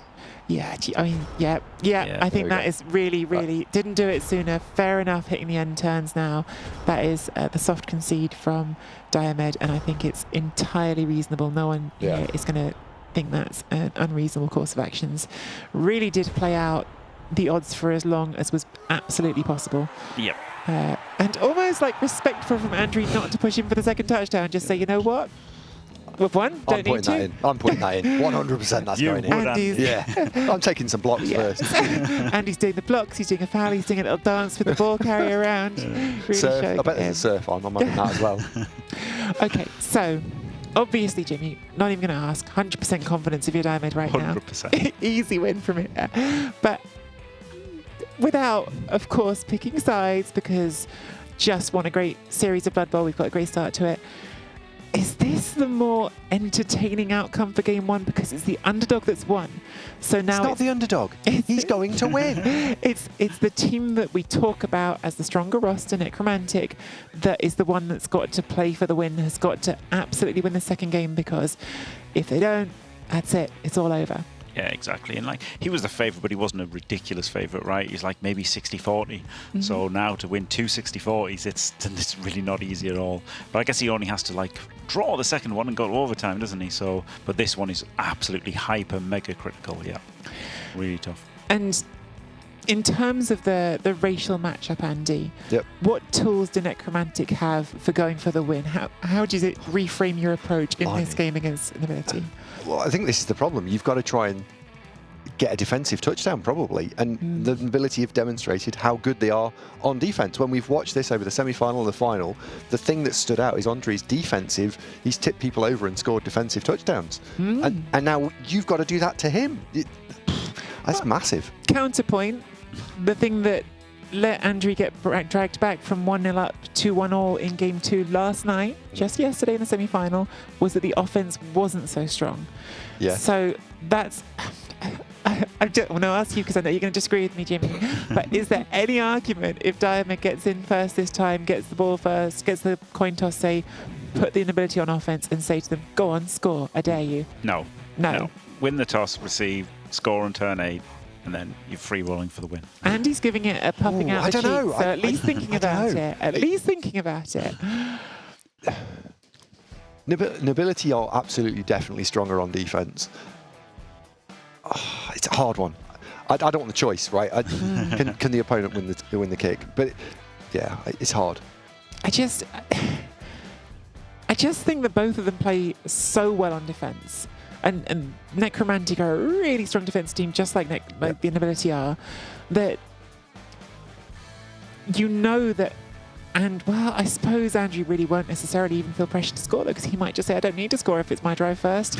I can do my defence as long as I get a bit of damage. Oh, I think he'll definitely... It's not too bad to kick. It's not too bad to kick, because funnily enough, there was a similar situation in the Season 2 finals with Strider and Diomed. They just both kept failing their offences, and they both kept choosing to receive, but they both kept failing their offences and like turning over the other one and scoring or stopping them. So, even if you are the better team on offense, you still want to always receive, I think. I think you will always receive it. It's a fascinating question for me, which of course we can't ask the players not here with us right now. I'd love to know whether or not Diomed was watching that series, was trying to pick up some clues on whoever they were playing against. I would imagine if I was in their shoes, I would want to. Would you two, if you were sat where they were sat last night, be watching to make sure you get any tips you can? Yes. Yes, absolutely. Well, funnily enough, Diomed is like friends with Bright, and Bright lost in the best of 3 versus Andre. So maybe Diomed was just re-watching that and, trying to pick things up from that. A great shout when we were looking at Wentros's roster earlier, of course. Diomed and Bright were both on it because they all played together, as we talked about, in Ruby BL. So, Ruby BL, I don't know exactly how you're supposed to say it. Ruby. Cool. Definitely. And let's flip this all around and say, if you're in Andrew's shoes, Andy, what do you do right now? Well, not just in terms of how you play the game. What? How did this happen? That's outrageous. Never be literal around Andy Gavo. It's a minefield. Andy. Wait, there's a minefield? This is going to hurt. Oh, disasters. So what was the question? I mean, in terms of you've played these series, you've played this format. Yep. What do you do in this little pause that we're having right now? We're having an atta. What do you do? So, the other final, this is literally what happened. I won the first game, going into the second game, and I thought to myself, right, what am I going to do? First thing I actually went to do is I walked away from the computer. The first thing I think you need to do is you need to try and put a little mental break in there and just stop for a moment. So that, for me, it was walked around the studio, went and got a couple of bottles of water, went to the toilet, and just took 5 minutes just to not look at any electronic devices, just take a moment. Would it be fair to say that 0 of the thinking right now is about the cash? It's just all about winning games of Blood Bowl. Yeah, I wasn't thinking about the third place, the extra cash. I was thinking about, right, what happened in that game that I could tangibly take away that I need to change or tweak, and also what might my opponent counterpoint, what might they do? So if we think about that last game, the one thing, if I was Diomed, that I would take away, we saw in the second half he was absolutely able to put pressure and crush the Imperial Nobility offense, and that was when they were down positionals and down players. So I would take some comfort from that. And if I'm Andre, the flip side, I'm going to get crushed. What on earth am I going to do to stop that crush? So I don't think this is absolutely over. I think this could even go to 3 games, but we'll see. Well, Jimmy, as well, we've talked about this. Sometimes being in a winning position in Blood Bowl is when you get into your own head. When you think, all I need to do here is not make that big mistake. That can always be like the scariest part of Blood Bowl, because you start to feel like, just don't make that mistake, and it becomes a pressure. Well, yeah, there's an element of that. There's also an element of, like, you want to take, the further ahead you are, you want to take, like, the least dicey lines and stuff, and you want to try and make the be safer and safer, but then sometimes if you play too safe and you don't take any risks, then you don't get the rewards, so you've still got to bear that in mind as well. Like, I think maybe that happened to Andre a little bit then, for for Diamond to get back into it. Maybe Andrew was just trying to be super safe, and then he ended up having to make a few risks, Yeah. didn't he? So it does happen like that sometimes. It's weird, even apart from the psychology. Of course, myself, I never tilt or anything completely unflappable. And neither of you have mentioned this, so I'm assuming it's just not on the table. Of course, one option you've got if you're playing the game, there is a replay function. You could be using this 15 minutes to click into that replay and start looking over turns and see is that too much getting into the reads, or would you think about doing that, checking your formation, see if you would have set things up differently? That would be I think that's outrageous. Okay, that's why I'm just asking the question. It's a nice idea, but Yeah. I think Andy's completely right. Just get your mind out of it, get away from the screens, and then come back in refreshed as you can be, and just go for it. Yeah, I think in some games you do go back, like maybe in a short-term shooter or something where you've got a 5-minute burst of what on earth just happened, and there's a key thing that happened at 28 seconds or 3 minutes 30 or whatever it is you're thinking about. Sure, go and look at the replay. But we're talking about a game that an hour and a bit, right? You need a break. Most people can only concentrate for around an hour at a time. So you want that break so that you're going into the next game fully refreshed. Yeah, I think it's an under-discussed thing again with this, with Blood Bowl in general, and I suppose with this being a new format, most of these players have never had to do this sort of thing before. Even earlier in the tournament, when they could schedule on their own times, before this weekend, it was never, no, you have to play one of the most important games of Blood Bowl you've ever played, and then you get a tiny pause and you've got to come back. The stamina in that is really important. And I remember actually Rick Reckless, of course, former Blood Bowl streamer and someone who had won the Blood Bowl 2 Chalice. I remember him saying to me at one point about playoff games that could go to overtime. He said he always keeps a banana nearby because at some point in a long game you might just want some blood sugar. You might just want something to pick that energy back up. So even little things like that as well. I don't know if either of you have ever had things like that you put beside to keep you ready for things like this. Oh, yeah, absolutely. Yeah, I always have a banana on hand. Oh God. All right, I'm Jimmy. biscuits. All right, Jimmy. We're in. Biscuits for Andy. Let's head back in now because it's game 2. Let's get that up on the screens for everybody. To reiterate, in case anyone in chat, 'cause we've got, last I saw updated, we've got more than 850 people watching, an absolutely amazing audience. Thank you all so much for tuning in. If you're new and you don't know what's happening, here's the situation. We are in game 2 of a final that can go for up to 3 games. Andrew with the Imperial Nobility won game 1. That means that the Necromantic, coached by Diomed, have to win this game. If this game finishes in a draw, if this game finishes in a win for the Imperial Nobility, then it will be a win for the Nobility overall. That will be our champion, Andrew.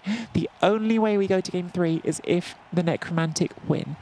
And who won the coin toss, Jimmy? Diomed won the coin toss and thought for about half a second before choosing receive. Yeah. So yeah, that was a pretty emphatic receive. Absolutely incredible. Just to pick up on something I just said, Baron Bucky, thank you. Rick does still stream Blood Bowl. I apologise for suggesting otherwise, but less than he used to. Which is a shame. It is a shame. Rick Reckless, if you're watching, the community loves you, and we always love it when you stream some Blood Bowl. I'm just gonna. This is a slight change, and I think it's a better improvement, slight change, because he's not left in an easier 2-dice blitz once he's cleared the line. Although last time he had to spend all his actions trying to clear the line, but this is good. Yeah.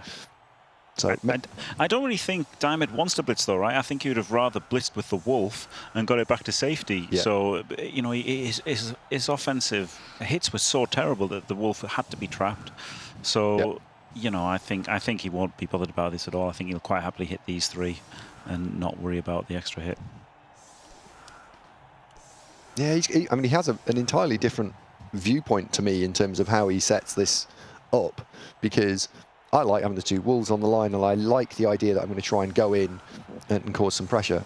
Whether I do it in this particular matchup, I don't know, because you're opening up the Wolf to getting smashed in the head, probably by an Ogre on turn 1. Yeah. So that the swing of equity could be huge.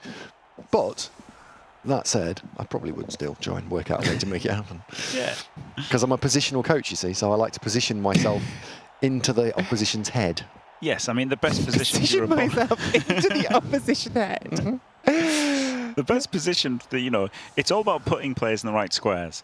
And the best squares to put your opponent's players are these ones. Absolutely, right? Unequivocally.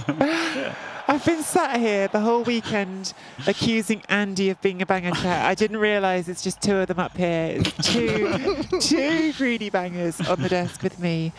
And me, the poor elf coach here, trying to keep some sense of order. I'm sorry. Sorry you all had to hear that. But absolutely joking, of course. They are two excellent coaches with me here on the desk who win an awful lot. And so when they say this stuff, they're joking, but they're also being serious because it really does improve your chances to win a game of Blood Bowl when your opponent doesn't have as many players on the pitch. Yep. Obvious though it is to say. No wolf hit. No wolf. Well, not unless it goes all the way around. If he turns 1, 2, fend 3, off. 4, 5. Oh yeah, because he could turn fend off. Yeah. No, keep fend on.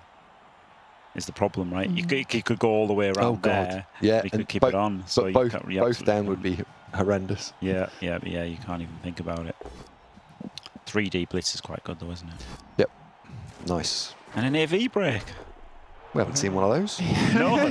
He might Not remove many on the somebody. nobility, have we? They've mostly been on the necromantic where we've seen them. And there were a couple of nobility off in the second half, weren't there? It's just, unfortunately, by that point, there were no ball carriers on the pitch for the necromantic whatsoever. So, scary 3+ as always to start the drives, even though everyone's told me that 3+s aren't scary at all, and they never fail. Not quite correct, but yeah, it's funny, isn't it? It's really not that bad for us. I thought even as I say that, if he fails this now, I'm going to feel awful. So I'm really glad that he did not fail that pickup because I did not want to commentate to curse that into existence. Poor Diomed had enough rough luck at the start of the last game. Thank you. What do you think about this, Andy? Because What, Ogre Blitz into that? yeah, he could have been here, but Diamond's put him there, and that's pretty tempting, I think. And that's you just got to mark this guy, and you've got a 2D on a ghoul. It's really interesting in terms of like what does Andre want to do here? Because he could step all 8 of them forward a line and not really leave anything on. Any other shape, he will leave a potential hit, and that's maybe where the wolf can slide in. So End the turn. this is Because is like if you move, the ogre can go bonehead. So you know. yeah. Oh well, he's blitzed with it, and he's powder fleshy. This is Andre. We need to get into the habit of maybe KO. Oh my word! Oh my word! Immediate, huge removal. He did it because of Mighty Blow as well. Look, 10-8, Mighty Blow, Yep. thick skull, not a thing. Yep. And it was a push pow, so it was definitely wrong to blitz the ghoul. Oh my goodness. Oh my goodness. Goodness. Oh Goodness. no, Diomed.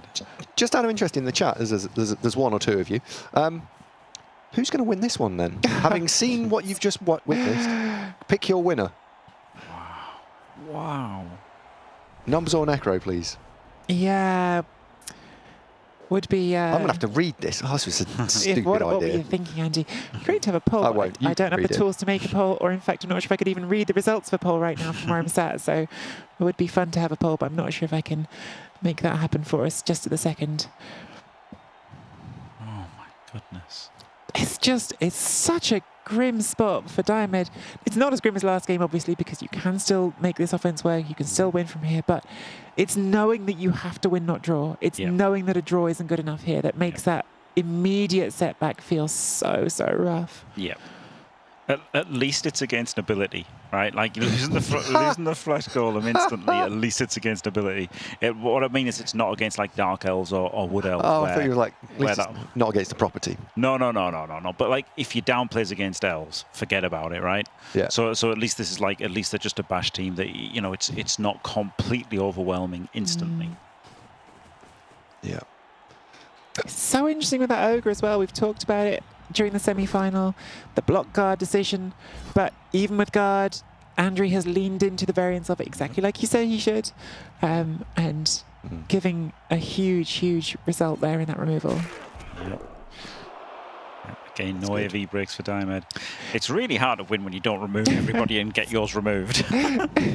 One of the things actually about Necromantic as a bash team, which we've talked about them as a bash team quite a lot this weekend.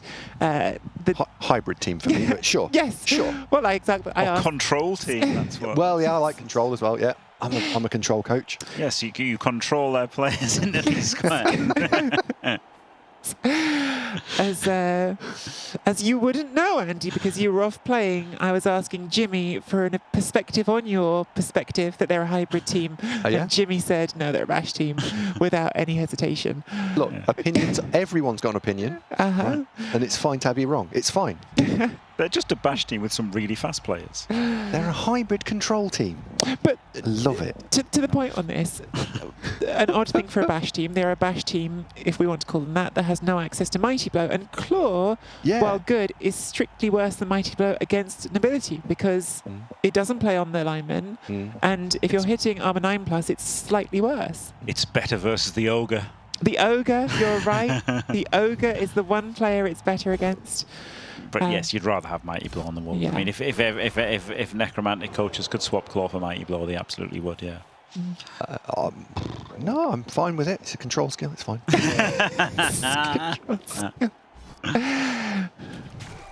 Oh, I think there's a gap here. He's going to have to plug that gap. Yeah. I mean, the weakness is that they're brittle, right? They're just a brittle bash team. That's what they are, right? Like, you can call them hybrid. It's a little Thank bit you. like humans.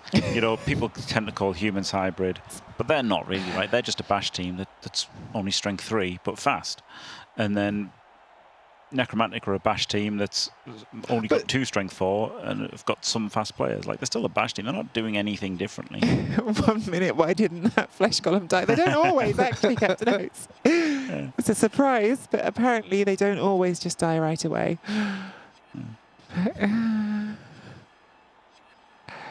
Yeah, Andre's got a little bit of a decision to make here because he doesn't want to give up the left flank. Yeah. But at the same time, I don't think he wants to give up the right flank. I like the lying down people. They're right in the way there, aren't they? Yeah. So I think he's done nicely there. Yeah, these are two annoying players to have down, aren't they? The Flesh Golem and the Wraith. He really wants to rescue those. Yep. Yeah. Fend lineman doing more work lying down than stood up. Yep. As is often the case, funnily enough. He's leaning into the guard versus guard. He kind of has to, right?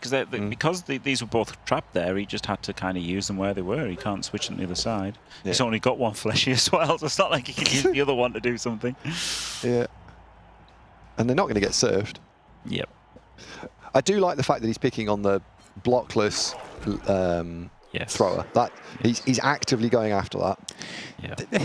Just because it's literally come up on that block, the double thrower build for Nobility, you see it almost always in this NAF competition, and partly it's because awkward cash amounts, partly it's because people want to take leader on one of them, but partly it's literally just because they give you 1 more point of armor, which in fact is the difference compared to a lineman there, putting armor break or not. Yeah, because Fend is usually not very impactful at all. Now, funnily enough, it can be versus Necro, right, with them having Frenzy and with them being slow and agility 2, agility 4+ on a bunch of players. So, like, it actually, the Fend does have some effect versus Necromantic. Most teams don't really care too much about it. But yeah, Necro do actually feel the Fend a little bit. Yeah. Why not change sides and move both? Right, so he had the Wraith here and the Flesh Golem here. So if he switches sides, he's lost 2 of his 3 guards. So he had no choice, I don't think, than to just lean into where his guards were. Yep. But ball is quite far back. What are we worried about to put it that far back? What caused that cautious positioning? I think you just think about these guys coming through, something. So go back and make it safe. It could have been a ogre blitz, and then these 2 run through. Yeah. Yeah. I'd like to see the ogre just go and bother those zombies now, I think. Let all the proper players play. The zombie botherer. Yeah. Well, you're a piece up, so you can afford to be a little bit casual. Yep. Foul appearance, not as impactful as it was sometimes early today so far in this series. No, getting powered instantly.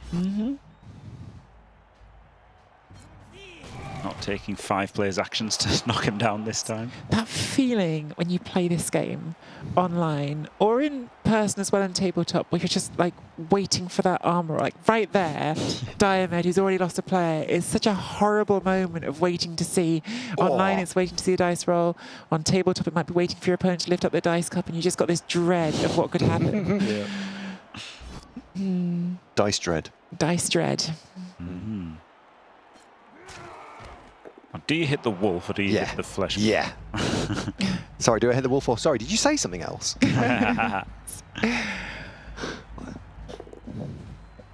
Oh. It's not where I'd have put it. No. Because I think I would have the remaining 2 players I would have bothered the ghoul with. The ogre goes where the lineman is, and You would have knocked over the flesh golem, Andy. Just quietly. This is a bad spot for Diomed. This Probably is not, cast him. Yeah, it is rough. This is not looking good at all. It is rough. I mean, So- losing the flesh golem is a disaster. the last time we said that, he suddenly ran off and was Yeah. 9 squares inside your opponent's half. So, right, Diomed, be amazing. Now, go. The 2 knockdowns on the Wraiths really see it back that turn. The good news is it's only turn 4 still, so there's time for it to improve. But it's a weird thing in Blood Bowl. You can't stop your opponent from having some dice most of the time, right? So you need those Wraiths sometimes to not fall over. You need them to be pushes sometimes. You need the foul appearance to trigger sometimes. That's the value you're paying for in that positional. Yeah. And yeah, this feels to me to like it. Well, you tell me, is this a turn where we're just trying to stabilize again? Yes, we've been trying to stabilise for a few turns, I think. It's so rough. It's just so rough going down the flesh golem. It's hard. He needs removals. He's not getting any. I don't think he's going to do it, but I'm just going to wolf into ogre, hand off to blood, dodge ghoul. I don't think that's the line of play, right? I think that's just a little bit crazy. But it's... This is why I would have double tagged the ghoul, because I just don't want it to move around. He's got 2 other ball carriers. Shut them down.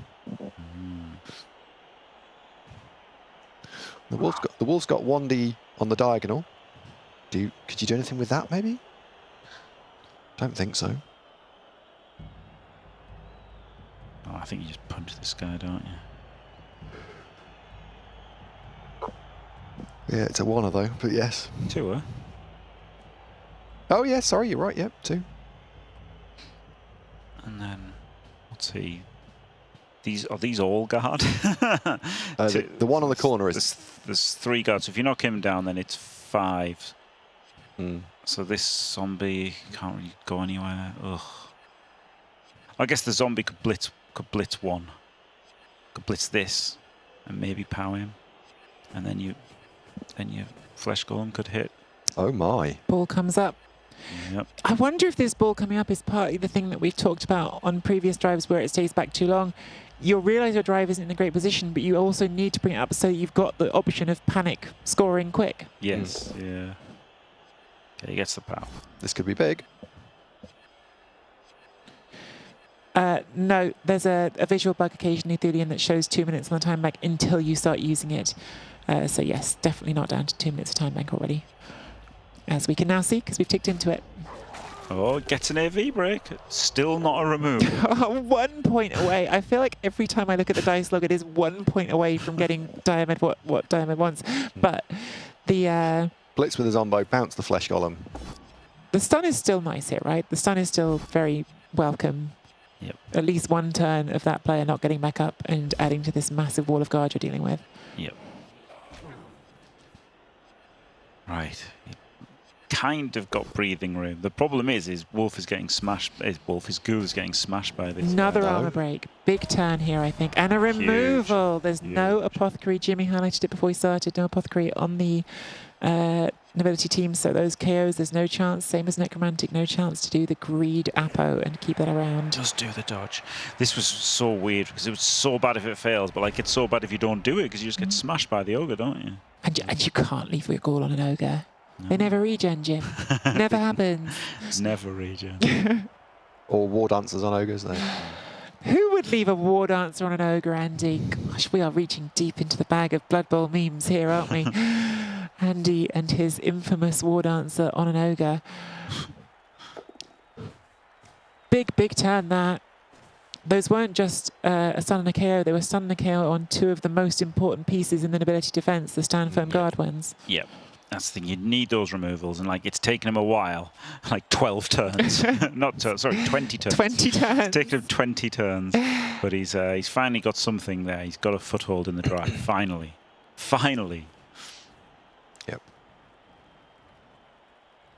Yeah, this is a hold turn now, isn't it? Just hold, get your stun back, hold. Yeah. I don't think he can even take the flesh golem down though, because I'm trying to work out a little Weasley way of blitzing the. I don't know, it's a Weasley way. It's just his a way of weaseling the blitz on the wolf and taking down the flesh golem. You could make these blitzers have dauntless, how like Bretonians used to have, and then you'd be all right. Yeah. Or I could just do it on 1D. That would also. Yeah, you could just do it on 1D. Like it's not terrible because he's in like a decent spot, right? If you do a 1D blitz. Like, move this guy in, look. Oh, yeah. He's got a player behind the ogre. There we go. So, yeah, we've got a 2D on that. No problem. Right, and you could move this. It wouldn't even need a blitz. You could have moved him in. Blocked. Blitz. He could actually could have blitzed this zombie and then moved in for the assist. Yeah.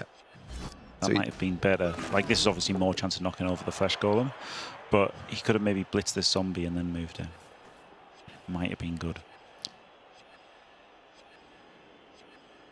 I don't know if you can actually hit the wraith hit, because if you don't knock it down and it sidesteps to the up left, then the necro can try and burst through the diagonal. But I think I'm punching the zombie. I don't know.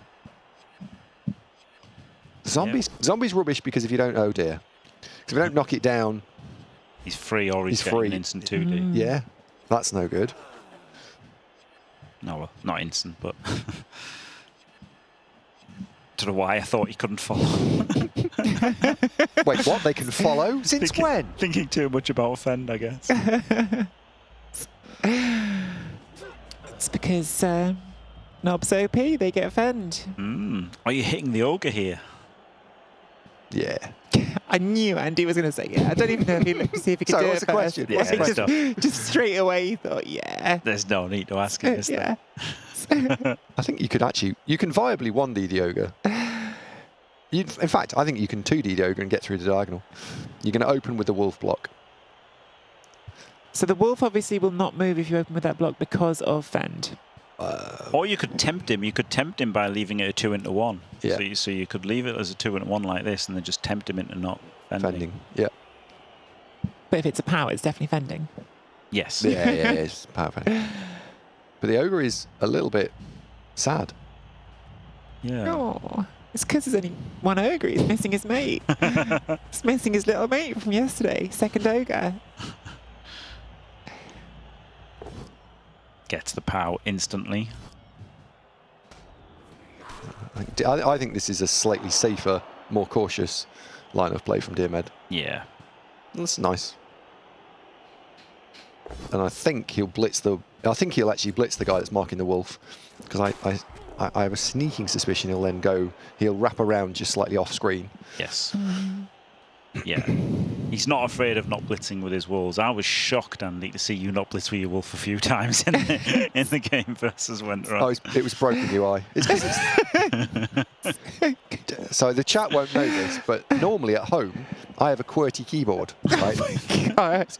Chat do know this if they've had this whole conversation yesterday, Andy. They're aware of it. Oh, he blitzes the ogre. Oh, Two. right. Wow. So he doesn't do the wraparound. No. No, I quite like the wraparound. Oh. Turn off fend. Turn off fend. Turn off fend and again. But so this he's goes basing into something. Oh yeah, okay, but it goes into 2, but yes. You still turn it off. And now you turn it off turn again. it off again. And your ogre has a tasty snack. And there's a gaping hole, so the dodge is risky here from the wolf, isn't it?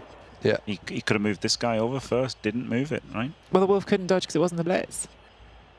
Oh, it was not. That It's was not just even a a block, blitz. Yeah, yeah. it's not even a blitz. Oh god. Well, okay. You doubly can't dodge. Is he going to foul? I guess he's going to foul. He's got to, hasn't he? Surely. In that square, it feels like it. Yeah. Yeah. I have been wondering with the twos. Killed it. Yeah, you hear Wow. that? There's that Great little foul. sound effect sometimes, isn't there? That little, you know, it's coming. Oh, what a foul. Diomed with the 13-player roster on Necromantic. That's the first foul we've seen him do Yeah. the whole time. Yeah. Really, really smartly done. From a game point of view, that wolf on the ogre is a disaster. From a drive point of view, that ogre not moving, it's not the worst for you. Yeah. Yeah. Yeah. He needs to take the flesh golem down first time of asking. He's on turn 6 next turn, Diomed. So he's still got a bit of time, hasn't he? This is looking pretty comfortable, I think. 2 players. Well, he's not 2 players up, is he? He's had his own player. He's got his flesh golem down. Yeah. But with only 9 players to stop the score, it's not easy. There's a stun as well. Yeah. I think he's got about just enough here to get this done, Diomed. World Championship quarterfinalist Olivier Dulac in chat. Really like that foul. Had to get some damage. Yeah. I think definitely there's consensus on that one. Also, just quietly, chat is bloodthirsty, so we think you all wanted the foul anyway. Olivier Dulac likes a foul? Really? Colour me surprised. Great to see you here, Olivier, as always. Yeah, this is really good.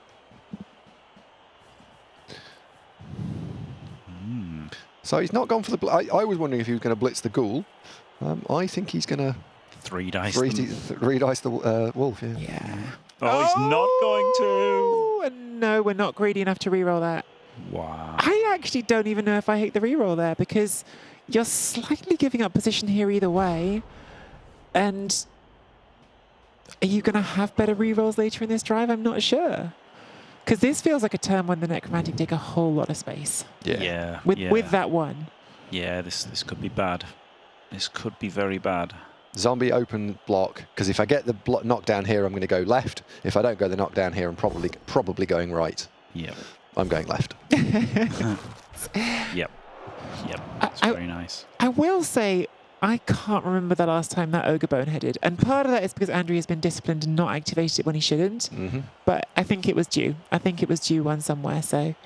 Funnily enough, in the earlier games, it just constantly Yes, boneheaded yeah. ridiculous amount. But yeah, he's been well behaved today. Yeah. Yeah, this is the strong bit of the nobility as well, right? This is their defense, and they're not. It's not going as well. And we have turn 1. We were going, oh well, it's flesh golems out. That's the end of the game. Diomed, you may as well pack your stuff up and go home. Not quite that extreme, Andy. Let's be honest. But it was a big hit, wasn't it, on turn 1? Gosh. I can't. We're neutral here in the studio, strictly neutral, but the drama of a 3-game series just sounds so good. We are. Sounds so good. Neutral? Always Andy. Right. Always Andy. Except Got when it. you were playing, then obviously we were cheering for the other team. Hey, banter. Excellent. So it can go all the way up there. The ball can go 1, 2, 3, 4, 5, 6, 7. Yeah. Okay, could have gone another square forward, but didn't. Yeah, I like being one more forward. There's only a go for it to score at that point, just in case Andre finds some genius. Yeah. Yeah, I generally like being a little bit further forward if I can possibly be. The question here is, do you make a blockless block to get the ghoul up, or do you make a wrestle block, but then that, you know, you've left your ghoul a little bit on his own, hasn't he? I think you're probably going to have to make the blockless block. Yeah. He does.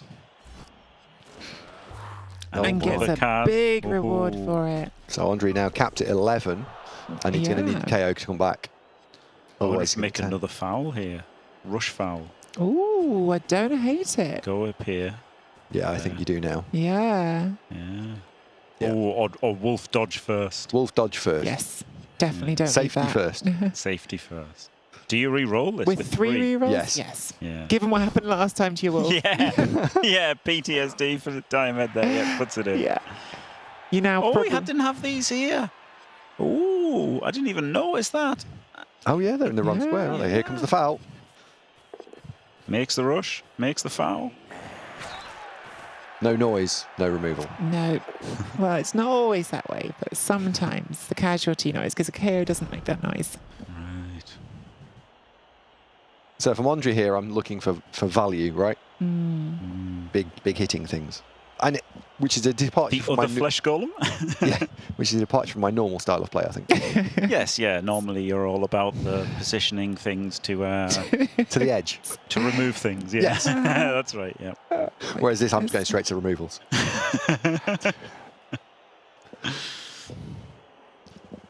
How many have the Necro lost? It's one Just the flesh flesh golem? Just the golem, flesh just the golem. flesh golem. So they're going to be on 11 no matter what. Yeah. Yeah. So the point is you go for the positionals then. Yes. The double whammy with scoring as well. 2 sets of KO rolls. You want the touchdown because you need the touchdown. But also, if you score, it's 2 sets of KO rolls for that flesh column instead of 1. So Yep. the difference between a 50-50 and a 75%. And I mean, you know, I mean, if he doesn't score here, also it's like not almost certain, Yes. but really dangerous tournament elimination. Like, Yeah. he has to score this drive. He has to. But remember, Andre just needs to, even if he concedes, Andre just needs to slam it in an 8, Yep. and that's the end of Yeah. that. Right? It's- Or 6 100%. maybe. or and, 6, you know. or yeah. Yeah. So if I'm Andre here, I don't want to lose all my equity, my value, by just getting smushed off the field. Yep. So you're telling me you'd be prioritizing banging, yeah? Well, look, right. Just making sure. In a certain way, sure. In a certain Yeah. way. No, it's right. I mean, honestly, Yeah. Andy, you know, there's a Last certain reroll here, group just of- quietly. That's a huge decision, but I Yeah. think necessary. Otherwise, that's just a Yeah, free move to the soul square, isn't Yeah, it? it's still pretty free, I think, diagonally. But yeah, there's a certain subset of coaches who like look down on bangers, and they've made it a dirty word, and it's not. It's the not a right way dirty to word. win. It's the right way to win. Yeah. 9 times out of 10, that the person who gets outbashed is in a bad way. Yeah. I think people are. Olivier, come back. Olivier Dulac, come back. Don't leave me here with these two, just talking only about banging as the way to win, Budball. Thulian, it's over if this is a draw because it's a 2.5 game series. So the way the system is structured, the system is looking for a winner after 2 games. So if it's win-draw, which it would be for Andre, they win. It's only can be drawn if both of the 2 first games are either a win for each side or both draws. Then we could go to a 3rd game, and that can end in a draw in overtime. But Guess these who's first 2 getting games blitzed? are... Yeah. That guy. Yeah. Unfortunately, you can't blitz with a wolf because you might get stuck on the What? on the ogre, right? What? No. Oh, sorry. This is someone else playing. Yeah, sure. You can't. You can't, 'cause you want all the players to come through. Yeah, you Like, do. it's not as if you could put another player there and then do it 2 and Because you 2. get both down, you're also in trouble. Yeah. Yeah. You're right. I'm sorry, Andy. I'm so sorry. You're right. I don't know if I can cope with that. Like, I have to. Oh, here we go. He's There doing it we go. anyway. Yes. Let's go. And he gets the full pow. Easy. He was 75%, wasn't he? And Yeah. another armor break. Yeah. Not a removal this time, but this is looking very hard to stop as an ability. Claws broke armor there. Yeah. So it's probably about where the flesh golem can get to. I think. This is this cage, I think. Yep. The only reason to go maybe a little further back is the Zombo can come and help, but I think I'm probably going there. Yeah, I think this. Yeah. Yeah. There we go. Perfect. Diomed looks like he agrees with you. Yep. Yeah. It's because this wraith, isn't it? The wraith is the one. Yeah. The wraith gets to there, which is the key part. Or doesn't. My ghoul would have been over here. I was putting the ghoul there, Yeah, and the because wraith there, and the flesh golem here. if nothing else, that's now just a valuable piece for an ability to hit. One that Yeah. keep saying, I don't regen. Yeah, and he added a rush. I think it's stronger to have the wraith at the front. Yep. And the flesh golem there, and the wrestle protected. Interesting. Because the wrestle is also the one you want to blitz with to score on turn 8 as well, potentially, right? To take down a blodger. So we're basing the ogre with a zombie, and then I was thinking, does that mean we're going to dodge the wraith? And yes, probably we're always going to dodge the wraith, but put the zombie in there first to be the one that keeps the ogre busy, so that the ogre can't jam into your cage and put strength 5 on the ball. Yep. Yeah. He's got nothing left, has he? All these removals. He's got 3 players, and then these 2 are trapped because they're only at 4+. This guy's nowhere, so yeah, I don't think he's stopping this at all. Knobs under P, I think, is the problem, isn't it? Yeah. Did not like that. Maybe Diamond just didn't see that, because that just definitely seems stronger to me. And he gets full powered. If he can find a kill here, it's impactful. He's broken AV. It's a stun. No. If you had any linemen for it, I'd almost think, is it worth founding? Because it's your sacking piece, and you only have to score on your offense, right? Yeah. So that's the best sacker. Yep. Yeah, did not like that from Andrew, from Diamond. Maybe he just didn't see it, like literally just didn't see that his Wraith could get there. Because he moved it up there, didn't he? So maybe he just didn't see that Wraith could. I mean, he definitely could have done, though. Like that's why I was only going to this square and not one further forward. Yeah. Because I was limited by the Wraith. Well, Andrew's going to make him at least roll some dice to score. Yep. And not with Wrestle. So... This is where the stand firm on the nobility can feel so good. Just forcing you to roll a POW. And look, POW, it's still... a POW or a defender stumbles or a both down here is 50% of the time. So with 2 dice, it's 75% of the time. It's likely, but still, it can. It's a thing that you have to roll that is awkward. Yep. So, open with the right Wraith, I think? Yeah. I don't think you've got enough pieces to make this 3D, because I think your second play is then blitzing Blodger. The Blodger, Funny you should say that, now. I don't think this has been super crazy, right? Like, yes, there's a bunch of removals, but that's kind of expected, I'd say, from the Necromantic into this like kind of soft team that you get a bunch of hits on. And I don't think it was. I mean, the first game was crazy, but it's never that unrealistic to do that versus Necromantic either, right? That is the weakness of Necromantic. They're AV 9+ for the most part. They do tend to crumble sometimes. It's a weird similarity between the two teams. They're both get in your way teams that rely on the stand firm, the sidestep, getting in, just being such obstructive skills, but which aren't that tough when they get punched a lot. Yeah. Which is why positioning is so important, which is why actually the difference between being here in the final with this team or not is, yes, Andy, I'll include you. Hey. It's having people like Andy, like Diomed, like Andrew, who make the little positioning decisions every turn that are making sure they are getting the maximum out of those skills. And as you guys have been saying, yes, also maximizing the hits they get and not the ones the opponent gets. Yep. Oh my god, the Flesh Golem is still out. Well, it's still turn 8, so there's another chance. Yep. Oh, and Andrew had a goal at 1 turn, didn't he? Yep. So, this is doable. Yep, Diomed not risking his stand firm and sidesteppers, but Andrew did use 2 rerolls on 2 rushes. Yeah, so you're saying, I don't want to risk losing another of those key defensive pieces, and I think the odds of a 0 reroll nobility 1 turn are bad enough that it's not worth that risk. Yeah. 1 reroll, but yes. Oh, sorry. Leader. Oh, the leader. Yeah, leader. you said it. Yeah, you just said it. Sorry, thank you. The other thing about offering up the 1 turn here is you're not offering up hits on your good players, exactly. and you need to keep this as a win. So I don't hate the offering up the 1 turn, because it's pretty unlikely, right? Yeah. Even doing all of the right moves, it's just hard to get all of the right results. Flame6 in chat. I'm a noob. I've never seen a defense set up like this. Could one of you give us a really quick explanation of the backline defense we're seeing? Oh yeah, so I mean, this defensive setup is you put on your 3 worst players on the LOS. So if they get 2 dice blocked, fouled, everything, you don't really care if they die.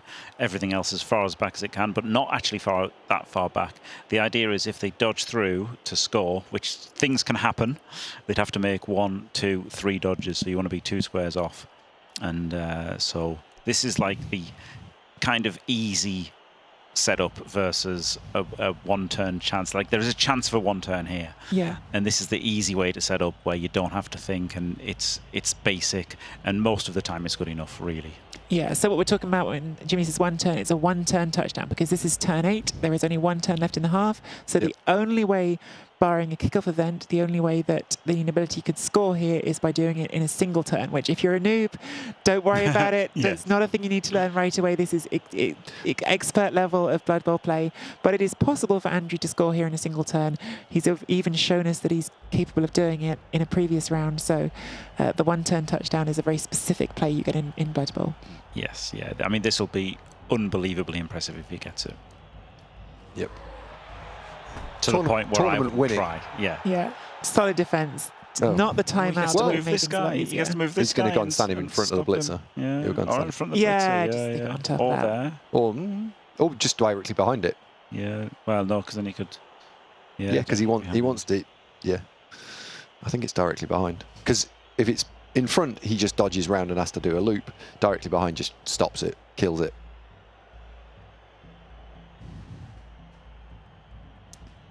Yeah, probably does, doesn't it? Yeah. We're creeping up on 1,000 concurrent viewers. Everyone who's watching, get your friends and family watching as well. Let's see if we can hit 1,000. That's absolutely incredible and shows how much enthusiasm there is for Blood Bowl at the top level. Amazing. Really, really cool to see. Yep. Oh, do you know what you could have? You've got these two as well, so you could have just moved these two over. Oh yeah. Yep. That would also work.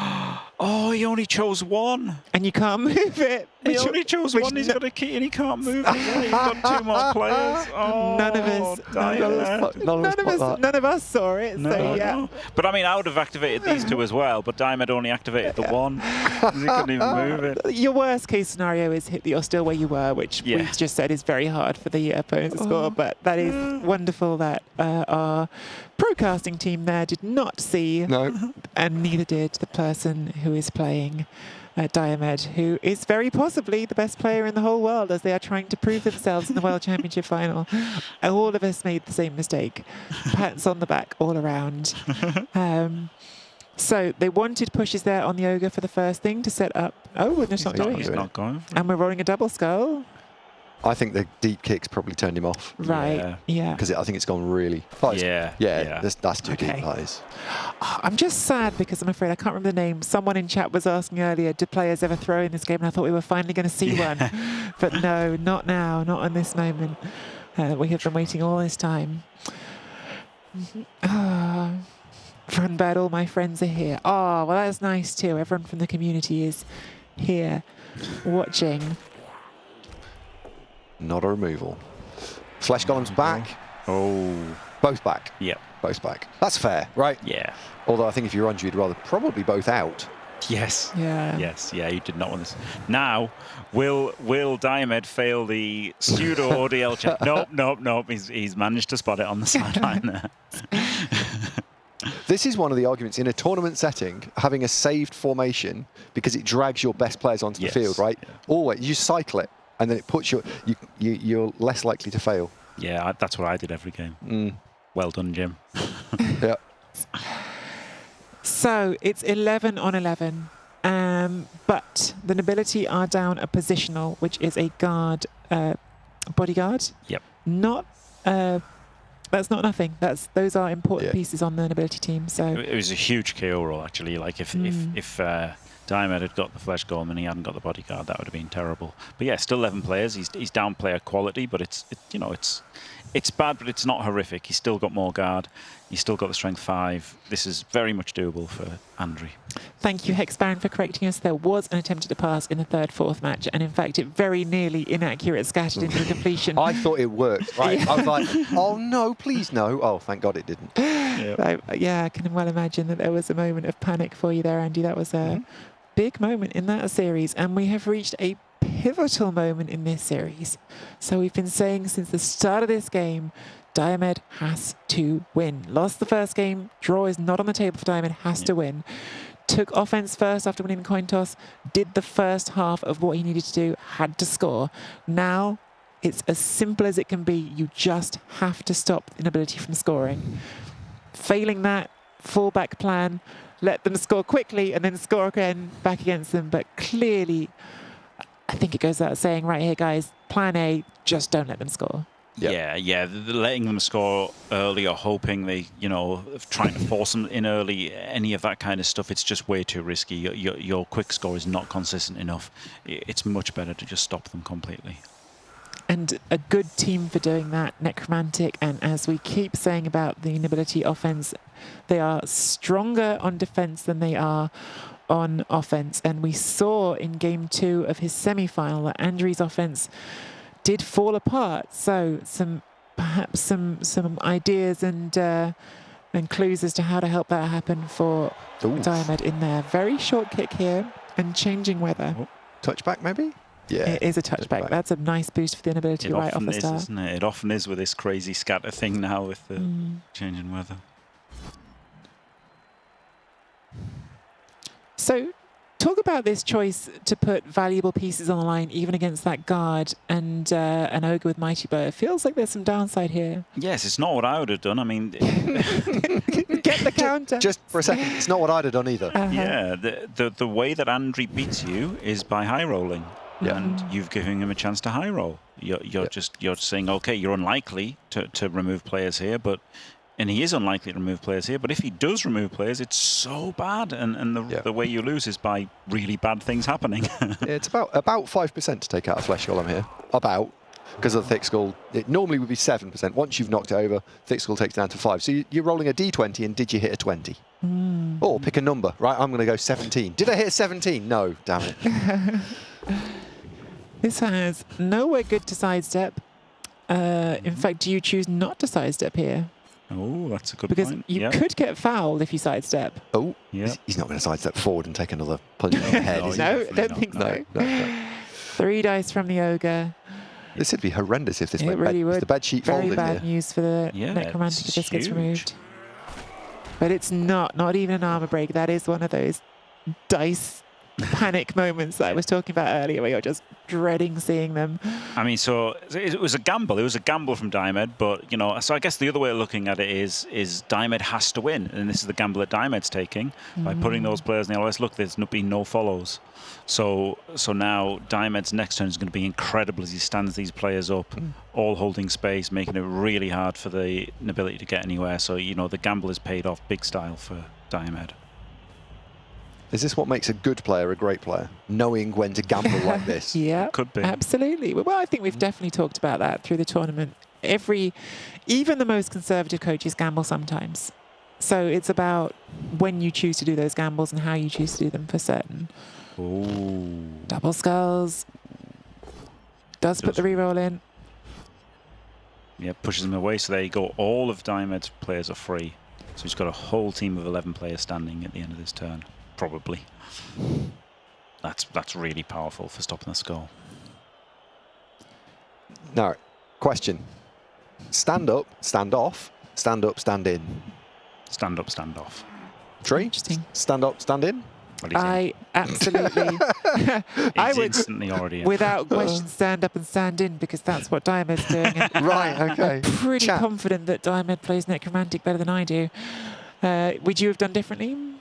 I'd have stood off, I think, this turn. Yeah, I just stood off and waited for like a removal or something, right? Wait for a stun, wait for like try to angle Wolf Blitz, get something, and then if it pays off, then you go in. Because again, you're offering up, every time you stand up, stand in, you're offering the chance that your opponent can high roll you. I'm winning. I don't need to offer that chance up at the moment, in my mind. That's my justification for not. Do you think If- that's one of those decisions that might be different because you need to win and not draw? Yeah, maybe. Well, Maybe. But I am winning though, right? So this current result is fine. Yeah. So I don't need to gamble. If I was behind, if this was 0-0, 0-0, whatever, then stand up, stand in, sure. But what he's doing is he's saying Nobility are not the greatest team. I can deal with you. Cover Right? your ears, Dimmy. No, I mean, that's is what he he's saying. Wolf Blitzing this bodyguard? Is that the play? I think so. Yeah. And the only way you do that is by putting everything in, right? Yeah. Because if you only put in these two, then it's terrible. So Which comes back to a point you've made before, Andy. Whichever choice you make there, stand off or stand in, 100%. Don't do a half base. You gotta if you're gonna do it, do it. It's full cook or no cook, right? Yeah. What is that, like tea? Do not. Do not give that man encouragement. We've barely got him off the cake. Oh, dear. Well, that wolf's going to take one to the head. Yeah. Oh, wow, he's Ooh. really going in. I like this. I really like this. Now, he's gone in. He's full throttle. Yep. Yep, the only player not base is the wrestler. And that guy. The block dude. The block dude. There's the ball carrier and then Little Ogre. No, the wrestler. Oh, right. Sorry, yes. For Diomed, every other place is perspective. based. Yeah. Every other player on his team has based somebody. I really feel like this is why you guys are here. I'm watching at this point thinking, I really don't know the right answers. I just don't. But I love it as a spectacle. I love that it's gone all in because it's just made this now so intense. And I think there is some element in these big games as well of you're putting the pressure psychologically on your opponent as well. You're putting that onto Andrew saying, go on, fix it. Yep. Fix it. You've been playing Blood Bowl for 2.5 hours or so. Keep coming up with answers for me. Yeah. I think it's better to be answering questions than trying to find answers. So. Yeah, maths sucks. Shut up, nerd. Oh, my word. That's that, yeah. I wish the chat had actually seen this.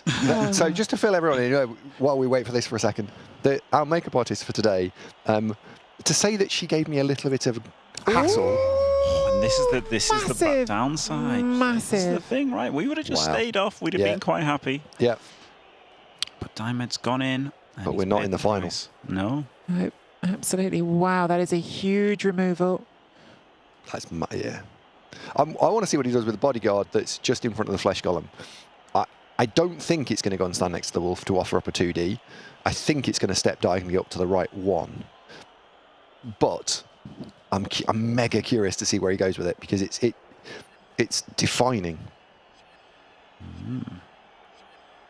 And I think he'll go upright, and then I think the ogre will take a hit, and then I think the thrower will dodge out and provide the assist.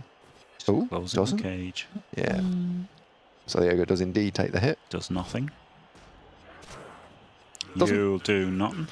Doesn't bonehead. Yes, yeah, but he only gets the Yes. touch. So. Yep. And then he can actually, if he dodges that other thrower back. Oh. So I would have stood it, I think, next to the other thrower, and then you could have had 2 more 2Ds. Yes. I'm a bit too combat orientated, aren't I? Yeah. This is a little bit better. Like. Wow. What just a gonna wow. mandate That's now. massive on Easy. the wolf. Huge. If this breaks armor, this really could change the game completely. You and your 2 dice blocks. just Oh just my 2 life. 1D power. 2 1D powers. Oh, Jesus. Oh, Diomed. Absolutely. I'd be tearing my hair out with those 2 powers if I was in Diomed's position. That has definitely strengthened Andrew. Yeah. This is a problem. A big problem. All 1Ds of powers. No, in fact, that is the voice of a Norse coach. Looking forward to Norse entering the chat in just 2 days. If ever there was a team that throws some 1 dice blocks around, it is Norse. Have I ever said what a great fan I am of Space Cadet? You've mentioned him on stream. I certainly know that. Yeah. So is he going to... I'd like to see him... I don't know. He's got to shift over. He can't afford the quick score because the quick score, you're looking at a loss. Well, a draw, which is then a loss. Like, so you've got to keep him out, I think. Yeah. Oh, that bodyguard doing work. That is doing work. Definitely not what you wanted to see. Now the Zombo, because you just need the guard across the field to shift. Yeah. And then it's probably a wolf blitz to get that up and get that out as well. Yeah. Yeah, this is a problem. Yeah, so this way, at least he gets somebody out there already. Yep. Yeah, this is nice. Oh, but this is very tricky.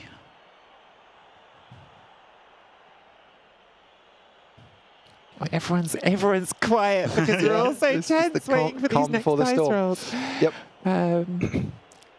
We always mentioned it when it was the other way around, so I'm going to mention here just that actually both of them good time bank management so far. That has not been an issue so far here at all. That's a big. And a Huge. big armor break as well.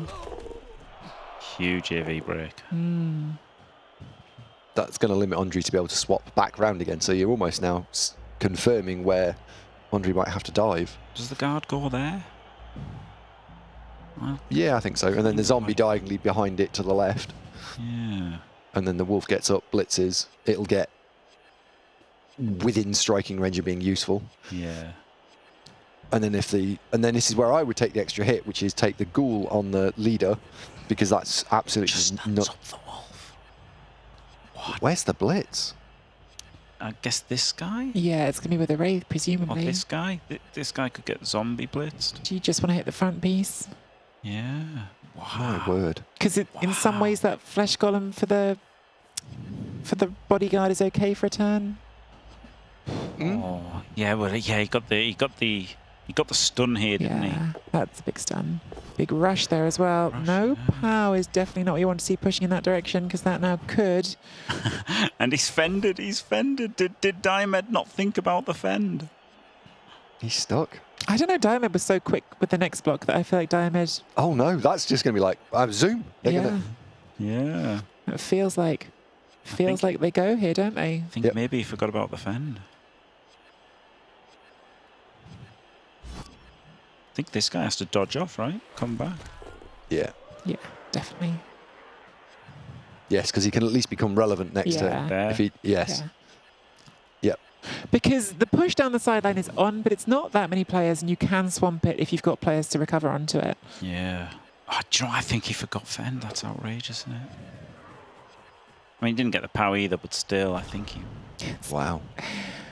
I feel like this is a gym meme that not everyone might know, but fend is no good because you just don't forget about it. As Well, I think I've exactly, heard yeah. you say. Yeah, like Frenzy, right? Like Frenzy War Dancers versus Orcs. No one's going to be stupid enough to Who just let would them do surf that? you. I just trying to imagine a coach who would let you surf one of their players with frenzy on turn 1 and then do it again on turn 2, Jimmy. I can't think who would do that. Certainly nobody really, really good. Yeah. Never. That would never happen.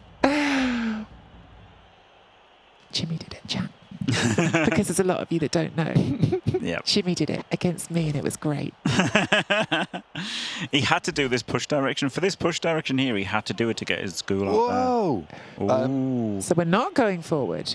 No. This is a stand and fight turn. Interesting. Oh, well, that might be a mistake from Andre. I am. Might not be, but it might be. That is. I am. It's too early. I'm not going. Yeah.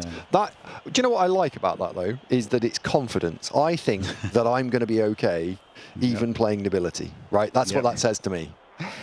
And It's definitely a no panic, isn't it? It's definitely not, oh, I've got to take this push while I've got the time because, yeah. The thing is, though, that confidence may be misplaced. yeah. yeah. Has he forgotten he's playing nobility? Like, I'm just curious if can someone quickly message him? Andre, you know you're playing nobility, right? That's so good. Oh, poor Andrew. I mean, not poor Andrew. Andrew is literally winning a world Well, he's championship not poor, final is he? right now. He's so on 1,800 euros minimum. 1,800 euros. What a win, even in second place. But of course, neither player in this Huge knockdown. game is Kaboom. going to feel good about a second place. No AV break. Wow. So instantly stand up the flash goal. It was before we'd even seen the turn thing disappear off the thing. It had already happened. Yeah. The fleshy gets up. Now you can start thinking about your turn because you've really got to unlock. You've not got to let him through it down this sideline. That is imperative. And you can't let him like switch through the middle either. So it's a little bit tricky.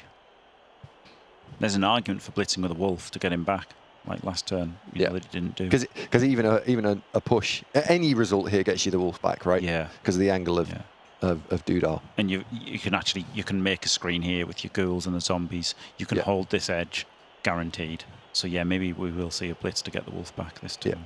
Yeah, he just needs to not score, concede. Yeah. And you've got a few little hits you can take as well. Yeah. This is a turn where I don't want to dip into my time bank. Right. There should be no reason to time to bank dip. Bank dip, yeah. Bank dip. Yeah. Oh dear. He all banked it. But he's having a good think. Mm-hmm. Yeah. Yeah. Andre's dice won the first one. That's not fair on poor Andrew. Andrew won the game. It's certainly a bit fair, Dice but yes, helped, other yeah. people could have had Andre's dice and not won. Exactly, But I mean, yes. Andre is really Yeah. good and he's in the finals. That's why he won. But I mean, Yes. yes, I mean, that was definitely the deciding factor. Was the dice. Yeah. Dice were very impactful. Oh, this is all in, all out. He's Yeah. inning. He's maintaining this. Soku Andrew did do an interview with us on stream yesterday, which people can go back and watch on the VOD. But I think the short version of why he chose Nobility was something that Jimmy has mentioned over and over. They had a good skills package for the tournament. Yeah. Yep. Not blitzing with a wolf and recovering it. I hate that because now it's so hard because this guard's going to be there next turn. Yeah. So yeah, Jimmy. The making zombie them- needs to move to orientate itself so he can punch it away because the guard gets up. That's not 2D, right? Yeah. And I really like blitzing with a wolf so much. Like, this is a nightmare getting it stuck in. You're not even using claw on this guy. yeah, you're using block. Yeah, you're not using frenzy, you're not using claw, you're not using movement 8. Every part of your being a wolf is gone at the moment. Everybody being a wolf. It's that scene in the movie. It's not a werewolf anymore. It's just a regular person. Yeah. This is just Michael J. Fox just standing there. Michael J. Fox, we are absolutely not dating ourselves with these movie references.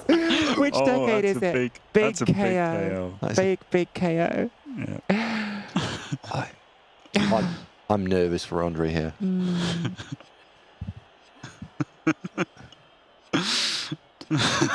Absolutely incredible callback to. What were you referencing a film then? Oh, Andy, look at You're not. Andy pretending he's young. Andy pretending he doesn't know who Joe Mangle is. Just going to say, youngest member of the panel, sat right here. It's less in it than I'd like there to be. Oh, double rush. Oh my goodness. Look how isolated this wolf is now. But everything else is looking really strong. Yeah. So, this is the thing. Diamond's really good. When he does something that you think, I wouldn't have done that, there's a good reason for it, and he's probably chosen a better thing than what you would have done. I think I'm Little Ogre is getting given the ball, and I'm potatoing off to my top right. Yes, that was the problem, right?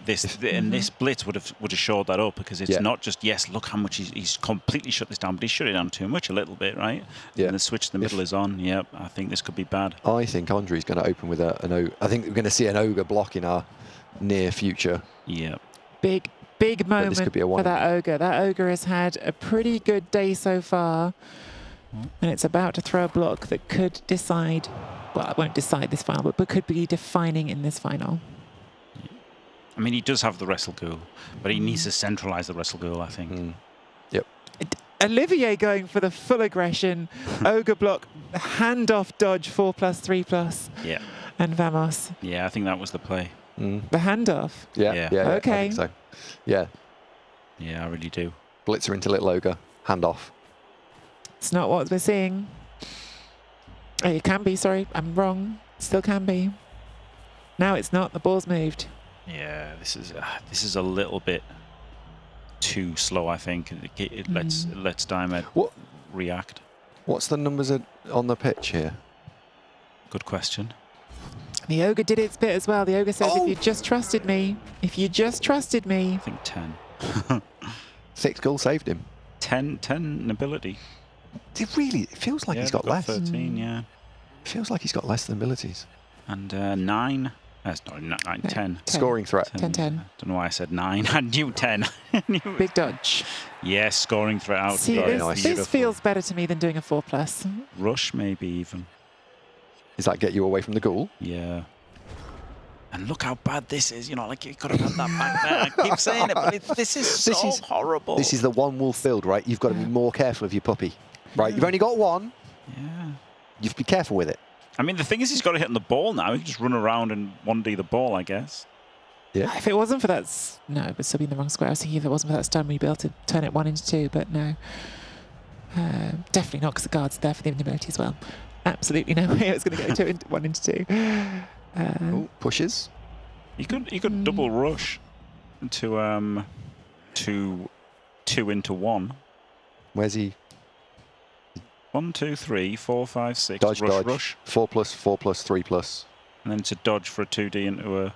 There's a dude there. Where? That one there. Oh, oh God, there's Yeah. a dude there. There's a dude there, Andy. Yeah. Can I just say as well, it's always worth asking the question if we can hit the ball, but is that really, are you at that point of thinking you have to hit the ball? Is it not perhaps actually just better to be more patient, hit that one in front, separate that player in front, make it very hard to get through? If this guy wasn't here, Yeah. I'd be going for hitting the ball because I'd be so distraught about the fact that I let this wolf hang out here for so long. Yeah.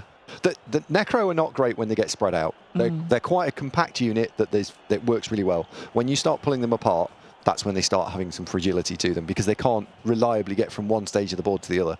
So this is quite interesting that Andre has now actually expanded the board state a little bit.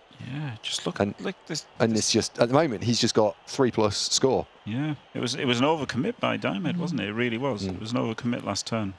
Yeah, and at the moment, he's still got a 3+ score because the wolf is, I mean, I presume the wolf's going to dodge here, right? It's not going to eat one to and the I face. think it's going to get the reroll as well, isn't it? Yeah. Yeah, yeah. But he's what he's going to turn it Doesn't need into it. is, there's only 4 Necros, really? He can still clear this. I don't think he will. Well, I'll say that. Andre's really aggressive.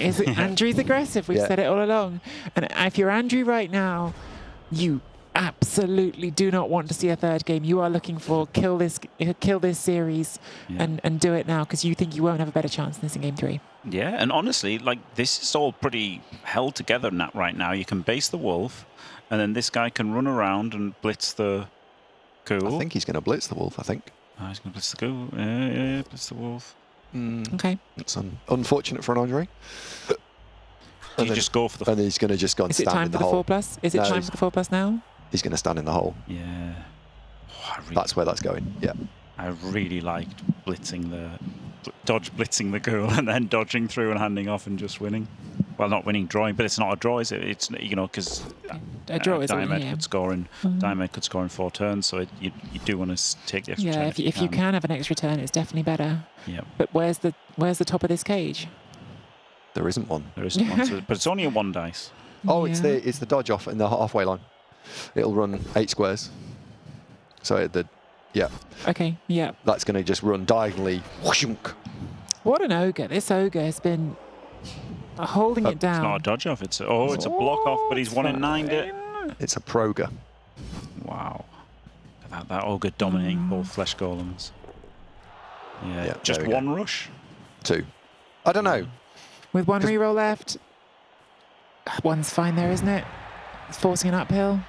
Yeah, Yeah, we've got yeah. blodge. Even there is. Can you get the rest? Can you get the wraith in? 1, 2, 3, 4, 5, 6, 7, 8. You can get the wraith. You can get the Okay, wraith yeah, in. you I think can. you've probably got to put the other one in. But you've only got 1 reroll. No, well, it has. It has gone somewhere else and not worked. Oh. We have a stun throw down the bottom of the page. This is so... I mean, I feel like right now Andre is sat with the trophy on a plinth with like the hand reaching out towards it. And No. it's so close. No, that'd be weird, right? Because that means that we've sent the trophy already, right? That means that the dice It's a would be known. metaphor, Andy. It's a metaphor. Nothing goes over Andy's head. His reactions are too fast. Yeah, you're not sending no trophies out before. God. Because if that, I'm like, well, why did I bother playing? Unbelievable. Goodness. Well, he's already moved the wrestle, so he's not going for the the wraith and the wraith in, and then the 1D with the wrestle. Andy never metaphor. He doesn't even know what one is.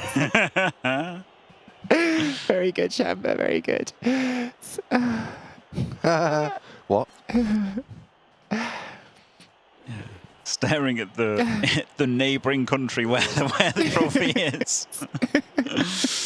Do you think he's looking up, looking out? Right? Oh, dearie me. Big pow. pow. Very, very big pow with the stand firm there. Well, what he effectively managed to turn this into is a 4 versus 5 scenario. Yeah, it's crazy. The numbers suddenly look so good because you've got away from all the zombies, haven't you? Yeah. And the two flesh, the one armor break on Dodge the it. flesh golem was Yeah, massive. dodge, Yeah, double rush. Dodged it. Yeah. Oh, that's beautiful. Yeah. Is that that's worth a re-roll actually? That's Yeah. It's dodge double rush re-rollable. With 3 rerolls. How many rerolls is it worth? Because it could be, you could need 2, you could need 3. All of them. All of them. All yeah. of them. Okay, there you go. That's why I'm asking the question. That's why I'm asking the question. Yeah, this guy up to here, that's nice. Oh, he rushed as well. Okay.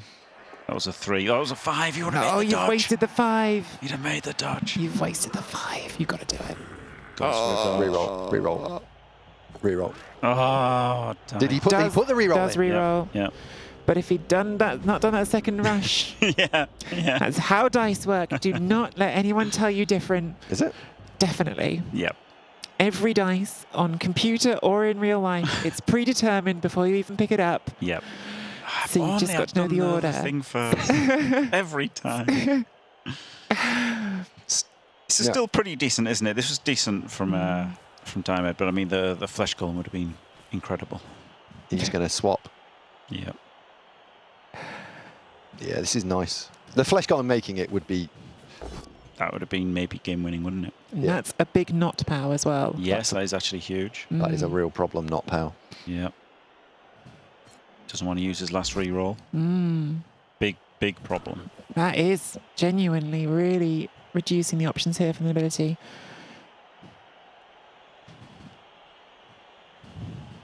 So everyone's paired off over there. I don't know where you put the ball here because you don't really want to go backwards, but you probably have to. Yeah, Yeah. exactly. I think you've probably got to go backwards. Now, some of us might not activate the ogre here, but I've got a feeling Andrew's going to try and smash this flesh golem. I think he probably shouldn't. No, stay off the fleshy. I'd just go 1 in. He does the dodge. We're talking about Andre, No, right? We're talking about It's Andre. terrifying, but I think maybe you have to because actually going backwards is a problem. Like, I think maybe you have to, as uncomfortable as it is. No. Oh. I think, Today's heart in mouth moment was brought to you by. Is he not standing this up? No, dodging it. I mean, He's going to dodge it. yeah. I think he's going to dodge it. I think one of the bodyguards is going to come in. And Okay, no, he's standing up. No, 2 critical 1 in 9s and then stand it up. Classic Blood Bowl. It's like that's the thing, right? Like, you know, it's so much pressure. You're so nervous. It's ridiculous. But now we have to do a minimum 1 more dodge and 2 rushes That's a nice move. That's just nice and safe. because you've got to get in front of 5, this. 6 rush, yeah. Oh no! Last reroll. Put it in. You've got to put this Yeah, in. what Oh, else you do? you have to, yeah. Yeah. It's just whether you rush afterwards or not. We've hit 1,000 viewers, everyone. Incredible. And what a moment for He gets KO. does not re-roll it. Now you Oh can my even God. push him twice into this. Right? So you get another hit after. It's not very good though, is it? Do you just wrestle? The wrestle's going to require some dice to get there, isn't it? Is it 2 rushes? Yeah. go you- for it. It's a dodge. It's a dodge and rushes as well. Oh, you can't do it without dodging? No, Well, I don't like that then. I think you're No, probably better no, off taking the you've gotta frenzy hit. Yeah. you got to wolf it. Everything's tied up here. Maybe you don't even blitz the ball. Oh, What an incredible game. Even leave aside the series, this game has been back and forth. Yeah. The whole time, this game has been such an incredible game of Blood Bowl. Yeah. I had a similar-ish when against the Dark Elves, and it was 2+2+, I think, to hit it on a 1D into 2D, and I went, no, it's too risky, because I can just go and control him and put him under loads of pressure. Now, the difference was I was aware of his time bank and said, well, you've got 2 minutes to solve this, go. yeah. Okay, does do the double rush. So... He's going to run all the way around. 3, 4, 5, 6, 7, 8. Rush. But then, do you want to push Wow. towards the end zone? I don't want to push No. towards the end No, zone. I push don't want back. to either. But Yeah. then what else do you do? 2 into 1? Or he's Two going to into take one. down 2 the... into 1? He could still be shaping to take down the other one, Yeah. right? Yeah. This isn't... Yeah, because that's cancelling the counter assist. Yeah. Yeah. Well, we'll find out what the correct answer is in just a moment. I'm so stressed. I want to like, get under the desk. I'm not even playing. Imagine playing these games, chat, how wound up you would be right now. Oh. What? Sorry, Trick. You mentioned something like we've got 1,000 people watching this. We've got now. 1,000 people watching. That is Just, yeah, I incredible. don't know if you caught that. That's 'cause I was absolutely happened. incredible. Absolutely incredible. Thank you so much, chat. Genuinely means the world that you guys are Just supporting go us all and the will way be here. around to make it 2-2. He gets the power, and this gets better recovery as well. Unless you scatter catch. Unless you scatter catch, it's not the right way for the necromantic. Oh my god. And goes the correct way. Tree, you know, next time we get a moment, you should cover all the things that Viatok announced because there's a load of people. You've got new people in chat. There's some stuff going on right now. Not right now, but next time. Yeah, in between if there's a third game or at the end. Yeah. We've just got something else to worry about. Yes. Oh, Wow. oh my goodness. That looks like it Unbelievable. could be enough, right? Now Andrew's got a reroll and he's got agility 3+ players, but they're all in pretty bad situations. This looks pretty good for Diomed now. Wow, my what a turn. God. And did do the run around rushes to hit as well. That is wild, isn't it? Vitok in chat. I know my announcements are important, but come on. Classic Dave.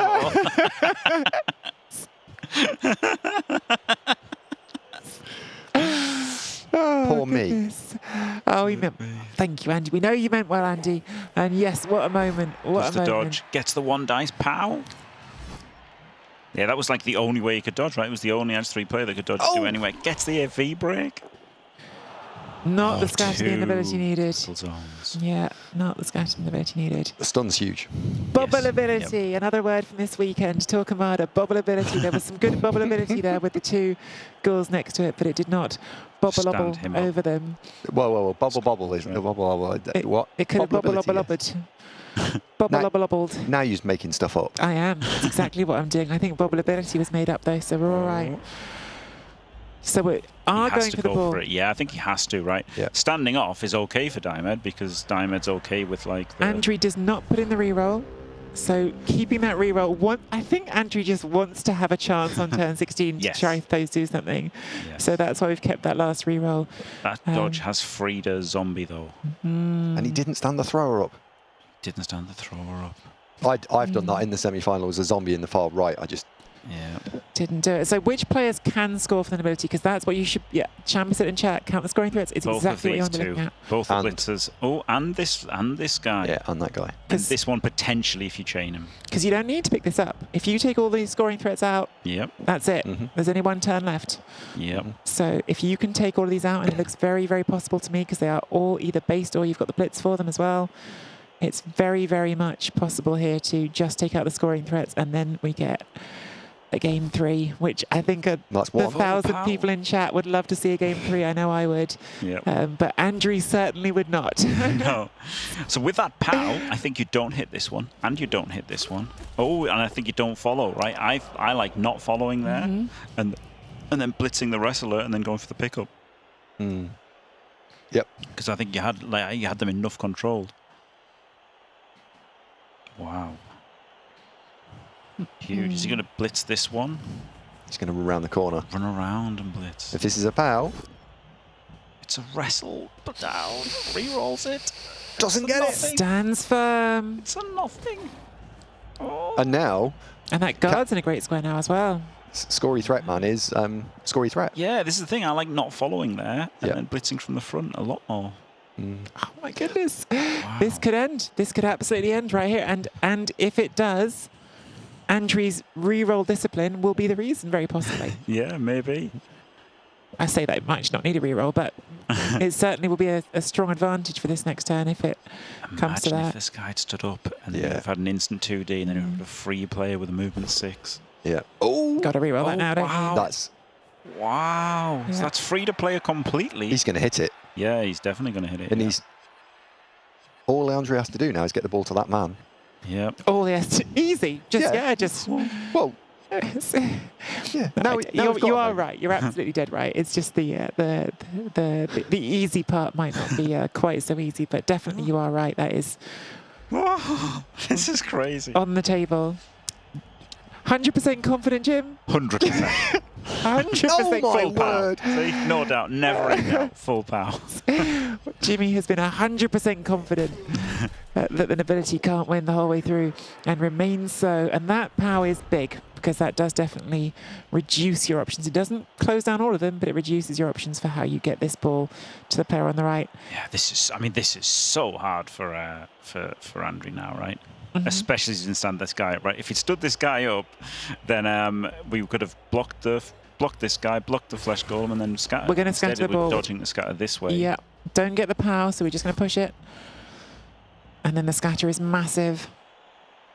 That's the right way for the nobility. Oh my word. That's the right way for the nobility. Yeah, so man goes in end zone, man hands off to man in end zone.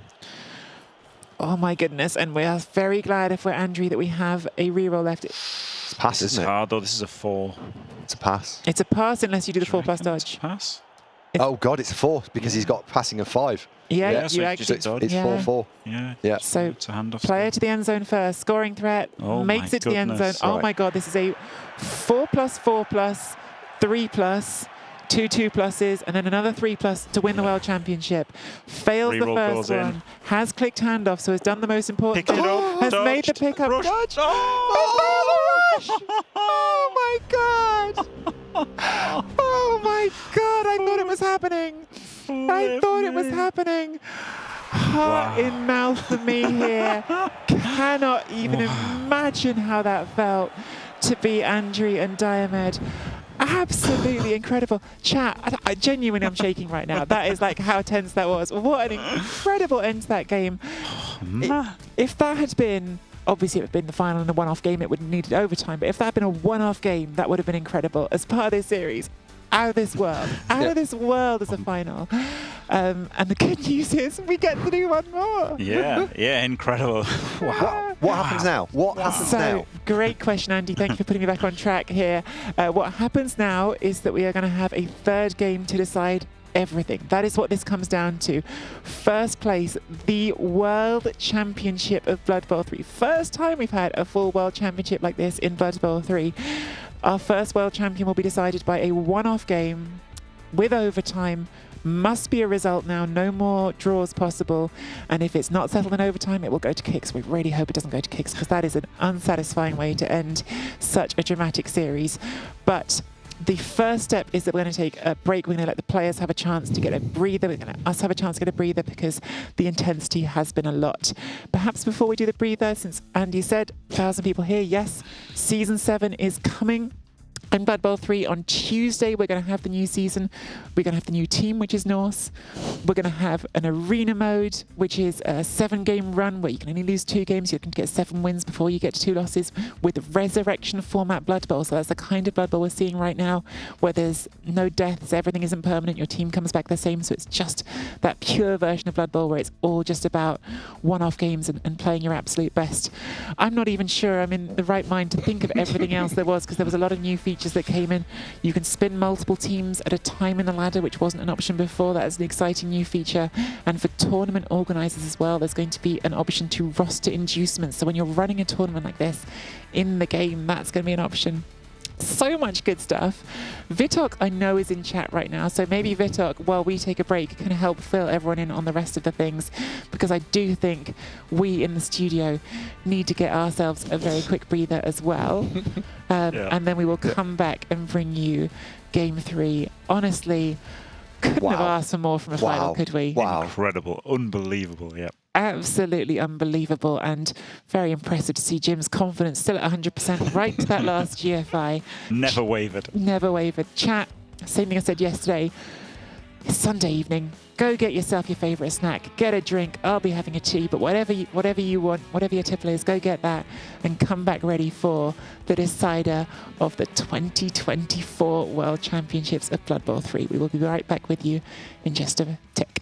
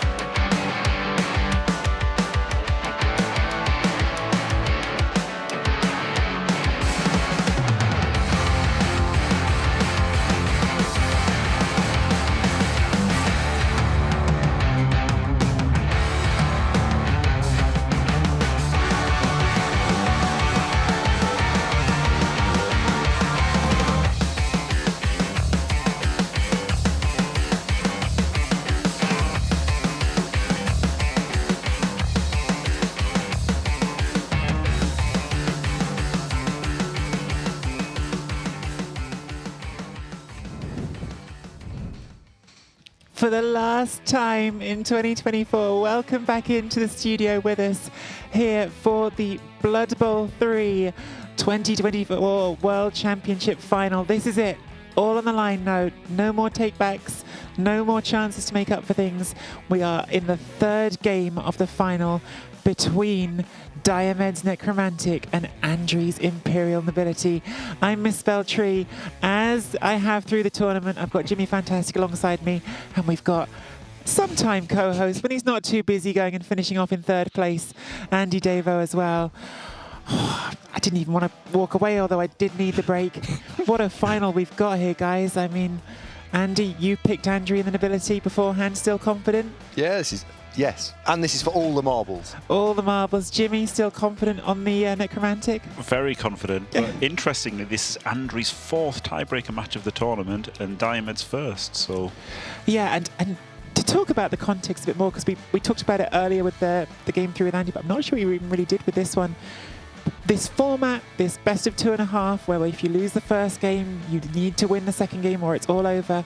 We have had 2 people come back from that in total. And one of those was a disconnect in game 1, so it wasn't even necessarily that they would have lost that game 1 otherwise. So it was Olivier Dulac against J-Lev in the last 16. And since then, no one has managed it. So if Diomed pulls this off in a final, that will be incredible. But which would be more incredible, that or Imperial Nobility winning the first World Championship of Blood Bowl 3? they're both. I mean, if anyone can do it, it's Diomed pulling it back. And I guess if anyone can win with Nobility, it's Andri. Andy, we were just talking about it. Oh, we're heading into the game. I'll cut short this pre-game chat and let's get into the important stuff. So excited for this. The players obviously were itching, ready to go as we came back from the break.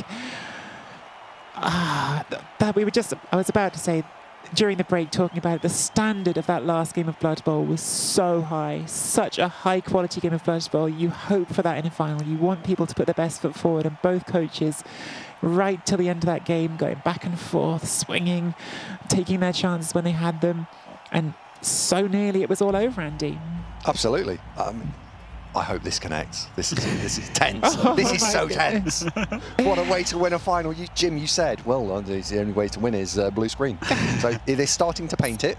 Well, this won't count because it's before the game, so it's okay. We'll just replay in this case.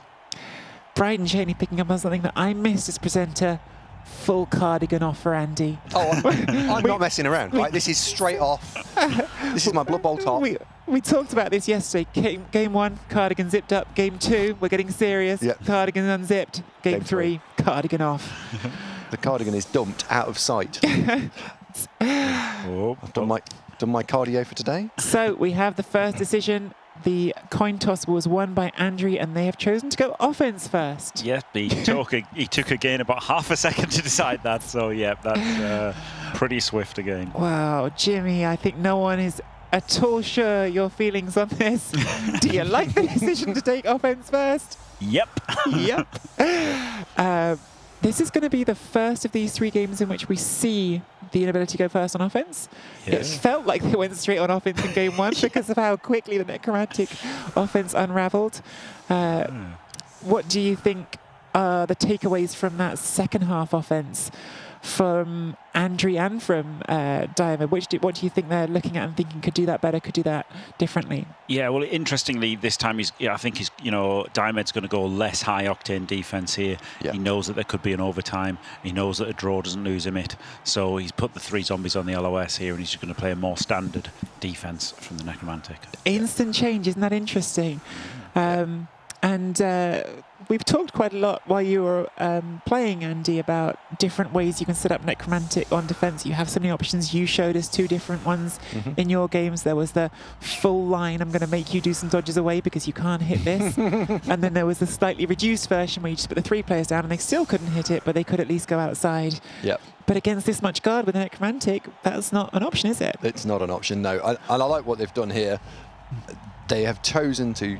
Yeah, I've got 13 players. I'm putting 3 zombies on here and just playing slightly slowly.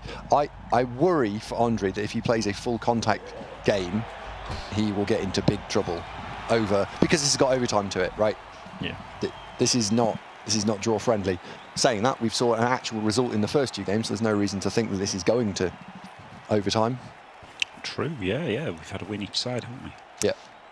Yeah, Squiggy McSquig, as an elf main, I often think the kick first is right, and I know Jimmy will disagree with me even with elves. I think there's definitely something, though, to be said for different races have different priorities and different win conditions, and I certainly can see the argument even with elves for the offense first, because as Jimmy always says, have the maximum number of players, lock down your offense, and then it's very unlikely that you lose from there. Yeah. And I think there's sometimes that consideration, isn't there, of securing the draw first rather than thinking about the win first. Yeah, to be fair, there are situations, but first of all, you're going to get them wrong. When you choose to kick, you'll be wrong sometimes. When you choose to receive, okay, you may be technically wrong, but at least you're wrong in a better way. And a lot of those are going to be involving elves and involving you wanting to win and your opponent not wanting to win. So it is a bit different. Like, I did choose to kick against Andy.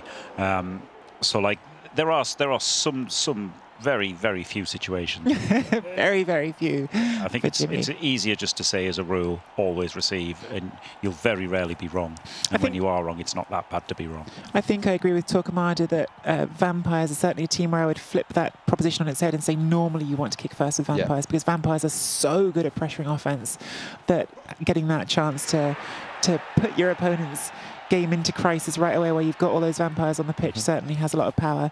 But I think we're going to get a bit too off topic if we go all the way down that rabbit hole. Vampires not currently in Blood Bowl 3, they are on the tabletop version of the game. Indeed, yeah. And to be fair, that relies on having some skills as well. So before you have skills, you still want to receive. So We don't want to go too off topic, otherwise we'll get into trouble, right? We'll get into trouble. No, that's me. That's me that gets into trouble. It's okay. Look, we just did it for a moment. Oh. So yeah, now we see the wall off, right? Yeah. As expected. Yep. And looking in that first turn, no instant removals. Wolf Blitz. No. Wolf Blitz, yeah. Yeah, Wolf Blitz. So we're going half in for the Wolf Blitz. The Wraith will come round, I think, the top, just to close the angle. Go. Davo, wrong again. He's a blodger. Oh, the Wraith is coming as well to protect the ghoul. This is quite a big commitment. But now he's not scared of the early score, is he? Yeah, that's true. Very, very contrasting with what we were just saying. It's straight into a more aggressive mode here. Yeah, interesting. Half in, half off. But I think if I'm Andre, I'm going to take the space. Well, he saw what trouble he got into when he didn't. yeah. And this is something we've seen a lot over this weekend between Andy and Diomed, using the stand firm of the Flesh Golem to mean that when you do this push with Frenzy, you've just got a second hit and you don't have to worry about.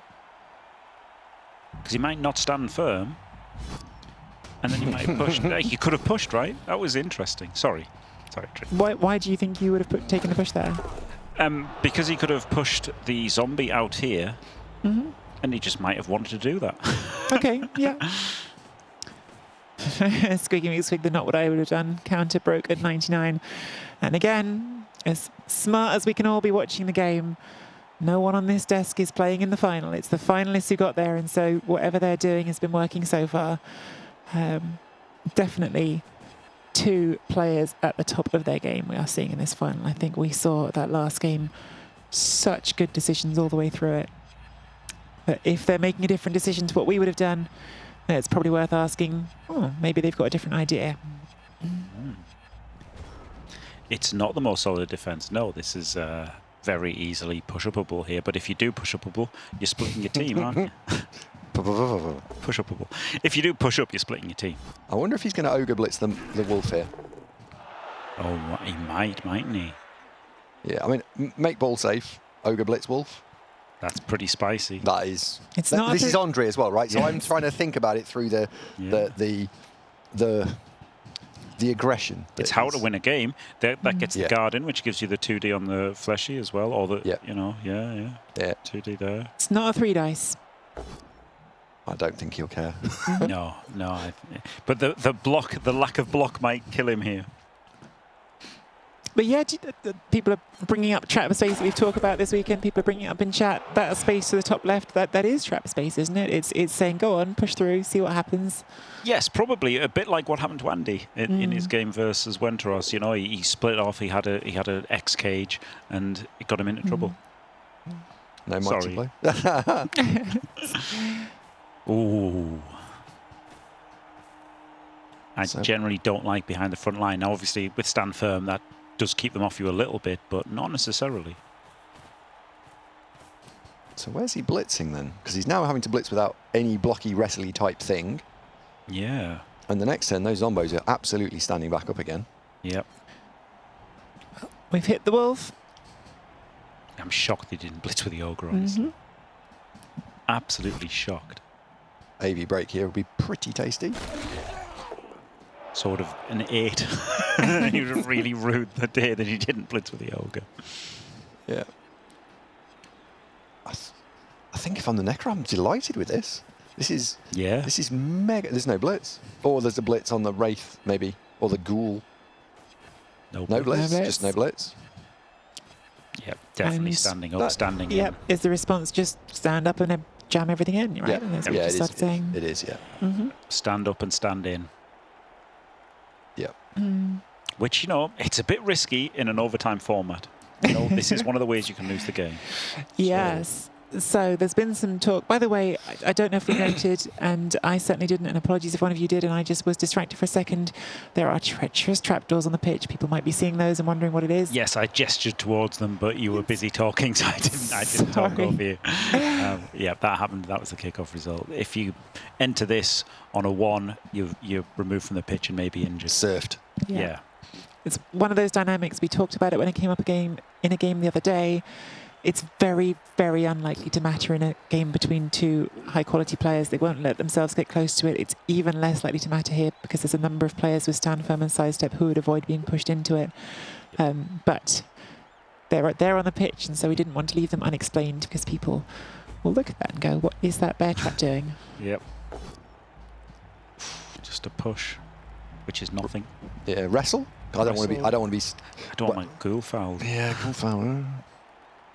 But then I don't want my ghoul punched and I don't want my ghoul knocked over next turn. Yeah. I don't know. I think you might have too many questions to answer to do a good goal foul here, but maybe I'm wrong. Maybe, yep. Mm, I mean, maybe there's too many questions to answer. Yeah. that's nice. Yep. Solves that. I don't actually hate turning stand firm off there. Yeah. Oh dear. Ooh, Oh dear. that was spicy. Wowsies. Thinking about a reroll, He is, isn't he? which, given how disciplined they've been on rerolls, a little bit surprising, but Oh, rewarded with the wow. knockdown. The uphill dice, 2D. Oh, and a 9. and it gets you an extra hit. And actually, now the outcome looks fully worth that reroll, doesn't it? Because now suddenly the nobility have got half their team on the floor. I don't know about fully worth, but yeah, Alright, maybe. yeah. Maybe. Fully worth would have been dead ogre. Fully worth, but yeah, Yeah. or boneheaded ogre. So the Yeah. bonehead straight back up, and now you've stranded a Garda and a blodger on one guy, which is not a great trade for you, right? Like 2 zombies on him isn't so bad, but these are 2 high value players on him. Now, I don't know about you guys, but I always get nervous when this sort of position happens, where I feel a little bit outgunned.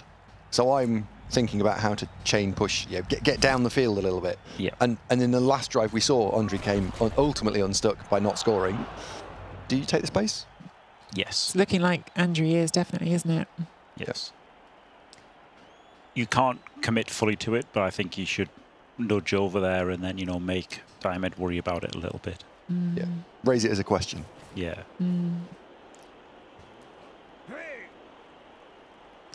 Yeah, it is a tricky one with that ogre because knocking the players down definitely made this a more uncomfortable turn. But as you said, it stood up again now, and now it's also stuck on 2 players again, which players that you quite want. Yeah, really good players. Yeah.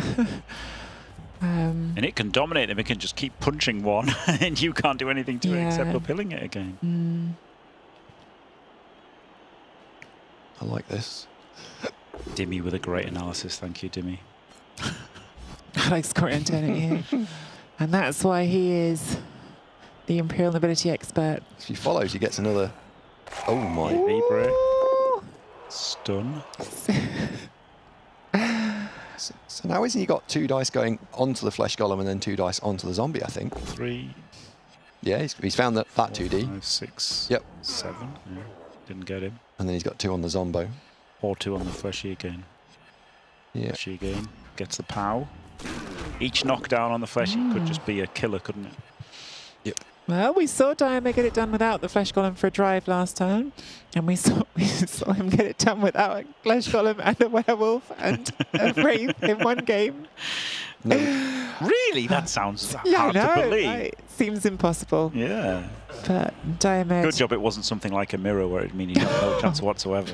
well, indeed, yes. Oh, dear. I'll be back in a moment. I'm just going to go to the toilet. Oh dear. The problem is the rescuing these 2 players, you know, and again it's probably an uphill again from that wraith, which still isn't great. So maybe you dodge the ghoul first and then dodge the wraith. Just to say, obviously the uphill feels bad, but all you're really aiming for is a 2+2+ because you're just trying to avoid rolling a skull on either of those dice. The odds on it are slightly better than the 3+. Yes. So it's not as bad as I think it can sound. I think especially for newer players, you can look at that uphill and think that's a crazy decision. You're rolling the dice and they're choosing, but actually the odds on in situations like this where you've got a big guy who hasn't got block, hasn't got stand firm, there's opportunities to get some benefit from it. And also what's better about it these days is Mighty Blow only works on your own turn. Yes. So you're not actually getting hit by Mighty Blow. That's really reduced a lot of the risk of the uphill.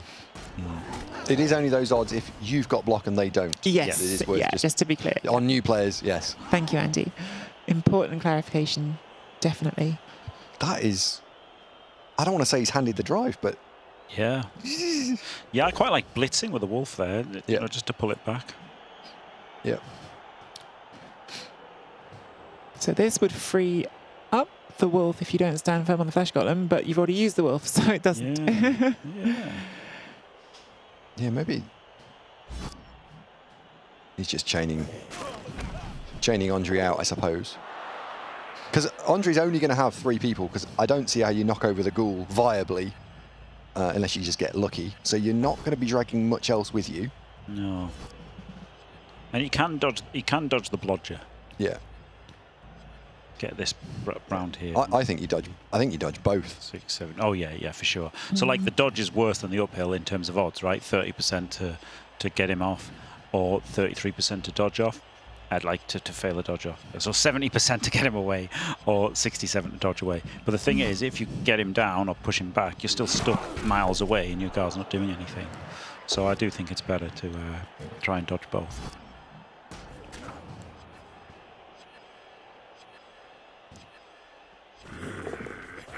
Yes, Squeaky McSqueak. Yep, the coach level is extending to 150. Yep, with new things. Many new things. New things. The big one is you get like titles, don't you? You get titles for your coach thing. Yep. Your coach card. Yeah, there's a bunch of really cool things in there. Super, super exciting updates for the new season.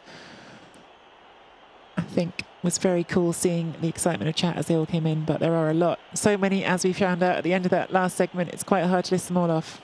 Yes, there's loads. But that was a direct question about manager level, and it is with 150. I'd like to see it completely uncapped, and you get like something tiny, right? So that you would be, you know, levels 297 or something by Just now. keep playing. Yeah. Yeah. You could do little warp zone rewards and stuff. That would be nice. Something, yeah. Ooh.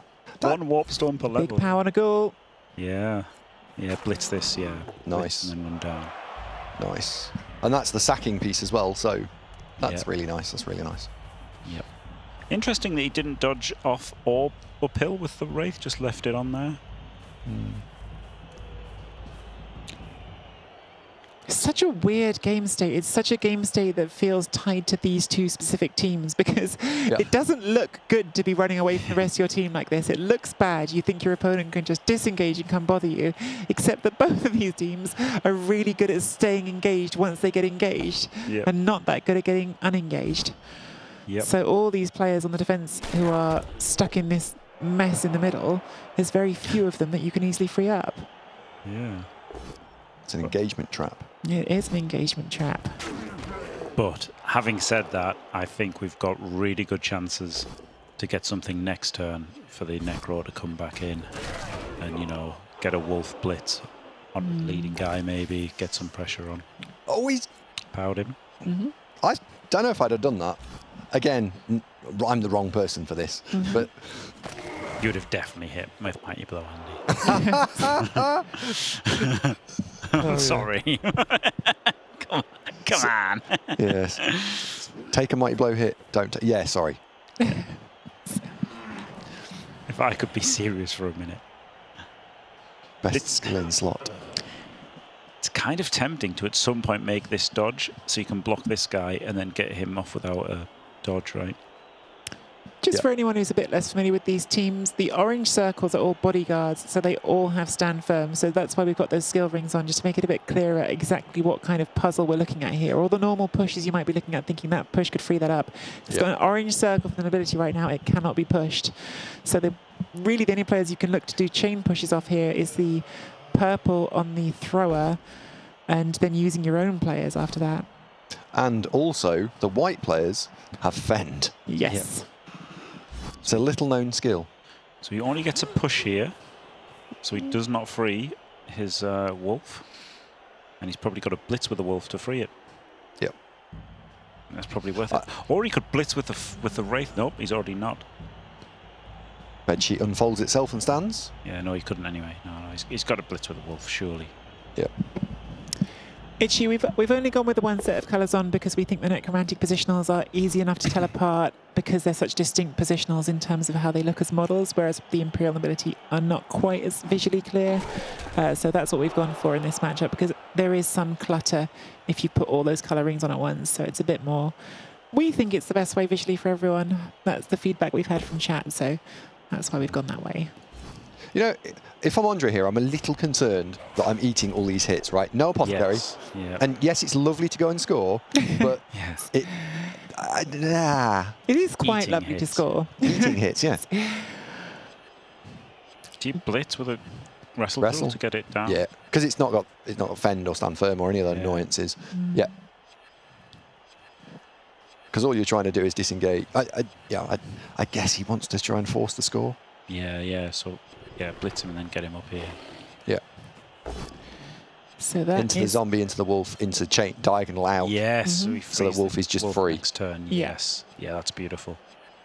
Beautiful. Oh, he doesn't. He feels like he can just make it out. I really like that, to be honest. Oh, he's zombie out. Oh, the zombie out. Yeah. because the zombie can still move. Yeah, okay. Well, the zombie was coming out anyway, but Yeah. yeah, I really like pushing the wolf out. So we now know where the blitz is. That's surely going to be that zombie that just moved, and we're going to go and stand in the corner. Yeah. Not the first time you have been unhappy with the way Diamond's leaving that one wolf behind. Yeah, it's that's the thing. Like, you know, with Andy's build, you can leave one stranded. You know, you can leave one stranded, and then the other one does what Diamed's would be doing.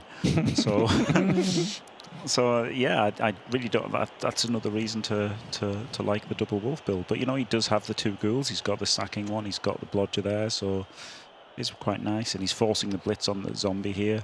So he's protecting both of the ghouls with this guy. He does have the threat of freeing the wolf at any time. This is pretty tricky for Andre, even though it's like really easy. It's also really tricky, right? Like he hasn't got really any pressure on him whatsoever. It feels so uncomfortable to me having this smaller group moving with the ball, Yes. because it just takes that one moment when they all get free. But we're already on turn 5, so you've already made significant progress here towards what you want, of course, which is the 8-turn score. Always what you're looking for if you can control it on your offense. If it's the first drive of the game, you want to score on the last turn you can. Yeah, I mean, a 3-turn score is not easy at all for Necromantic, and that's Nope. best case scenario for them now. Mm-hmm. And that's not easy. So, but I mean, what Diamed is getting is loads and loads of hits, and he's not doing anything with it. Loads and loads of hits with no reward. Yeah. So this is, it's not going great, and he's getting the fleshies hit back as well. It's 5%. Yeah, roll a 17, you take it out. Yeah. It can be such a trust the process game with that, can't it, Blood Bowl? Sometimes you've just got to say that's the odds, and I've just got to keep hammering the odds that I know and trust it'll work. And sometimes it won't, because it is still dice. It's always dice. Yep. Yep. It will even out eventually over like 10,000 games, but definitely not this one. Yeah. Oh, that was a huge dodge out. And he failed the lead. He put the leader into that, and it still failed. Yep. I think that was a good call, and just the wrong dice, sadly. Yeah. And From an Andre perspective, right? And now we've got a blitz on this leader. We've got the guard in. We've got both ghouls in, and Andrew's definitely going to have to score next turn. Yep. If he can, because he might have to roll dice to do it as well. There's one situation thing I would have liked to have seen Andre do, which is the fend guy is south and the catcher is north. If you have to, you can always hand off to the other Yes. yellow ring, right? So it'd be nice to have that south, because it's the top of the cage is the thing that's going to get based. Absolutely, yeah. He might even be basing with a Wraith, right? He could rush to blitz with a Wraith and then have a sidestepper on the ball. Ugh. Yeah. A lot of value in that. But he's definitely going to go in for these guys right now. Yep. Bron, I feel what you're saying there sometimes. Guard rucks and runs and cages can be fun, but I wish sometimes through a ball every now and then.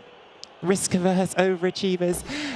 Listen, the passing element of that absolutely speaks to just the current rule set of Blood Bowl, and perhaps all recent rule sets of Blood Bowl. Passing is always a risk that you want to avoid if you can avoid taking it.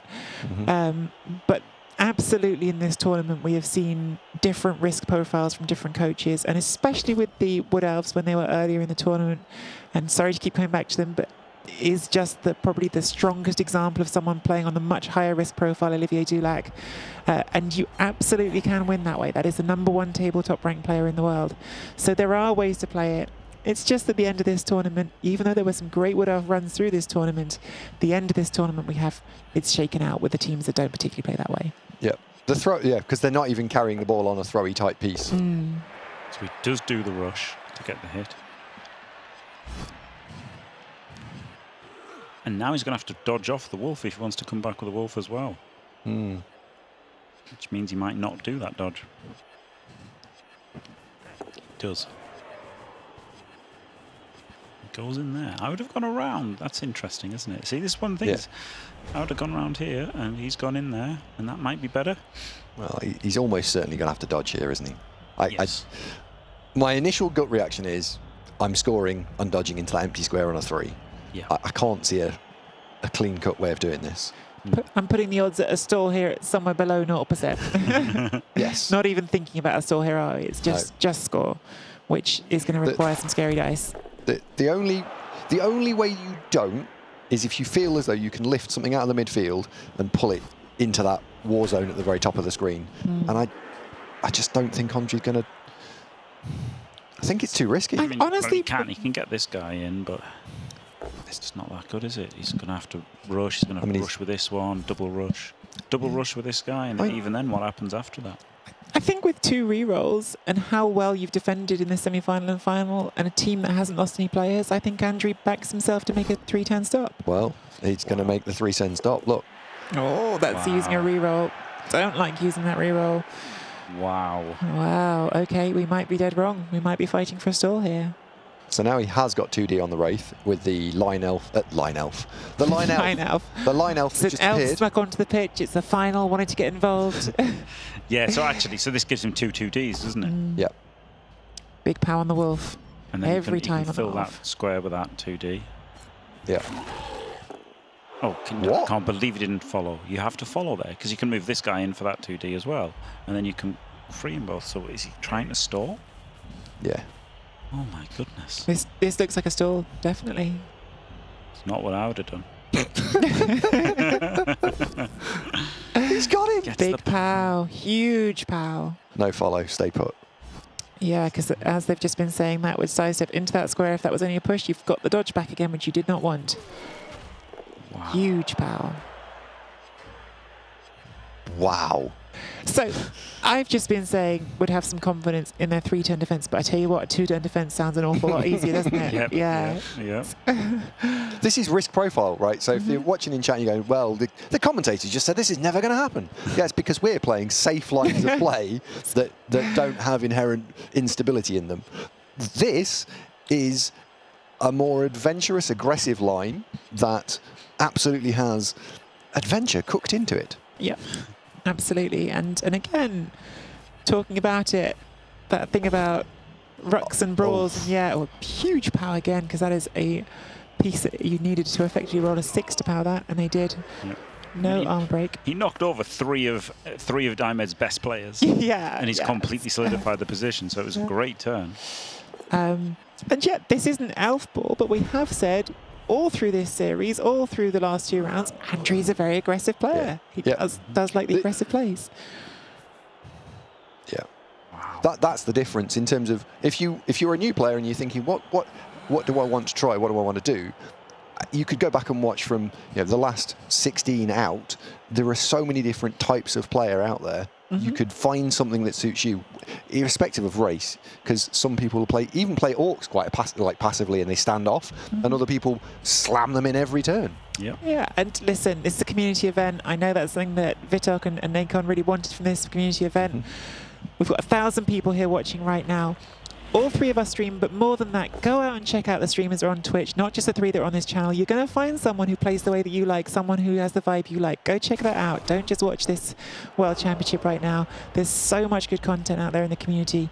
And I don't want to start listing off names because there's too many, but go check it out and you'll find the people who hit your vibe 100%. Yeah. And not just the top 16 either, of course. Every single game from the group stage has been... Well, yes, there is. Yes, you can go back further. Yeah. But yes, if you want the games from this tournament specifically, Jimmy Fantastic, who is with me in chat, absolutely has got every single game of this tournament, barring a few that he had to miss on Friday because we couldn't cast them all at once, on his YouTube channel. So do check that out. And Andy Davo was doing replay analysis of some of the knockout stage as well. So both of their YouTube channels. Check those out. Glorious. Thank you. Of course. Yeah. Push. So thanks. Diarmid here has taken a bit of a problemy situation and just gone, right, go on then, solve it again. Yep. And if you don't solve it perfectly, I will punish you. Yep. Sounds like a horrible parent. Okay, so now he goes for the Wraith dodge. I like that. Yep. Obviously, Diamed's completely smashed Andrew in the middle now, but Andrew's pulled this back quite a lot. It's still a bit tricky, isn't it, to punch this Wraith? He really has to power the Wraith and then see what he can do after that, I think. Yeah. I don't see the thrower with guard doing anything constructive other than standing up, so let's just get that off its feet. On its feet? No. Yeah. Up. Out. Up, not down. On its feet. This looks stallable now, actually. So long as you take the Wraith down within the first 2 hits. Yes. Yes, that's the key. That's the key thing. If the bedsheet does not go down, eek. Yep. Doesn't get him down yet. Not number 1. The bedsheet. The disrespect from the casting crew here. That is a Wraith. That is an undead necromantic horror, and you're just talking about it like it's something you pull over your bed at night. But it's all fluffy and sheety. That was a nice sidestep. I think I'd have gone with the thrower first, because then the obvious squares were... Wow. Gets to power this guy, which is pretty good, isn't it? Yeah, that doesn't have regen. You've killed the gag, Andy. We're supposed to... Oh, and there it is! Dead. Oh my word. Dead. That is playing no further part in today's proceedings. Absolutely massive. Andy Huge. killed our meme, said it doesn't have regen, so we can't do the joke about, oh, it didn't regen. Oh, sorry. Ruined Huge. it. Ruined our joke in the final. Our very original joke about not regening. But yes, no regen on ghouls. They are the only players on the team who doesn't have it. Do you know I'm going to do something slightly adventurous. Yellow ring, their little ogre, is going to dodge off and blitz the werewolf. Yeah, right? I quite like that. Because I don't care if you're 1 dice pow fishing here. I wouldn't have... Oh dear. So you're leaving the hit on the ball here. He's Yeah, blitzed. I'd have left it. So and then you take the werewolf down, and the guard guy goes and stands to the right of the ball carrier now. Yeah. He's blitzed, doesn't he? So he just got it. Does it even matter where he goes? Maybe No, there. he'll go. Yeah. Single touch. I'd have thought up here. Don't know why I'd. So do we dodge and score here now, or do we say, No, okay, stay here? put. Stay Yeah. put. And then you dodge off the other one to go and stand next to the wraith. Yeah, and then punch the Wraith. One of the, No, punch the Wraith. No, punch the Wolf. Oh yeah, punch wolf. Yeah. One of the really interesting things about this stall here, which has been aggressive, has been risk-taking from Andrew, is the upside of removing these agility 3 ball carriers is so big, because as we've talked about in this series already, there are only 3 of them. You've taken off a third of the players that are over movement 6 that can carry the ball with agility 3. It's just a huge difference in what the opposing offense can do to remove those players specifically. So again, risks taken, but the reward is enormous. The risk on the table right now is your ball could get hit. So there's the trade-off you've taken. Yes, and that was it. Happened last turn, right? He knocked over the wolf, the ghoul, and the wraith last turn, and then this turn he knocked over the wolf and the ghoul. And it's like, you know, you can't keep having your top positions knocked over. Yeah, you can't keep eating those sorts of hits. So now he finally frees up the slow players like that. He wanted more slow players in this stall attack so that the slow players could take the hits. He did not want his ball handlers to be eating those. I'm liking. Not a pound. Not that. Do we re-roll this?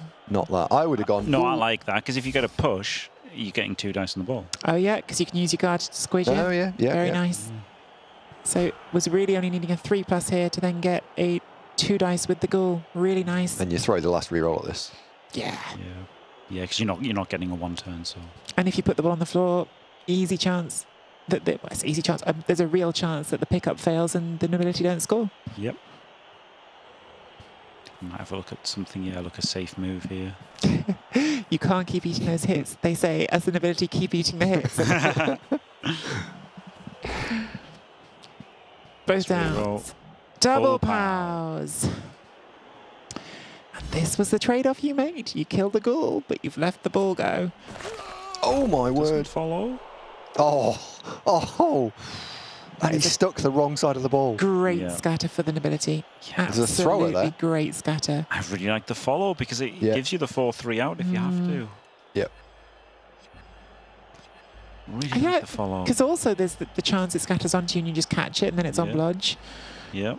Yeah, interesting not follow. I don't know what the reason would be. Yeah. I think maybe he's just going to punch this thrower afterwards, right? Maybe dodge off and punch him. Yeah, and then force the dodge, because once you've double tagged the thrower, that's about as much as you can get done, right? Yep. Gosh, the swings again in this game, just like the last one. Oh, there's double powers. It's all going away. Oh no, it's back in the balance.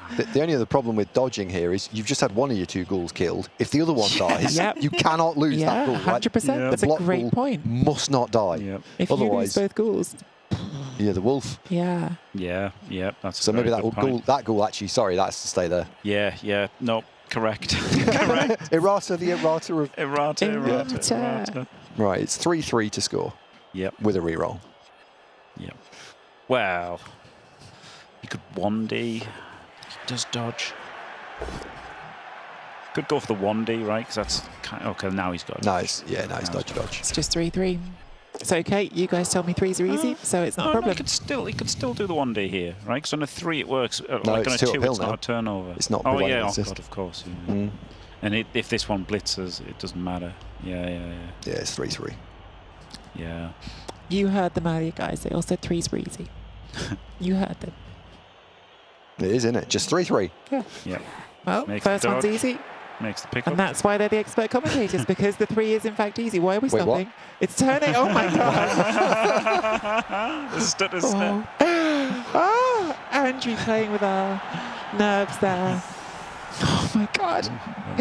Imperial Nobility are winning on turn 8 of the decisive game of the final, the grand final of the first Blood Bowl 3 World Championship.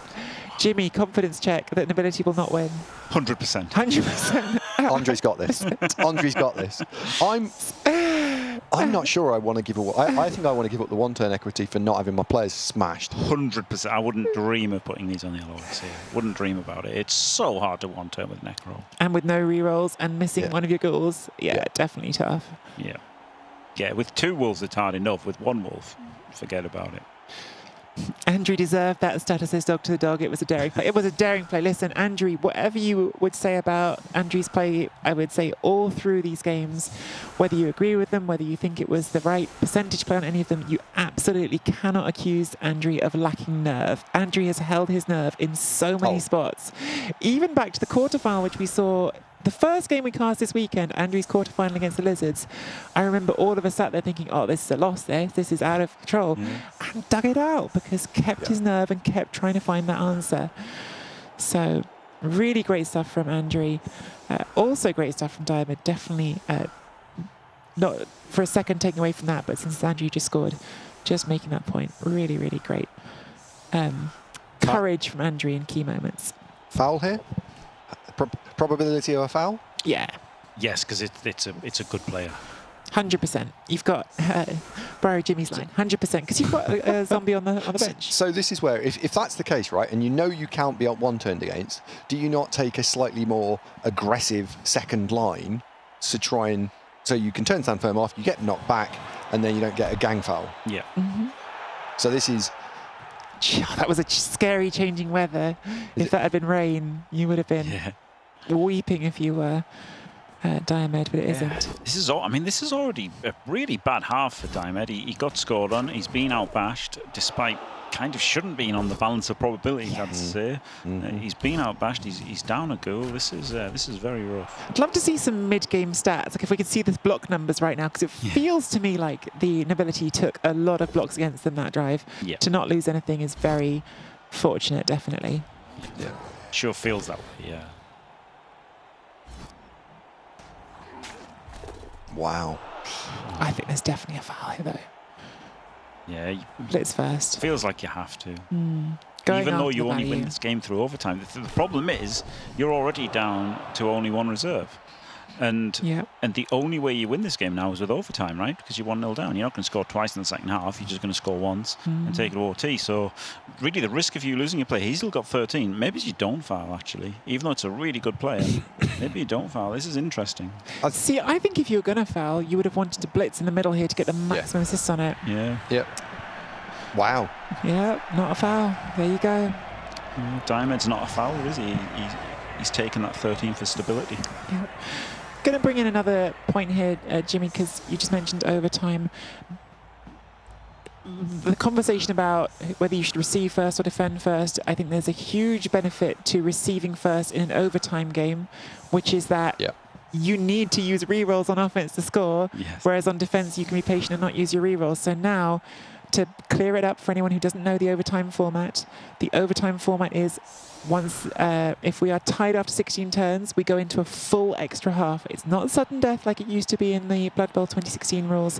It is a full extra half, and your rerolls will not refresh. So whatever you have at the end of this half is whatever you get for overtime. So not only does Diabed now need to win this half, needs to really do it without spending the rerolls. Yep. Yeah, just how much does that play in your mind going into this last half? Just that thought. I think quite a lot, and I think that being behind, knowing you have to score, right? The pressure is on Diomed here. The pressure is not on Andre. I think it's a lot. Yeah, it's the only way Diomed wins, right? Is by forcing going to overtime. Yeah. And there's no guarantee you even receive in overtime, so you could even be going, Andre, hold this, give me back though. Cobblestone making the observation there. The leader has been put on the bench, so Andrew, if it goes to overtime, We'll have pretty a much reroll. guaranteed at least that one reroll because that is not on the pitch. Yep. A timeout. I think that's And a touchback. Not sure that's terrible. The I think- timeout. I think it helps Diomed probably. Yeah. Timeout, in case anyone unfamiliar, basically just means because it's the start of half, we lose a turn. So now we have a 7-turn half instead of an 8-turn half. Because sometimes you have to go in early, don't you? And if you've got to go in early, better to have had a timeout. Yeah, definitely. Of course, the counterpoint would be Nobility are quite hard to make progress against, and if they just manage to hold the line at midfield for a while, you might start to want the next return. So it's not completely clear-cut, but I think all of us here think more likely to be good than bad for their Where'd that come macro. from? He got a touchback. So That's nice. Yep. This is going to be a narrow offense. Because there's no way the Wolf will be hanging outside. No. We've got some shout outs from chat, people saying where they are from. Someone did the call out, 1,000 people watching. Where is everyone watching from? We've got Arizona in the States, we've got Pocatello in Idaho, we've got Lancashire in England. I'm certainly not going to read all of these out, but very cool to see that people are watching from all over the place. So very cool to see, even if I can't read them all out. So there's a fleshy blitz onto the Yes. lineman. Doesn't look like there's anything else, does there? Well, I don't actually hate not blitzing here, right? Because of the fact that it's going to wonkyfy your setup. Yeah. Wonkify, that's a good word. Thanks very much. Well, we've had bobble ability, so I'm having wonkyfy. Goodbye. Very good purple chest. London, comma, near England.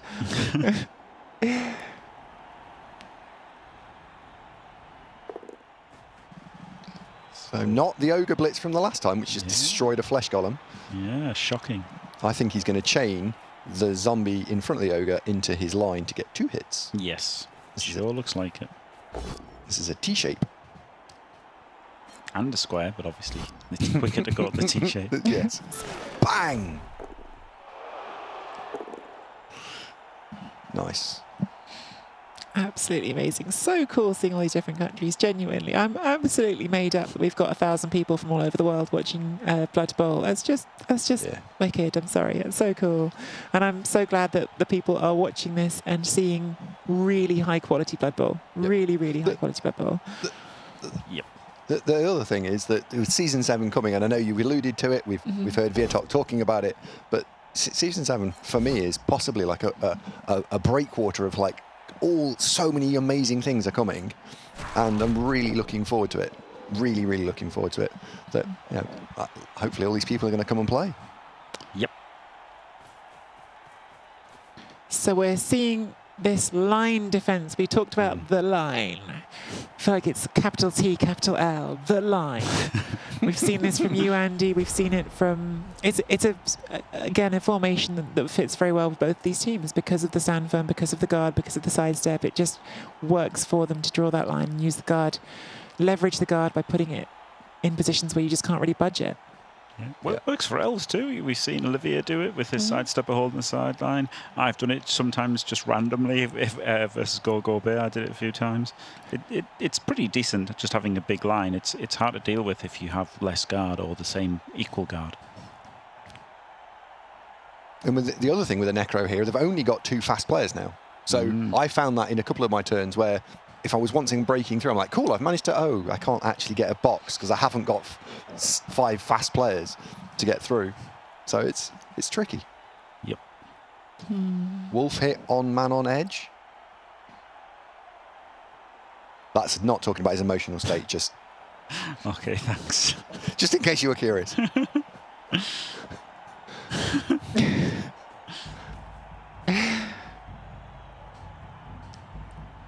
Does it hurt you a little bit in your soul, Andy, when you see a player 2 squares from the sideline, but you know it can't be served?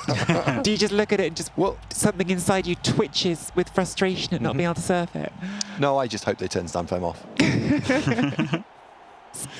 It's happened before, right? It's a non-zero choice. Non-zero choice? Yeah, it could. I want to ask you something, Andy, because sometimes... I should not get distracted because we are at a key point here. Let's watch this turn. Oh, I'm going to be on tenterhooks now. I just... You've been talking about T-shapes and it put a thought in my head. Let's watch this block first. Big Pows with the claws. Not. Needs to go to Wolf Claw Sharpening School. Yeah, he has made a single removal this game. I was just going to ask, Andy, with all the thinking about T-shapes, boxes, when you're looking for those chain pushes, do you ever find yourself then detached from Blood Bowl? You're just in normal everyday life looking at things that are in T-shapes and boxes and imagining, okay, well, you could do that chain push that way. Like a set of chairs around a table, that's a T-shape, could push that. Well, I might have pushed my little one over once. Andy! Just like, no, I did. No, I'm joking. Andy! I'm joking. Of course, I never did that. Never. She likes playing Blood Bowl. She's 6. She loves it. She picks the little figures up and they fight. They don't roll any dice. They just slam into each other, and then need repainting. Never mind. So basically, about as good as you. She's going to be a banger. I'm sure. She's definitely not an elf coach, is she, with you as dad? No. No. Now, Andre's not gone for the way I thought he was going to go here. Like, I thought he would just stand in 2 squares to the right of that, but this is very much Fight it all. yeah, he's fighting. So we've had standoff. We're now having stand in. I like this. He just wants to get this done within normal time because he knows that Diomed's constrained by having to play for overtime, right? Diomed can only win with overtime. Diomed has to conserve his rerolls, so by going high impact like this, it's more likely that Diomed has to use his rerolls. And yeah, I like it. I like it. Yeah, me too. Blitz on the bedsheet on the edge, I think. Yes. And then maybe not now. You just do it with him, yeah. Okay, I guess same he's difference. got him. Yep, full and instant pow. Follow for control. Or stay for control. Yeah. Yeah, both do similar things, don't they? Yeah. Maybe stay is better. Yeah. Is he going to bring this guard in to punch the flesh golem? Doesn't have to be guard, but it's the only player. Oh, no, I guess the blitz is free as well. It's only 1D because the dodgy piece hasn't got guard. No. Blip with a blocker. Oh, yes. Yep, there's 3 assists there now. Yep. Gets him Yep. with block. Yep. And then now the thrower gets to punch him. No, he doesn't. No, he doesn't. Well, he could 1D him. I don't hate the... Well, I do because it's... With 2 rerolls, I hate it. Yeah. 2 rerolls over time, I hate it. Yep. The line is starting to feel like a noose here, tightening on poor Diomed's drive. It is getting really, really squeezed here. Not nice at all to bring it back again when you've only got 1 spare player besides the ball carrier who's got agility 3 and can handle the ball. Yep. Yeah. He's got a flesh golem blitz on the ogre here, which does a lot of good things. But the problem is, it's a blockless block, and he's only got 3 rerolls, and he can only win by winning overtime. I like that follow. Yes.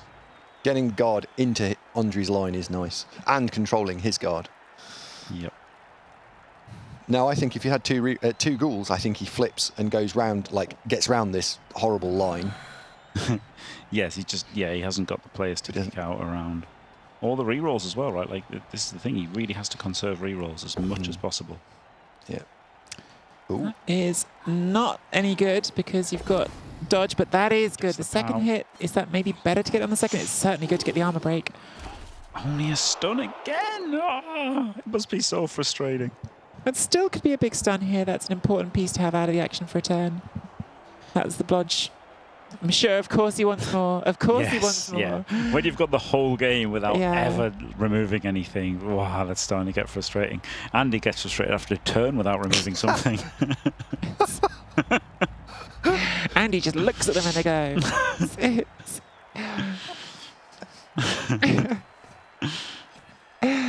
Thanks. It's true, isn't it? I mean, it wasn't even a joke. I've seen you had even like Dark Elves versus Orcs, and like you're like, oh, I haven't even removed 4 players. What's going on? Don't believe all this, chat. Don't believe this. Right. You're tuning to be playing elves all the time, right? Not caused a casualty for years playing elves. Years. This is interesting. This fleshy. I really like the flesh golem into the ogre. I think that really makes this a really powerful move up. Gets you the hit there, but put it over here. It's really making you quite fragile with a ball. But I guess you can run back to this later. He's going to have to go the other side of that zombie as well. Because of the... Yeah? Yeah. He's smashing through time bank. I was wondering if there's going to be any push forward there to claim a few more squares, but... Oof. Yeah, he can't with it. Like, well, he makes the big power. Yeah. I think if he wanted to stay this side, he had to blitz the ogre. Yeah. And it was a critical one. He'd have to re-roll it. Whereas this way, if he'd failed this, he doesn't. He's not obliged to solve. Because the zombo... There's 2 zombos that haven't moved. One's free. I think that just slides 4 squares right. Yeah. Oh, no. Wow. I guess he's not scared of any like hit on the ball because he's got blodge, hasn't he? Yeah. So That wolf is getting pummeled. because he wants to reconnect back to these guys. Like he doesn't want to ditch 3 guarders and a wolf. So he wants to swing back to here at some point. But the problem is the ogre's going to have his way with anything he wants. What I was just goodness. Oh dear. Sorry, chat. Sorry. They're That not- wasn't me as well, right? You laughed. Oh, right. Okay, that's what happens. Okay. Moment I've laughed, I'm out. They're not sorry, chat. They're not sorry at all. I was wondering, see, that's why I was wondering that turn if you had to push for more squares forward, if even though it feels a bit risky, because at some point you need to. And I'm thinking about what Andrew did last time when he did end up leaving a part of his team behind, but making it work. We are on that was turn 12. Yeah. You I mean, can't stay on your side of the pitch forever. there's no route forward though. That's the problem. There was no way to get forward. If you blitz the ogre, you can push in a little bit, but you're only staying where you were. Over here, you don't have loads of fast players and elves to I know you're used to wood elves, Tracy. You could have had like Yeah, just go, a roll team some over twos. here, but it's not so easy when you've got zombies. I don't understand why they don't just roll some twos. Yeah. That wolf's been very resilient. I think he's going to take a 3rd hit on it. Because getting it down, getting an armor break on it, just pummelizing it would be amazing. Did you say pummelizing? Yeah, why not? Andy heard me use catastrophize yesterday, and he's just thought he could put eyes on anything and it all works. You put eyes on anything. Yeah. Pummelize it. Pummelification in chat. I like that too. Unbelievable. Oh my goodness. That's nice. I'd have done that, yeah. I'd have done that. Yep. See, remember. that's what I would have done. See, that's why I would have hit the ogre, so that wouldn't have happened. Ah. In fact, that would have been me hitting the ogre. Nice. Yeah. And now that big man runs round to the top right and then just shuts things down. Because, yes, I know he wants to go that way, but I want him to go that way. I don't want him to wander off top right. Oh, that's nice. Deep safety. Yeah, because the zombies can't get there. Yep. Well, I think now we're coming back. We're going to knock this guy over, 2 chances, put the fleshy up here, sort all this out, and be fine. Easy. It's easy, yeah. Chat, did you follow that, by the way? Just sort Right. all this out. No Yeah, problems. Just sort it out. Yeah. Because that was him doing it slowly, right? I mean, that is what he's doing, look. Yeah. Got instant power. Oh, yeah. I don't know why everyone makes it sound so complicated. Just sort it all out. Yeah, sort it out. I am nervous of this exact sort, though. I mean, I don't want to bring anyone down, right? That's not my goal here. But just the nature of the sort could be a little... There's some questions about what the sorting arrangement will look like, I think, between the stand firm and the fend. I mean, that fend even at the bottom is really annoying. It might be blitzing a blodger or blitzing this garter. Has he actually got any 2Ds? Yeah, the flesh golem, right? Flesh golem can come in and blitz the garter, which then sidestep him out, which then you get 2D there, and then a 2D with a wolf, maybe. It's all a bit grim. Oh, the flesh. No, he's not. Wow. Okay. This is a lack of re-roll saying, I'm going to go and put this in scoring range. I'd rather have it in than not. See, I like this. However, there's a wrestling thing. Yep. This is kind of what I was thinking before, but you guys thought otherwise. I don't know. I just feels like the situation is. I get it's not good. No, I get that it's not good. No, I'm saying he couldn't do it. That movement 4. You're thinking of wood elves again. But with some rushes, a bit of creative rushing. It's taking him 2 turns and a rush to get 2 rushes to Oh, get it's a big rush. Has to put the reroll in there. So that's the first reroll gone. It's Wow. gone. It's not coming back. Overtime, it's gone. Lost Yep. it. It's a bit like that. Ghoul. Gone. Gone. Just dead. Never coming back. Yep. Ruined. That ghoul is not playing in this World Championship again. Like me. Oh, Andy just getting ahead of us with the burns. Won't even give us a chance anymore. Yeah, right. It hasn't blitzed. With the wolf, do you block with a wraith? Fend. Yeah. But then you can dodge, blitz with the wolf. Ooh, 4+ dodging. Yeah. No. No, he's already blocked. One thing I'd like him to do is stop using time bank. Yes. I'm nervous of time bank. Yeah, that's another point. Right. Time bank also not Nice. refreshing for Listen to overtime. you. Yes. He listened to you and ended turn.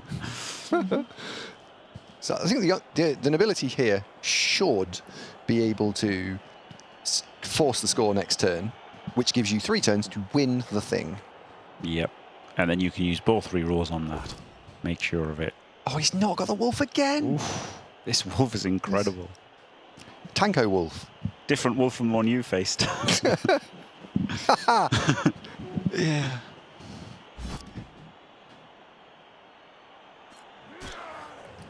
It's going down this time. Yeah.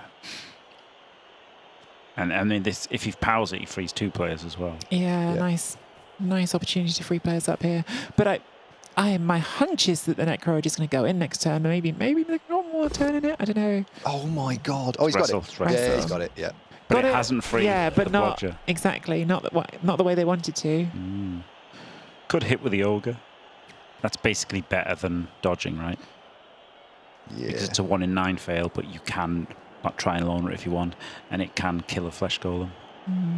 Well, it does kill flesh golems. Yeah. I guess the problem is if you push it, then it traps you and you can't try the dodge off, so maybe you do just go for the dodge off straight away. Or you could blitz here with the dude, right? Because you've got the 2 guards. Yeah. Just blitz, get over there. Yeah. And you can probably get just a little bit in the way here. Yeah. Yep, which is exactly what he's done. Well, wow, okay, very aggressive. This is Andre, in a by the way. surprise for Andre. Yeah, in an unexpected twist, Andre has taken the aggressive line. So he'll block with the ogre then. Does a 1D there. Wow. Oh, he's 2 dicing the flesh That golem. has freed up the guard piece. That's a 1 dice that you never re-roll as well, not with overtime. So that 1D, if that's a scholar or both down, there's 0 chance. I think you get a re-roll. Do you on that, right? reckon? I think he wants this. Really, with overtime though? Yeah, I think Okay. he wants this. He's blitzing. He's blitzing the flesh golem. Gets the powers. Oh my goodness! And suddenly, even the just push for a score next turn is looking really ropey. Yeah, he's got it. He's got to pow. Yeah, that's stand firm. Stand firm, yeah.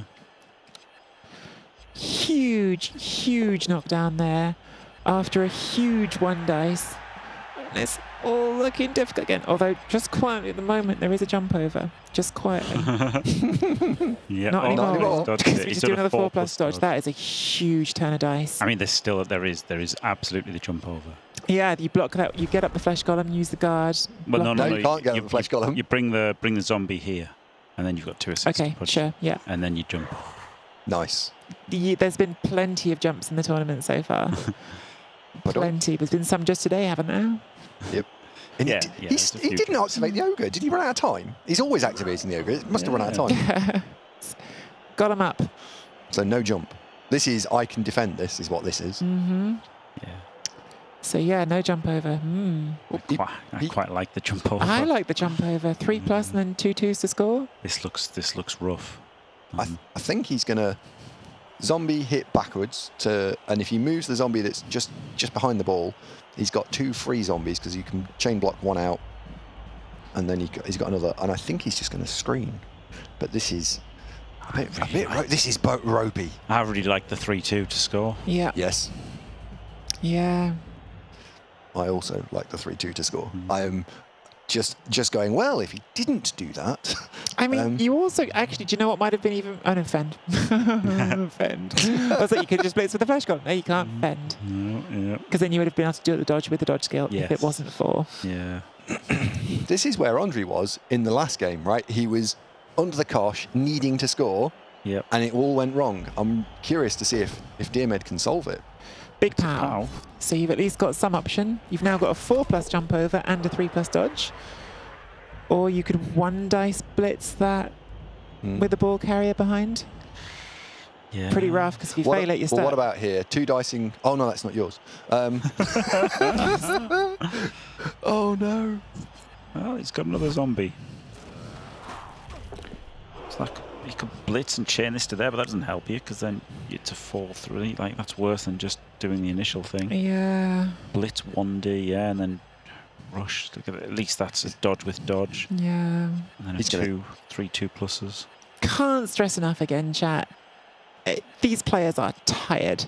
These players have been playing a lot of Blood Bowl at a really high level. Brains will not be functioning as they were at the beginning of the first game. So mistakes will get made in there as well. Yeah, ours aren't. Never mind. theirs. Exactly. Yeah. Someone in chat there, it's just scrolled on, the name scrolled off, and he said they've just Andrew passed up 3-2-2-3 to score and then paid for it. Yes, this could be the same thing, right? Yep. Yeah, I think he's thinking about it because then it conserves rerolls, right? If it's a 3, kind of like a 3. Yeah, no, it's a 3 though, isn't it? So it's not even better than just doing the jump. No, the jump was just better. Better. Yeah. Yeah, if you were going to score, you go the jump. Unless you don't see it. Yeah. So He's blitzing with block, isn't he? He's blitzing with block and running Yes, back. I hope so. Yeah. That's all there is now. He has to be. He's smashing his time bank. yeah, this is a lot of time going down now with overtime. Could be lag. Yeah. Could be No, like- this is thinking time. This is thinking time. I mean, this seems so obvious after everything else he's done, though. It's just blitz and go back to here. I can't see anything else you can do. Oh my god, he's doing the dodge. Blitz the ball carrier. Push is good Gets the enough. push. So we are going for the score here. No follow. Does he follow? No, I don't. No, think because you can do need 2 rushes. Yeah, but Yeah. he wants to conserve rerolls. Yeah, but you've got to score though, Jimmy. You've got to score. Got to. He He does gets it. Oh, he got back level. Oh my goodness. I cannot imagine. Do you know, again, because we've got 1,200 people here now. Oh my word! The I'm gonna have to behave. a lot of people here will not realise that Diomed lost the final of the season finals before. Now, that wasn't the World Championships, but it was definitely the spiritual predecessor to this tournament. So has been in a final and lost it. How much he's going to want to win this one, not lose the final a second time. So that moment, that going for that one dice, the tension you're going to be feeling going for that. There's a 1 in 9 risk you fail a dodge, a 1 in 9 risk you don't get a push there. And if you don't get a push, what do you do? Do you go backwards again? Do you just have to commit and do all the dodges? And then there's 2 rushes into the end zone. So high stakes. Oh, Granite Dwarf, is there a prize pool? First prize, the winner of this game goes home with €2,500. So yeah, just a little bit. Second place, to be fair, is taking home 1,800. So they've already guaranteed themselves a pretty big prize. But yes, real money on the line here. And chat, I think it's also worth noting that there's 1,200 people here. You guys could also be a part of this, right? This is not just for elite Blood Bowl players. This competition has going to be starting and is open to absolutely everyone. You can find the details on the official Discord and probably in various other places, including probably all 3 of our Discords as well. So if you are interested in this and want to try and win €2,500, euros. I mean, you'll probably need to get pretty good to win it. Sure. But the point Andy's making is the ladder is an open qualification way of getting in, and there is also going to be community leagues and tournaments that allow anyone to sign up. And so if you fancy your chances, if you look at this and think, I could do that, win some money playing Blood Bowl, the opportunities will be there. And as Vitok said earlier in the stream, there is already an article about the qualifying system for the next World Championships in 2025. There'll be more details coming as we go with the... Olga He's caught stunned. it. He's caught it. And he's caught it. I think Olga I'd take stunned from the that. official I'll strike. take that. Yeah. Papaz, that is not what I was saying at all. Nah, don't bother. It's just when Andy said it's not just for elite players, I did think to myself, I mean, these 2 playing in this final are pretty elite. So yes, you do have to be very good to win the whole thing. But absolutely, it's an open contest. Yes, everyone can take part. Yeah. You have to get good to Even win. space. You have Yeah. to get good to win. Wow, Andy, what was that for? What on earth was that for? Poor... Scroll up. God. Just scroll up. Okay. Oh, I see. Okay, Space Cadet. Okay, I missed that. Space Cadet. No, you can get as far as third while being rubbish. Okay, Space earned that one. Fair enough. I thought that was... He earned that one. I thought that was out of nowhere. Space says he's right. I deserved it. Okay. Take it back. Take it back. I thought Andy was just taking unprompted attacks on... someone who we all on this desk know, in case Cat's wondering what that was about. We have someone who we all know and is, again, a lovely community member and streamer. So, Yep. And he plays Norse, funnily enough. Yeah, was always a Norse main in Blood Bowl 2, and Blood Bowl 3 are finally getting Norse back as of Tuesday, so I cannot wait to see my first Space Cadet Norse stream. Looking forward to that. Yep. I'm nervous this is too passive. Yes. This is It's the shades of mistake Andy Davo. Yeah, this is Is the this- mistake I made where I was too passive in I've got 3 turns. I'll turn a 3-turn offense into a 2-turn one. I would have gone for a Flesh Golem Yep. with a block piece and ran it past and said, you're going to solve that. Yep. You can pass the turn. Like, Diamond could just pass the turn here. Yeah, literally. Stand up with 3 zombies, pass turn, thank you very much. Yep. Great shout by Ek. With everything happening, I'd forgotten turn 9 kickoff event was a timeout. This drive would have another turn in it if it Yeah. wasn't for the half. Oh, the Yeah, I first- said that'd help Yeah. Diamond. Yeah. That would be huge difference between a 4-turn and a 3-turn drive here. Yep. Unbelievable. Great shout, Ek. You know, everything that happens up here, little details like that, slip in and out of your head, don't they? So, He needs, gosh. he needs a microphone. Get him a mic. Get us out of here.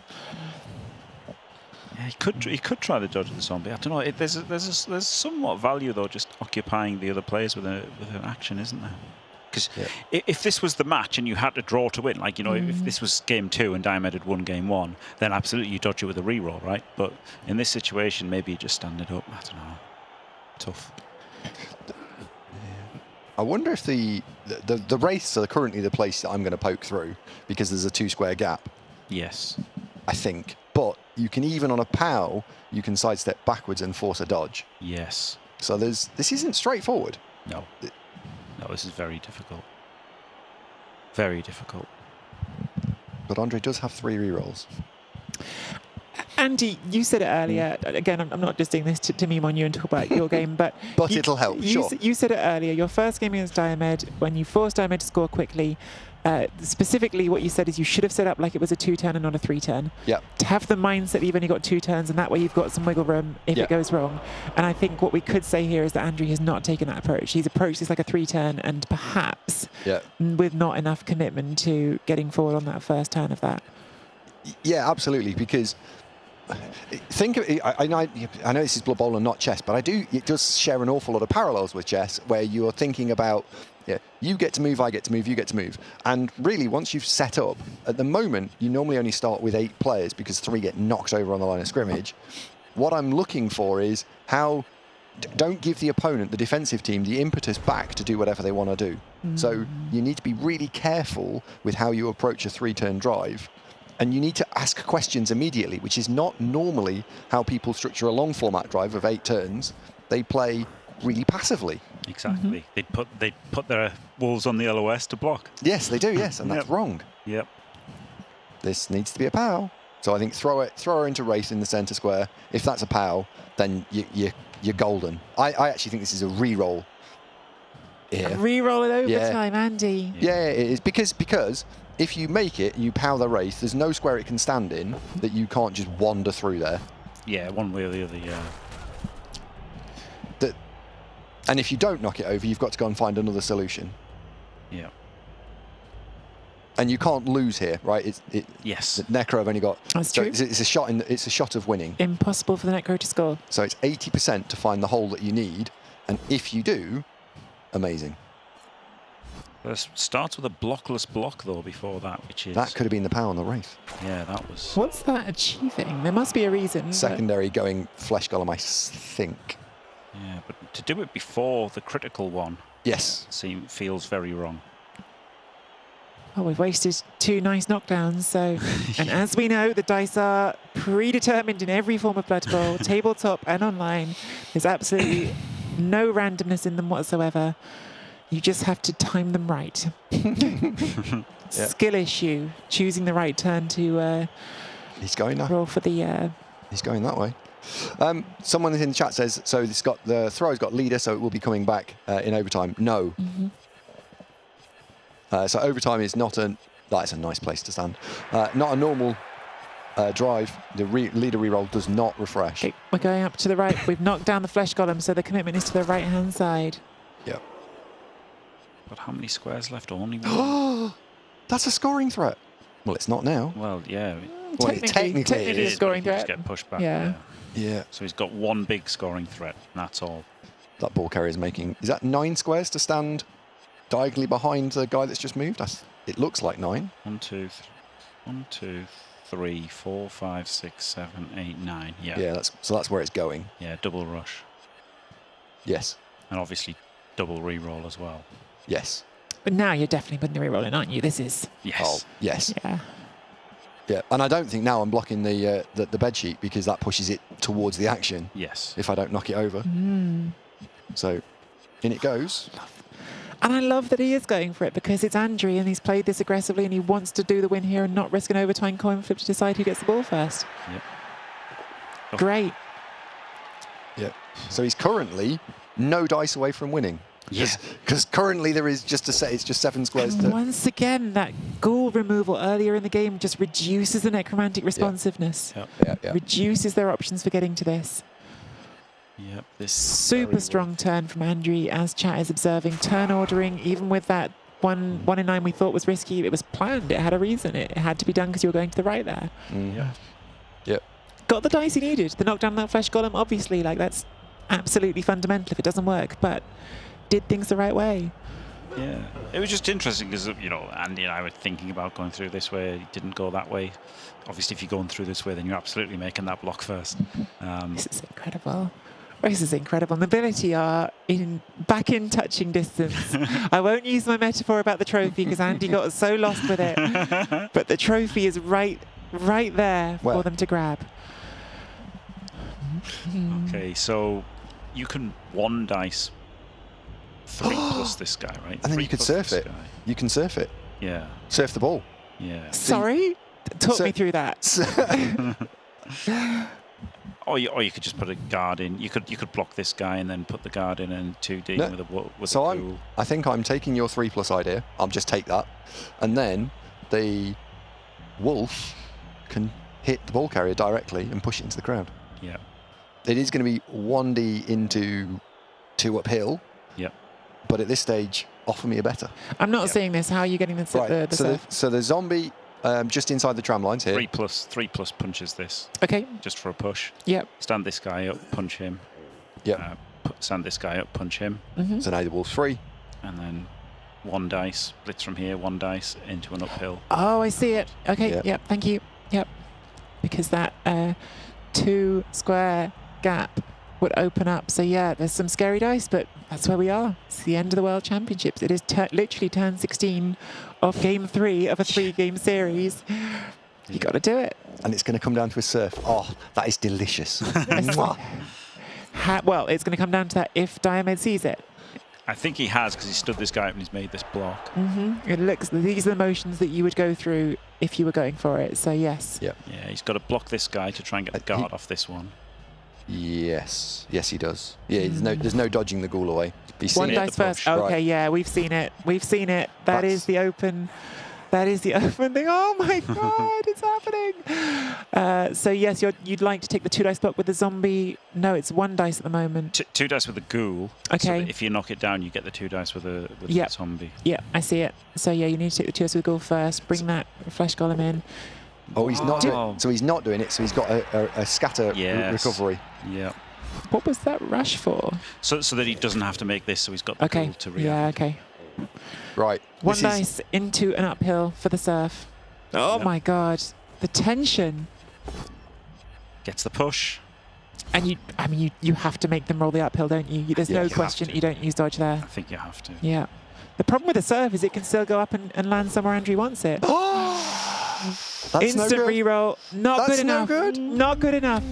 Not good enough. Oh, You could but put the ghoul to here. it's Yes. not. It's not nothing exactly because Yeah. the ghoul can go up there. Yeah. And the response from the Necro isn't great. Last reroll on this, you kind of You've have got to. to. You Yeah, kind you've of got have to. to. Yep. Okay, all the way around. Oh my God. Flip me. This is ludicrous. Confidence check, Jim. 100%. Okay. Oh my God. Wow. Yellow ring takes down Flesh Golem. Yes. That frees up the guy on the edge of the pitch. The edge of the pitch guy punches the wolf Yep. and follows. Yep. And then that guy 1Ds down that guy, and then we're in. Yep. Gets the pow. That's Yes. huge.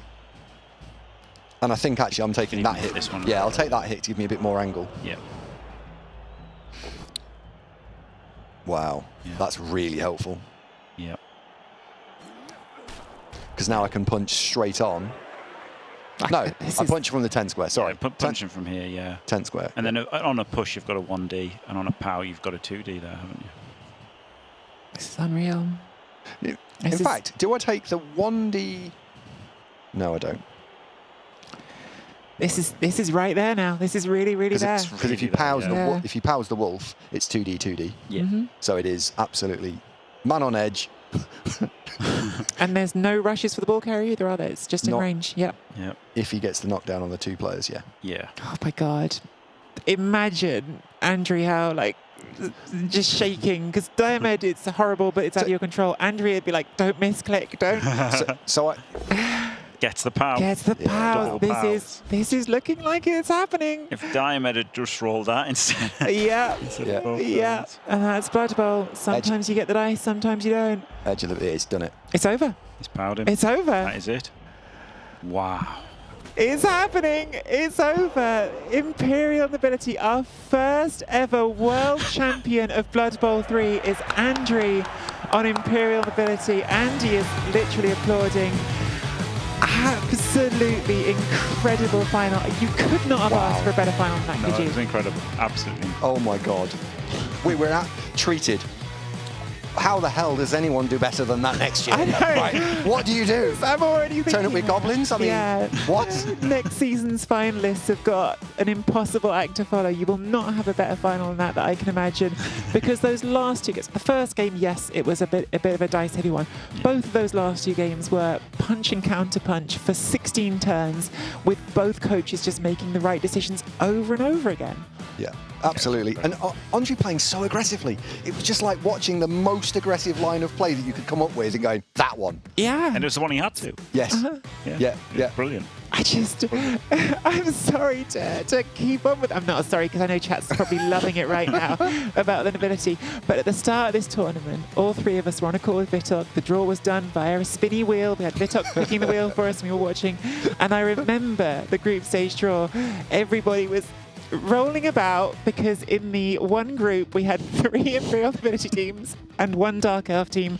And by the way, the Dark Elf team finished top of that group. So, Yeah. Yeah. Wow. so what an ending for the Imperial Nobility with Andrew to come back, to clear out that demon by beating Dark Elves in the semi-final, and then to win the final against Diomed, who you named right from the start of the tournament, Jimmy, as one of the absolute favourites to win the whole thing. Yeah. No, it was outrageous. Incredible stuff from Andre. Absolutely incredible. He only got out of his group on a tiebreaker match with Fez as well. Oh, so it was literally impossible to separate them on tiebreakers, and so they had to play an extra game to tiebreak it. Yeah. So unbelievable. He's made 4 tiebreaker matches in this tournament. Isn't that incredible? What absolute nerve. Again, just talk about holding your nerve and not wobbling in those moments when you're going to make the right decisions, to do it over and over again. This weekend, the first series did not need to go to 3 games, actually, did they? Because it was a 1-0 win over the Lizards. But there was a point in game 1 when it was looking completely lost. We were all watching and going, this is in trouble now for Andrew. He isn't coming back. But did anyway. Then, Wenteros wins the first game, loses the second, comes back strong in the third. Same thing here in the final. It's unbelievable. I do want to say a word, because we're going to get Andrew on, hopefully, I think, for a quick interview in a second. We certainly are hoping to do that. But we definitely need to give a word to Diomed as well, because no matter how brilliant Andrew was, because Andrew won the best, it's still something incredible to go to 2 finals in a row in a tournament of this caliber. It's something else, isn't it, Jim? Yeah. Getting into finals is incredible. When you get the final, it can go either way. This is what I said. Yeah, I thought Diomed was the favourite. I think if they replayed it, I'd still pick Diomed. And, on the day, anything can happen. Andre won it this time, but to get to 2 finals is remarkable consistency. Incredible from Diomed. Yeah. And it's so hard to be consistent in Blood Bowl, isn't it, Andy? Because it is a dice game. Because even this final, yes, Andrew played brilliantly, but there's still a possibility that at the end there, that uphill surf is a surf, right? It doesn't matter how well you play. At some point, there's going to be dice that get rolled that decide whether or not you win or lose. Yeah, absolutely. We saw it in the last handful of dice rolls, right? It was double both down, and then the 2 blocks later, or the next block was double pow. If the dice rolls were flipped, that ball goes off the field, and we have an entirely different. Maybe we have overtime, right? Yeah. It's completely different. So yes, there's a lot of skill, but I also think there's a good chunk of luck in there as well. So. Wow. Yeah, absolutely. Wow. I'm hoping the production team are going to let me know in my ear when Andrew is ready. I imagine if I was Andrew, I'd probably be dancing around the room which I'm playing in and enjoying the moment and knowing that, hey, I honestly, I want to say it. Of course, this is the prize money, and it's what's amazing about this tournament. It's never been a tournament like it in terms of the prize money levels and how much there is. Of course, the prize money is going to be amazing for Andrew. 2,500 euros. I'll say one more time. 2,500 euros. A lot of money. But I know, talking to you two as very competitive Blood Bowlers, that's not even going to be what he's celebrating right now. He's going to be celebrating, I'm the world champion. Yeah, absolutely. If I could have swapped all the choice of the money or the first place, definitely take the first place. Yeah, incredible to win. Yeah, for sure. He gets to keep that forever, right? You can't ever take that away. I've won one of the this. Wow. Oh my word. Yeah. And I've done it with the team that absolutely everyone said wasn't going to win it. Except for you, Andy. You did pick him in the final. We'll give you that. I'm not sure you were saying it at the start of the tournament. Yeah, we're just hearing from the production team. Andrew's taking a breath. And again, do not blame him. What were your highlights while we're doing this? We've got to pause. Highlights from the tournament. I think what's brilliant is that the best series of the whole tournament was the last series. Up till now, I've kept saying Olivia against J-Lev. I loved that series. It was so dramatic. For me now, no question, this was the number one series of the tournament. But while we're waiting for Andrew, some other highlights from the tournament. They're allowed to be your own highlights for both of you. I was going to say, yeah, well, let's not get ahead of ourselves. There was a spectacular series as well between myself and Andy. It was a great series. That was a great Yeah, series. I think that was very well played. Yeah, it was a very, very well played series between you two as well. 100%. I think I'm an elf coach. I'm of course going to go towards the elf one for the drama, but you two played 3 really tight games of Blood Bowl against each other. Yeah. The last couple of turns in the last game for me against Wentros, where the ball was on the floor and anything could have happened, I think it doesn't quite match the whole of this. This whole final was 3 games of oh my word, right? Yeah. That was absolutely incredible. Watching Diomed come back with zombies and flesh columns and still force like 3s and whatever, like that's just absolutely crazy. So all 3 games for me in this final had something, a different one. The ball on the floor and anything could have happened is one of my standouts. Maybe because it's sort of fresh in my mind, but there's that. And Jimmy, I've lost count now. I'm sorry. At some point, I'm pretty sure we're over 170 so far. Yeah. But you must have some other highlights as well. Well, Spartacus made a really good one turn. He was out of time bank, and he didn't do it optimally, but it was still an incredible one turn, like under unbelievable pressure. Andrew did an incredible chain push to get a guy into range, and then like failed to pick up or something. But so there's been a few moments that have been incredible moments. But yeah, for the series, this was definitely the most entertaining series for sure. Yeah. There's one more actually. Olivia Dulac chain pushed the tree onto my wolf. It's not mine, but I think that's worth calling out. That was a really nice chain push. Yeah, and I tapped the table in respect when I was upstairs playing. That was really nice. That's how much has happened this weekend. That feels like that was a lifetime ago. Yeah. Maybe it won't to chat if they didn't watch every single game with us, but to us who've covered all these games, so much drama in them. I've got some great news, guys. Our champion, our new world champion, Andrew, is ready to join us right now by video link up for a call. Oh, Andrew! Andrew's got the glasses on, celebrating. Andrew, first things first, congratulations, you're the world champion. How does that feel? Thank you very much, Miss Pele. Woo! How are you feeling right now? Well, you know that I'm not very good at speaking English, so I will try again. And with the nerves, will be worse. That's But okay. I feel great. I feel great. It was a great tournament. nice organization. Everything is great. Everyone here, us three in the studio, we had, I don't know if you saw at any point, but we had 1,200 people, 1,200 people watching your game. I actually hope you didn't see, because I can't imagine the pressure of knowing that many people watching. But everyone here has been so impressed with how aggressively you played those games. Every time you had an option to be a bit more afraid, take an option that was a bit less, I guess, the lower risk but lower reward, you leaned into those high risk plays that gave you a big reward, and you got the reward for it. Can you, I know it's difficult with the language, but can you speak about your mindset playing these games against Diomed? Well, Diomed plays so good. He's always a opponent that you don't want to face, but this is the World Championship, so you must defeat the better coaches. So I try to play as Arso Wayne tell me. Arso Wayne teach me how to play Imperial Nobility. So I get that things that he say and try to make it. And here we are.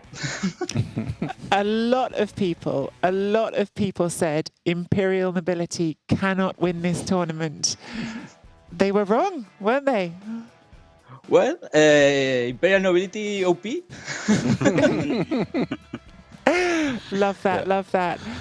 Do you have any plans for how you are going to celebrate? Obviously, €2,500 cash prize. Do you have plans, or right now is it just celebrate, enjoy the moment? Well, right now I have no plans.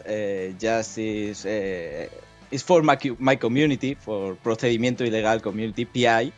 I have now 1,000 messages in Discord. I feel great. I feel great now. I have some nice friends that I made thanks to this game. So it's a great moment now. I love that answer, because I think all of us would say who've played LoL a lot, one of the best things about it for all of us has been some of the friends you make. You make amazing friends through this hobby, and I love that that's where your mind went as well. Do either of you guys have a question you would like to ask Andre, or do you want to say congratulations on winning the World Championship? Yeah, Andre, I just wanted to say, I know we've met. Congratulations, well done. I have been supporting you for the last couple of rounds. I did change my mind, so well done. Congratulations. I look forward to seeing you again soon.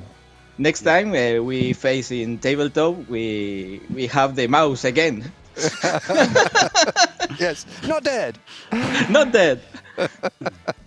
So yeah, obviously, massive congratulations. The question that I was going to ask you the other day when you were on doesn't seem as relevant now. It was, you took the 2 guard instead of 2 block, and obviously now you're very happy about that decision, I guess. Sorry, I don't understand. You took the guard ogre instead of the block ogre. Oh, yes. And I guess you're very happy now. I try to get more guards than my opponents every time. And I used to play with the ogre not so much aggressive, just positioning in the good place and wait. Or 3 dice with the ogre and got a what? Yes, lots of ones. Yes. There's one thing that we haven't mentioned yet, which is, of course, you have won €2,500, but you have also won the first qualifying ticket to the 2025 World Championship. So everybody watching, we can tell you one thing right now. Andre has already got his place at the next World Championship to come back and defend your crown. Can you do 2 in a row? Nobility again? Hey, why not? Why not? Andre, thank you so much for taking the time to join us. I'm very sure you would like to just run off and celebrate and enjoy your win right now. Take those glasses, go and celebrate however you would like to celebrate. Congratulations one more time from everyone here in the studio, and thank you for a brilliant spectacle. We really enjoyed watching it. Thank you very much, guys. Wow. It feels so odd to say it, but we're at the end. We've covered all the games. We've covered, literally in Jimmy's case, almost every game. Just a few quarterfinals to go and mop up. It's been an unbelievable tournament. We've already had some reflections on that. I think while we're here, worth saying again, Season 7 is coming up on Tuesday. If you've been watching this, if you're out of Blood Bowl for a while, you're thinking, oh, is it a good time to get back into it? New season coming with Norse, with all the other features. Will we expect to see you two streaming on Tuesday and bringing that action in right away for the new season? 100% I will be. I'm not sure. Andy, you might be busy, yeah? Yeah, so I'm working away from home this week, so I won't be home until Saturday morning. So I will be streaming on Saturday and Sunday and trying to catch up.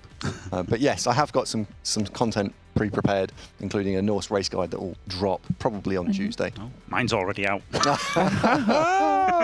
Damn it. Look at that. Look at that. So much great content out there, guys. Absolutely do. If you get stuck into the community, as I was saying before, get stuck into it and go find those streamers, in these two and everyone else who's producing all this great content, because there is so much good stuff out there. Also, if you watched this and thought, I would quite like a go at that, there's going to be some more news coming in the next few days on Nacon's socials, so do look out for that, about exactly the path to qualifying and all the different ways you can do that. So check out all the socials. For now, I think it's a massive thank you to Nacon, a massive thank you to Cyanide for putting on this tournament for us. It has been an unbelievable journey. Thank you for having us three here in the studio to present it. We have had such a blast. Thank you all for tuning in, and may your dice carry you through the new season with as much fun as we've had this weekend. Have a wonderful end to your Sundays, and I guess, hopefully, we'll see you back here this time next year.